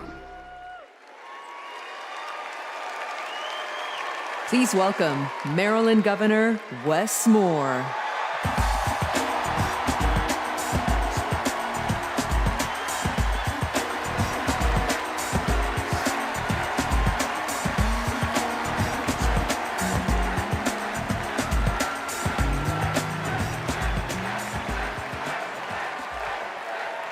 Thank you. Thank you. On March 26th, at 1:30 in the morning, a container ship, the length of 3 football fields, slammed into the Francis Scott Key Bridge in Baltimore, and the bridge collapsed. A port that drives 13% of our state's economy was now closed. Thousands of workers were hours away from waking up and realizing they no longer had a job. 6 Marylanders who had been on the bridge in the middle of the night fixing potholes lost their lives. And one of the first phone calls that I got that morning started with these 3 words. Gov, it's Kamala. She said, I know you spoke to the president, and I want you to know we are here with you every step of the way.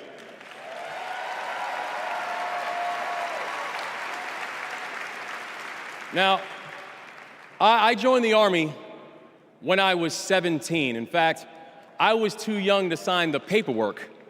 I had to ask my mom to sign the paperwork for me because I don't have bone spurs.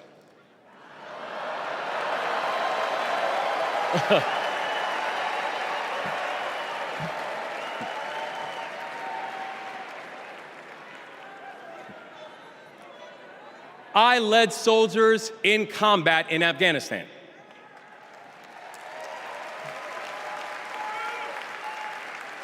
And my training taught me that you never learn anything about anybody when times are easy. You learn everything you need to know about somebody when times are hard and when the temperature gets turned up. And America, I saw that Kamala Harris is the right one to lead in this moment firsthand.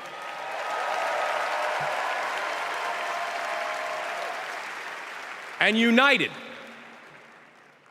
with the Almighty God's grace, we brought closure to the families of the 6 victims.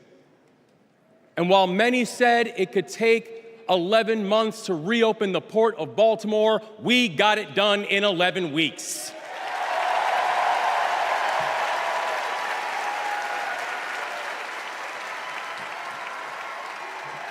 Because that is the story of America. We are a nation of patriots who serve when the mission is hard and who serve when the destination is uncertain. And I know our history is imperfect. The unevenness of the American journey has made some skeptical. But I'm not asking you to give up your skepticism. I just want that skepticism to be your companion and not your captor. And I'm asking that you join us in the work. Because making America great doesn't mean telling people you're not wanted. And loving your country does not mean lying about its history.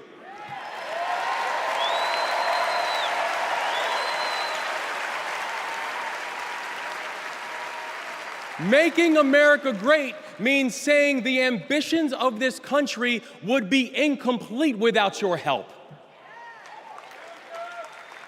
It's the legacy of those 6 workers who fixed potholes on a bridge while we slept, who were born in a different country, but who knew that America was big enough for them too.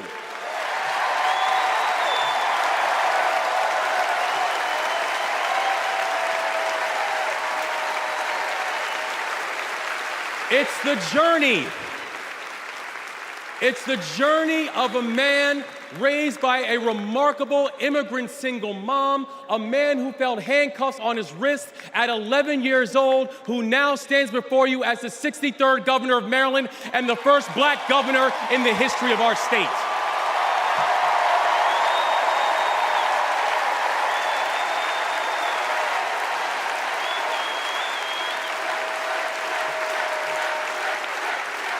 It's the story of a prosecutor who defended our freedoms and had Maryland's back when we needed it most. And now, MVP, we've got your back as well.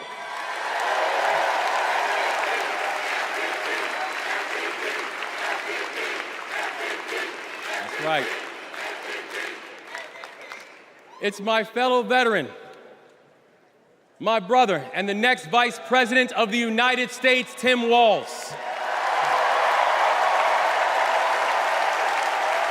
And now, Tim knows that in the military, you count the days towards mission completion. So guess what, y'all? We have got 75 days and a wake-up until Election Day.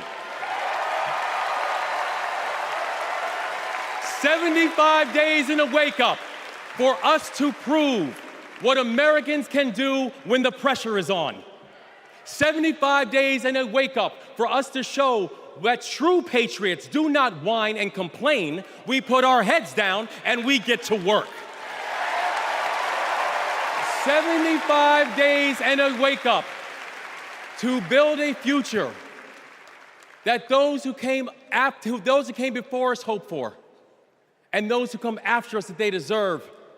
And 75 days and a wake-up to elect a leader who is willing to believe in the best of us, and that leader is Kamala Harris, the next president of the United States. Thank you, God bless you, and let's leave no one behind.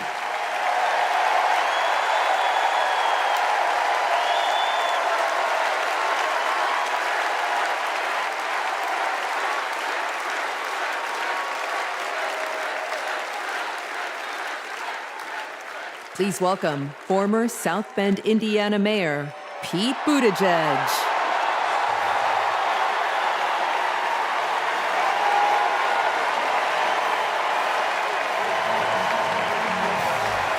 Thank you.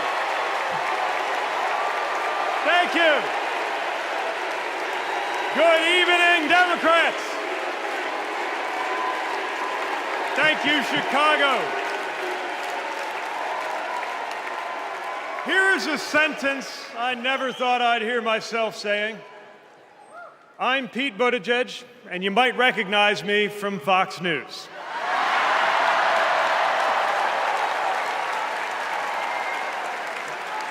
I believe in going anywhere, in service of a good cause, and friends, we gather in a very good cause, electing Kamala Harris and Tim Walz, the next President and Vice President of the United States.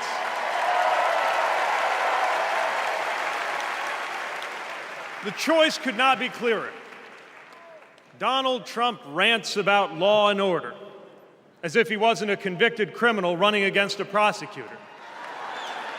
As if we were going to forget that crime was higher on his watch. Talks about the forgotten man, hoping we'll forget that the only economic promise that he actually kept was to cut taxes for the rich. And don't even get me started on his new running mate.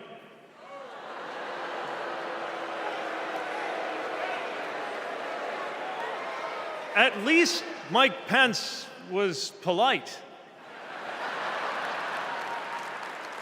J.D. Vance is one of those guys who thinks if you don't live the life that he has in mind for you, then you don't count. Someone who said that if you don't have kids, you have, quote, no physical commitment to the future of this country. You know, Senator, when I deployed to Afghanistan, I didn't have kids then. Many of the men and women who went outside the wire with me didn't have kids either. But let me tell you, our commitment to the future of this country was pretty damn physical.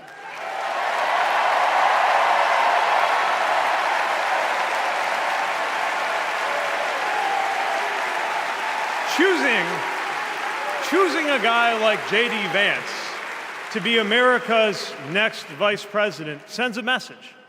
And the message is that they are doubling down on negativity and grievance. Committing to a concept of campaigning best summed up in one word: darkness. Darkness is what they are selling.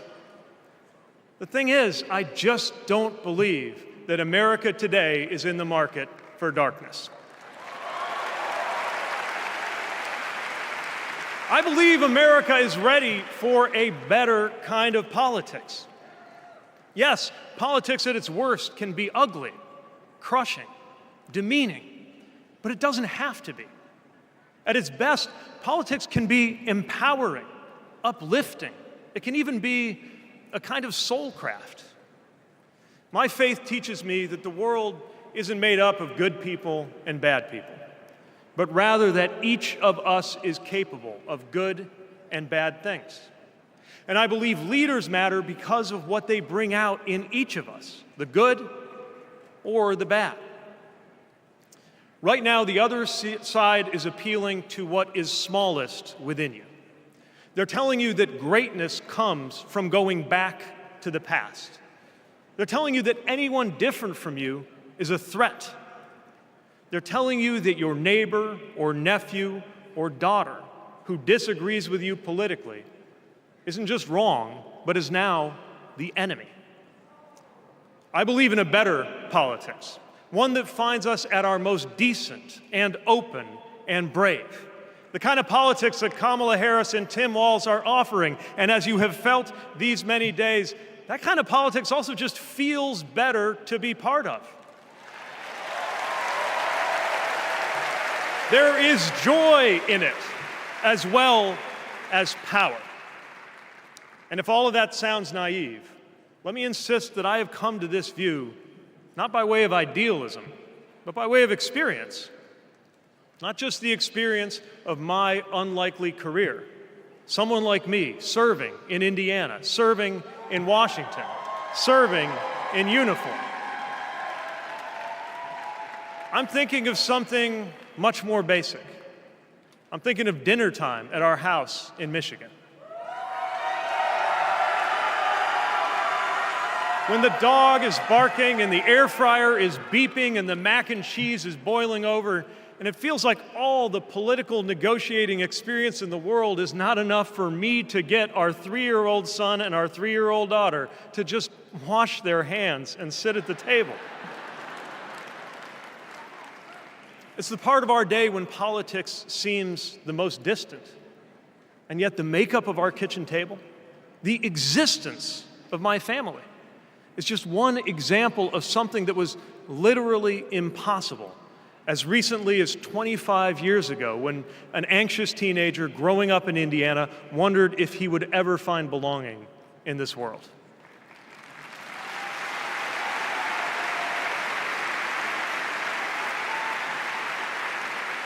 This kind of life went from impossible to possible, from possible to real, from real to almost ordinary in less than half a lifetime.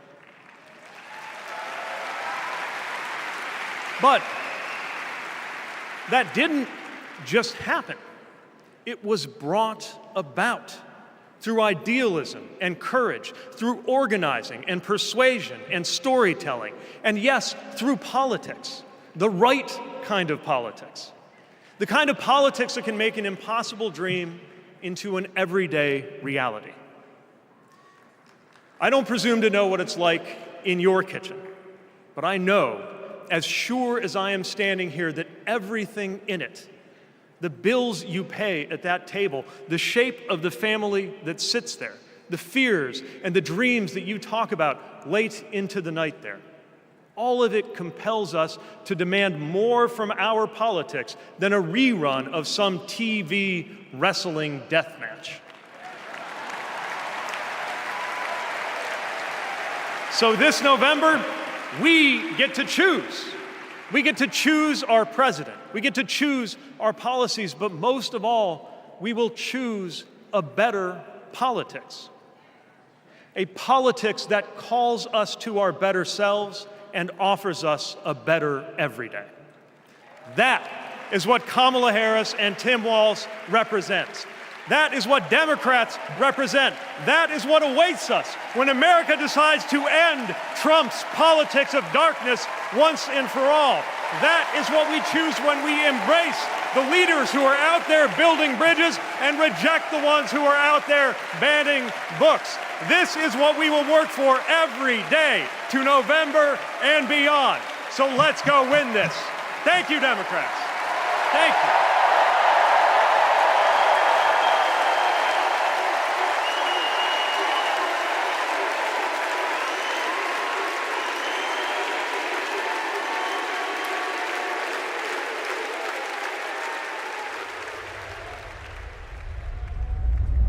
Seeing Governor Walz going to Congress and then becoming governor, I see the guy that was a first sergeant.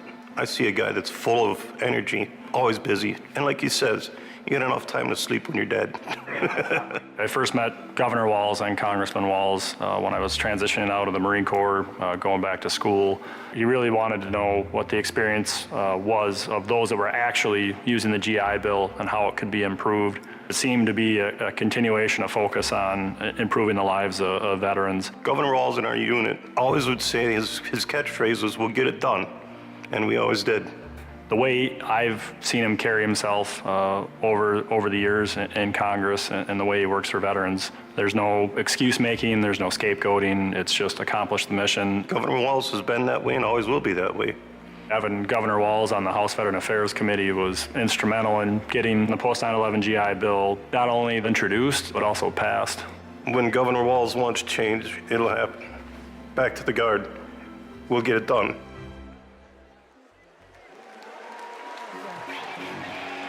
Please welcome EGOT-winning, multi-platinum artist and activist, John Legend, and Queen of Percussion, Sheila E.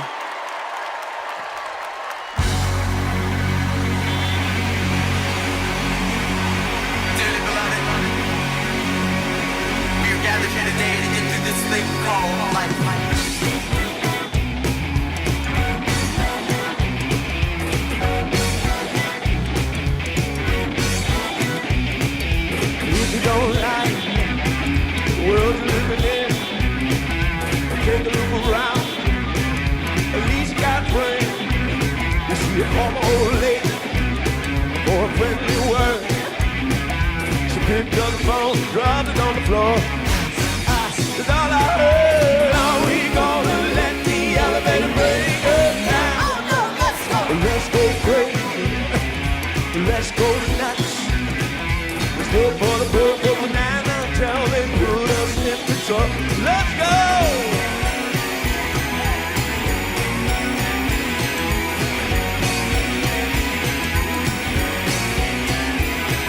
We're all excited, but we don't know why. Maybe it's 'cause we're all gonna die. And what if we do? Oh, what's it all for? You better live now before the Grim Reaper comes knocking on your door. Somehow we're gonna let the elevator break us down. Let's go crazy. Let's go nuts. Let's go for the purple banana until they put us in the truck. Let's go! Come on, baby. I need everybody to get nuts with me. Come on. Are we on here?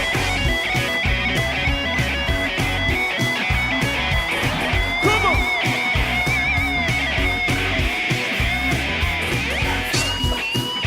Let's go. Let's go.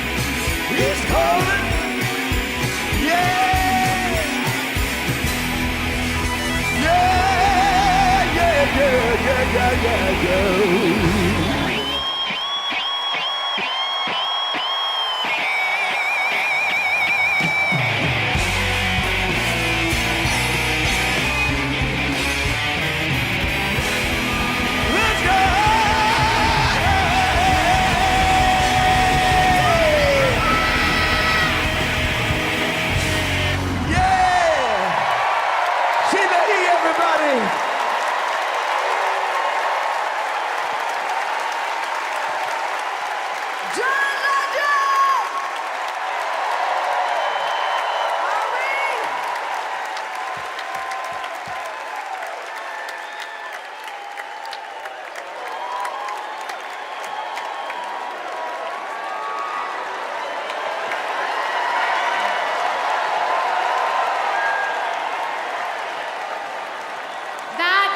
Incredible. I just want to say I feel so motivated after tonight.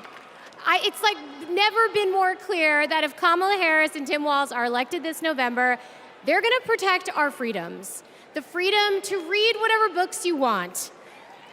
The freedom to work one job and afford your rent. And Kamala Harris and Tim Walz will protect your freedom to start a family on your own terms. And if you ask me, that is something worth fighting for. So guys, let's do it.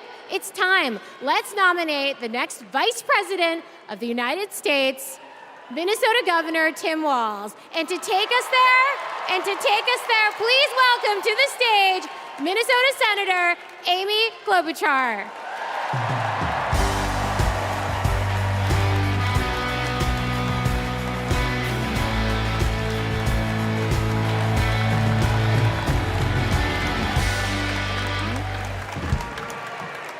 Okay,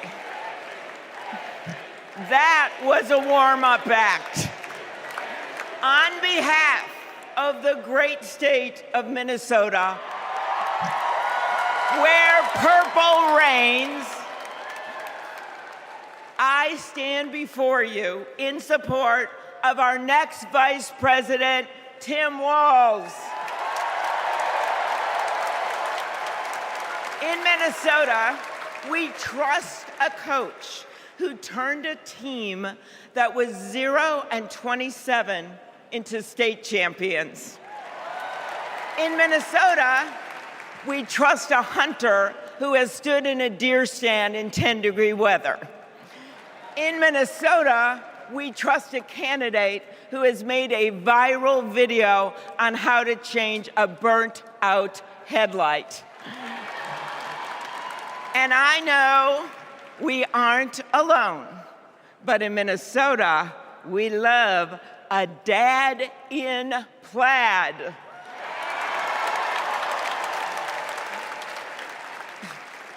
So Tim and I go way back. He taught high school right down the road from where my husband John grew up. My mother-in-law even brought him and Gwen a Parmesan chicken dinner when their son was born. That's what we do in America. We look out for our neighbors.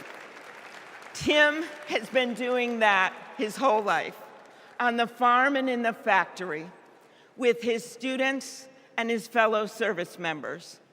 And the truth is, that matters.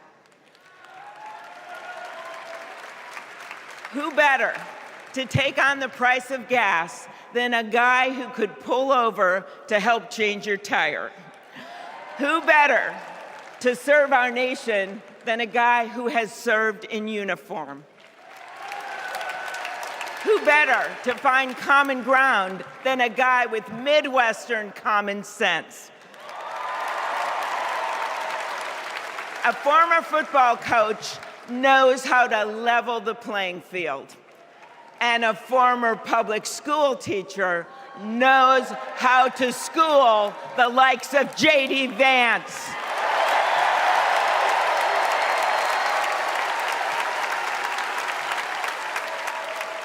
What you've done with your life matters, and what you do with power matters too. Tim has delivered paid leave, school lunches, and the biggest tax cut in Minnesota history. A Democrat from a red district in a purple state, Tim has brought Minnesota together. And together with Vice President Kamala Harris, I know he will do the same for our nation. America, there is so much that we share, so much that connects us. Way up north in Minnesota, out of Lake Itasca, flows the Mississippi River. It starts small and it grows wider. It flows down to Wisconsin and to Iowa. It goes down to Illinois and to Missouri. It goes to Kentucky and Tennessee. It goes to Arkansas, and it goes way down to Mississippi. And then it goes all the way down to New Orleans, Louisiana, where the spirit of our nation's resilience abounds. So let us commit here and now to cross the river of our divides to get to a higher ground. And let us join together to elect Kamala Harris and Tim Walz.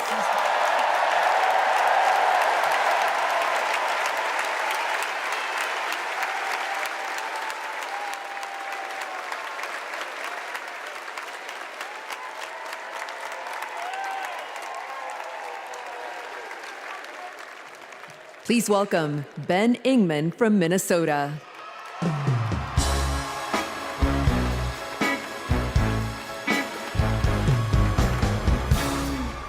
Tim Walz is the kind of guy you can count on to push you out of a snowbank. I know this because Tim Walz has pushed me out of a snowbank. I grew up next door to the Walzes in Mankato. Mr. Walz was also my geography teacher and my coach. Not for high school football, but for 7th grade basketball and track. So what was a high school football coach doing, coaching 7th grade basketball and track? Well, there was a kid in the high school who couldn't afford to pay for lunch, and he ran up a lot of debt. And Tim and Gwen decided they'd help pay it off. They started calling around the district to see if there were any positions they could fill to make a little extra money, and that's how he wound up coaching us 7th graders. That's right. Coach Walz got us excited about what we might achieve together. He believed in us, and he helped us believe in each other. And his leadership stuck. That track team went on to win a state title, just like the football team. That's right. Speaking of which, come on out, Scarlets. Yeah!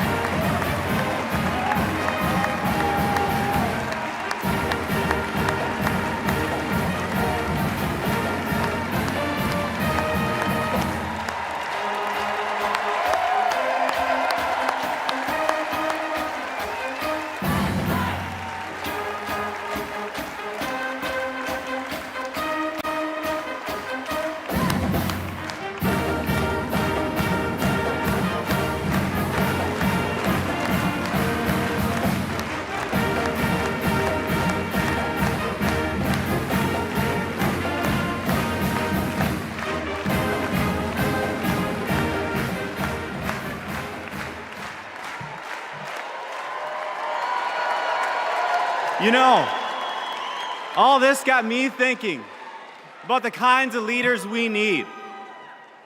We want the people in charge to be genuine, compassionate, and trustworthy. The thing is, there are people in our neighborhoods who fit this description. The kind of people who display quiet leadership by helping kids pay for their lunches, by bringing teams together to believe in each other. And when we're stuck in the snow, they push us out. Well, in my neighborhood, we always wish that people like that would run for office. Well, in my neighborhood, someone like that did run for office. And he's going to be a wonderful vice president. Thanks very much.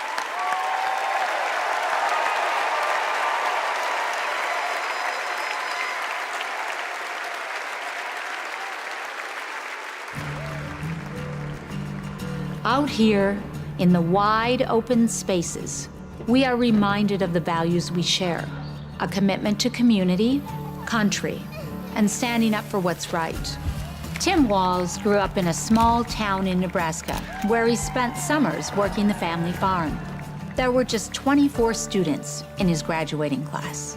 His dad served during the Korean War, and that meant a lot to Tim. So he enlisted right after his 17th birthday and served 24 years in the National Guard, rising to Command Sergeant Major. Tim went to college on the GI Bill and became a social studies teacher. That's where Tim and I met. We shared a classroom with a divider right down the middle. His classroom was a lot louder than mine, but I could hear how engaged his students were. Tim taught for over 15 years, and he coached football, helping lead the team to a state championship after 0 wins just a few years before. Tim taught them how to believe in themselves and that we're all in this together.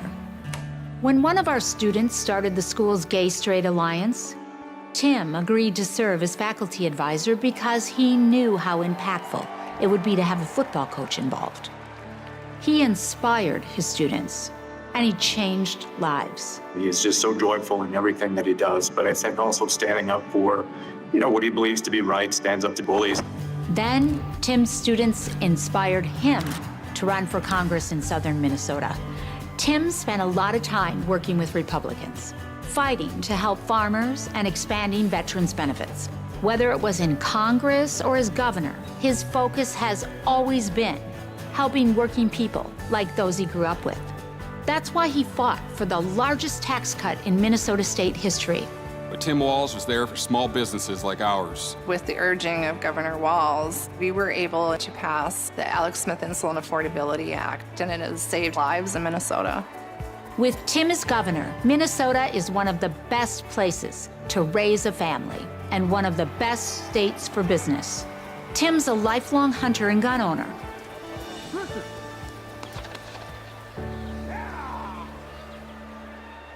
But after the Sandy Hook school shooting, he knew that we had to do something. So he's fought for background checks and red flag laws. But of all the things he's done, Tim loves being a dad. We struggled to have kids, and fertility treatments made it possible. There's a reason our daughter is named Hope. Hope and Gus mean the world to us. Governor Walz making good on a promise to his son and family yesterday by getting them a puppy. Then we're gonna go get some food, corn dog. I'm vegetarian. Turkey then. And Turkey's meat. Not in Minnesota, turkey special. He's as at home on a farm, a fishing boat, a football field, or a factory floor as he is on the floor of Congress. Tim's commitment to service all comes back to the values we grew up with. Love your country, help your neighbor, and fight for what's right. Because that's what America is all about. 2 middle-class kids. One, a daughter of Oakland, California. The other, a son of the Nebraska Plains, only in America. Is it possible for them together to make it all the way to the White House?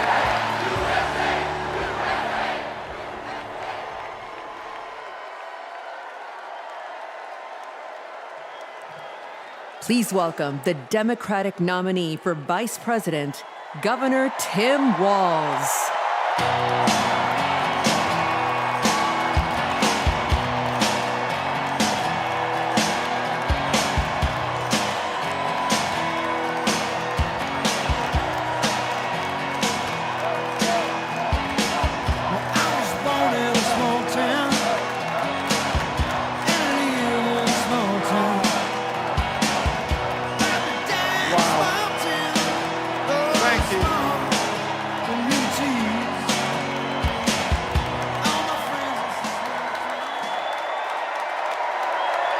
Thank you.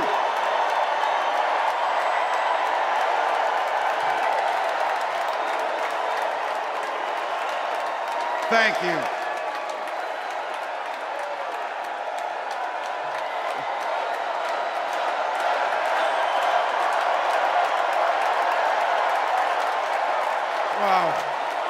Thank you. Thank you, first of all, to Vice President Harris. Thanks for putting your trust in me and for inviting me to be part of this incredible campaign. And a thank you to President Joe Biden for 4 years of strong, historic leadership.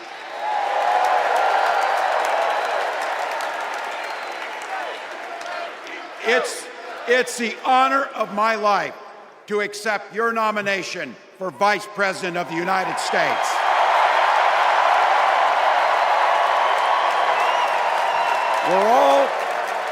We're all here tonight for one beautiful, simple reason. We love this country. So thank you to all of you here in Chicago and all of you watching at home tonight. Thank you for your passion.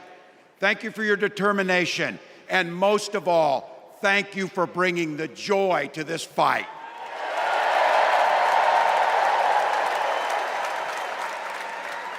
Now, I grew up in Butte, Nebraska, a town of 400 people.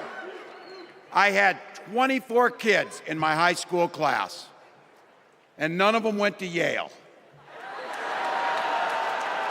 But I'll tell you what, growing up in a small town like that, you learn how to take care of each other. That family down the road, they may not think like you do. They may not pray like you do. They may not love like you do, but they're your neighbors. And you look out for them, and they look out for you. Everybody belongs, and everybody has a responsibility to contribute. For me, it was serving in the Army National Guard. I joined up 2 days after my 17th birthday, and I proudly wore our nation's uniform for 24 years. My dad, a Korean War era Army veteran, died of lung cancer a couple years later. He left behind a mountain of medical debt. Thank God for Social Security survivor benefits. And thank God for the GI Bill that allowed my dad and me to go to college, and millions of other Americans. Eventually, like the rest of my family, I fell in love with teaching. Three out of 4 of us married teachers. I wound up teaching social studies and coaching football at Mankato West High School. Go Scarlets! We ran a 44 defense. We played through to the whistle on every single play, and we even won a state championship. Never closed the yearbook, people. But it was those players and my students who inspired me to run for Congress. They saw in me what I had hoped to instill in them, a commitment to the common good, an understanding that we're all in this together, and the belief that a single person can make a real difference for their neighbors.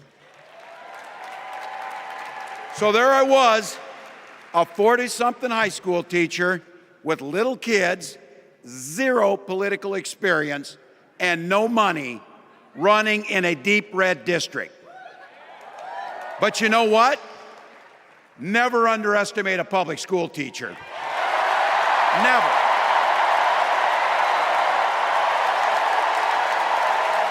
I represented my neighbors in Congress for 12 years, and I learned an awful lot. I learned how to work across the aisle on issues like growing the rural economies and taking care of veterans. And I learned how to compromise without compromising my values. Then I came back to serve as governor, and we got right to work, making a difference in our neighbors' lives. We cut taxes for the middle class. We passed paid family and medical leave. We invested in fighting crime and affordable housing.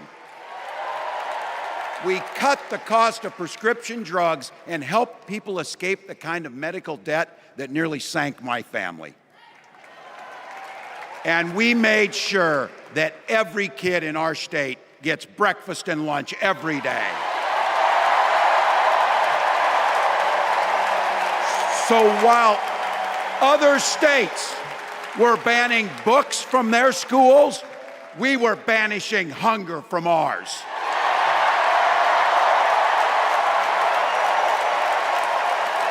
We also protected reproductive freedom because in Minnesota, we respect our neighbors and the personal choices they make. And even if we wouldn't make those same choices for ourselves, we've got a golden rule.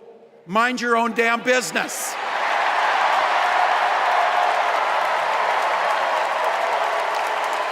And that includes IVF and fertility treatments. And this is personal for Gwen and I. If you've never experienced the hell that is infertility, I guarantee you, you know somebody who has. And I can remember praying each night for a phone call. The pit in your stomach when the phone would ring, and the absolute agony when we heard the treatments hadn't worked. It took Gwen and I years, but we had access to fertility treatments. And when our daughter was born, we named her Hope. Hope, Gus, and Gwen, you are my entire world, and I love you.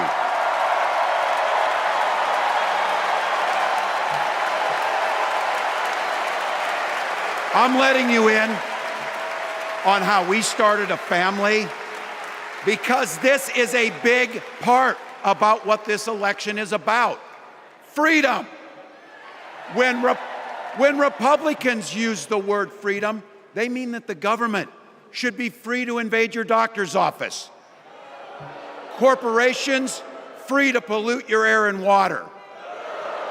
And banks free to take advantage of customers. But when we Democrats talk about freedom, we mean the freedom to make a better life for yourself and the people that you love. Freedom to make your own healthcare decisions. And yeah, your kid's freedom to go to school without worrying about being shot dead in the hall. Look, I know guns. I'm a veteran. I'm a hunter. And I was a better shot than most Republicans in Congress, and I got the trophies to prove it. But I'm also a dad. I believe in the Second Amendment, but I also believe our first responsibility is to keep our kids safe.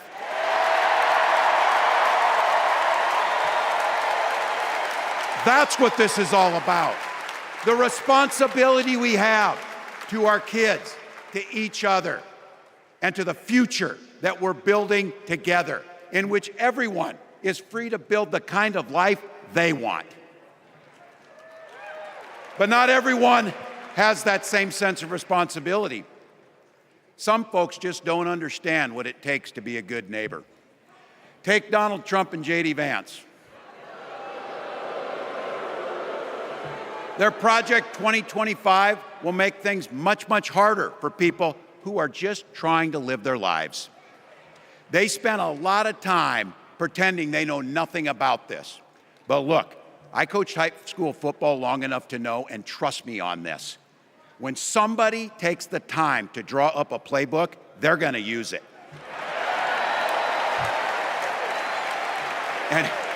And we know if these guys get back in the White House, they'll start jacking up the costs on the middle class, they'll repeal the Affordable Care Act, they'll gut Social Security and Medicare, and they will ban abortion across this country with or without Congress. Here's the thing, It's an agenda nobody asked for.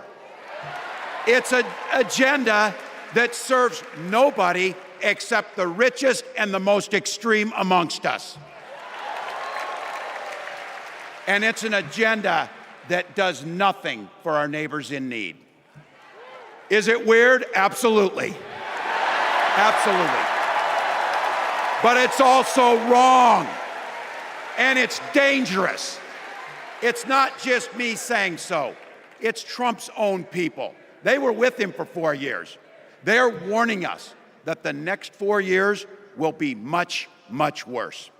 You know, when I was teaching every year, we'd elect a student body president. And you know what? Those teenagers could teach Donald Trump a hell of a lot about what a leader is. Leaders don't spend all day insulting people and blaming others. Leaders do the work. So I don't know about you, I'm ready to turn the page on these guys. So go ahead, say it with me. We're not going back.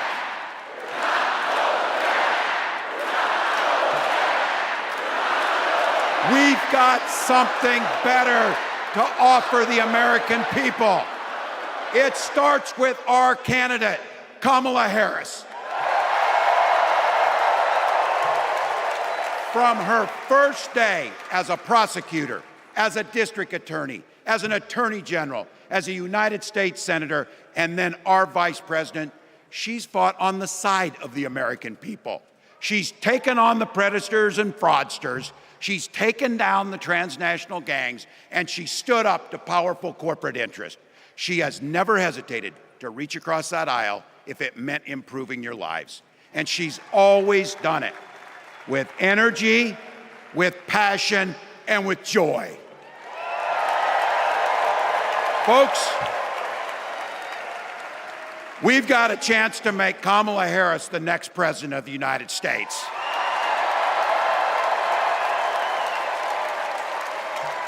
But I think we owe it to the American people to tell them exactly what she'd do as president before we ask them for their votes. So here, this is the part, clip and save it and send it to your undecided relatives so they know. If you're a middle-class family or a family trying to get into the middle class, Kamala Harris is going to cut your taxes. If you're getting squeezed by prescription drug prices, Kamala Harris is going to take on Big Pharma. If you're hoping to buy a home, Kamala Harris is going to help make it more affordable. And no matter who you are, Kamala Harris is going to stand up and fight for your freedom to live the life that you want to lead. Because that's what we want for ourselves, and it's what we want for our neighbors. You know, you might not know it, but I haven't given a lot of big speeches like this. But I have given a lot of pep talks. So let me finish with this, team. It's the fourth quarter. We're down a field goal, but we're on offense and we've got the ball. We're driving down the field. And boy, do we have the right team. Kamala Harris is tough. Kamala Harris is experienced, and Kamala Harris is ready. Our job for everyone watching is to get in the trenches and do the blocking and tackling. 1 inch at a time, 1 yard at a time, 1 phone call at a time, 1 door knock at a time, 1 $5 donation at a time. Look, we got 76 days. That's nothing. There'll be time to sleep when you're dead. We're going to leave it on the field. That's how we'll keep moving forward. That's how we'll turn the page on Donald Trump. That's how we'll build a country where workers come first. Healthcare and housing are human rights.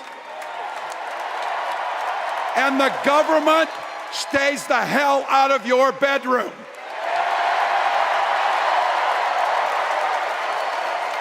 That's how we make America a place where no child is left hungry, where no community is left behind, where nobody gets told they don't belong. That's how we're gonna fight. And as the next president of the United States always says, when we fight, when we fight, when we fight, thank you. God bless.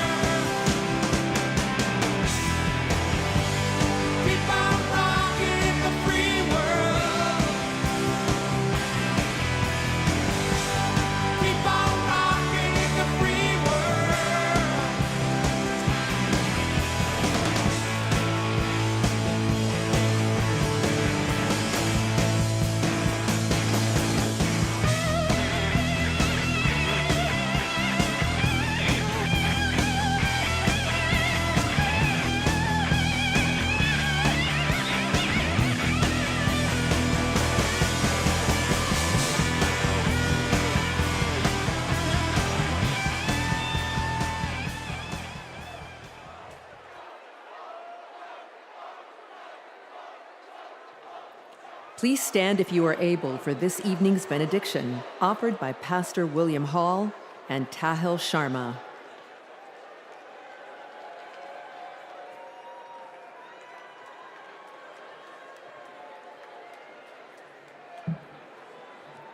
Growing up on the block with Mamie Till, serving alongside CTU President Stacey Davis Gates, and walking past the childhood home of Senator Carol Moseley Bronze, I know that women from the 6th Ward on the south side of Chicago have changed the world.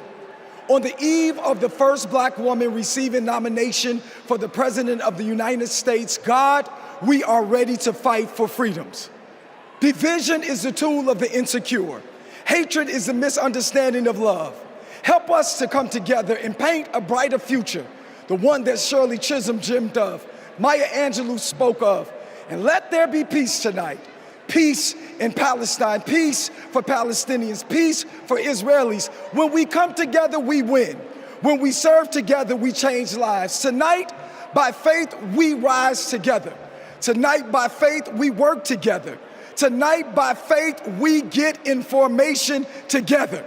We will not wait till November, but by faith, we will shout in victory tonight. As a Hindu, a Sikh, and an Angelino coming from Tongva lands, I invite you to pray or reflect. In Sikhi, Vaheguru is Nirbhau and Nirvaid, the one without fear and without hatred. If the divine possesses these qualities with making the universe, then we are responsible to achieve equity with those same values. As a Hindu, I'm reminded that divisiveness is a choice because our dharam, our duty, is towards all of humanity and nature.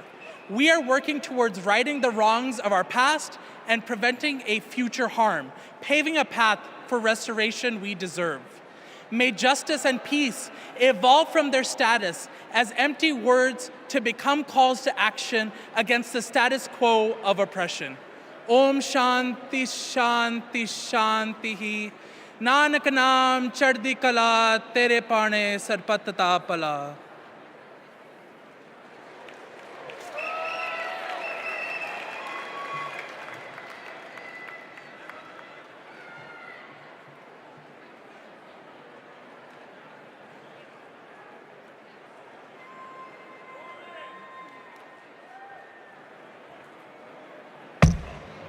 All right, for those of you that are left, I've got a question.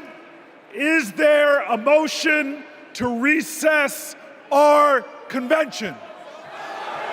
Oh, you guys are moving me. Is there a second? Okay, before I ask for the final vote, I don't have my phone, I can't do a selfie. Some people are asking me for a selfie.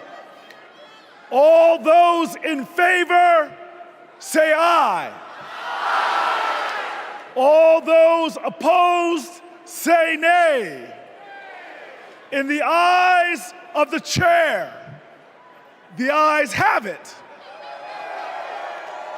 We are now officially recessed until 5:30 p.m. tomorrow. Folks, it's closing time. I don't care where you go, but you can't stay here.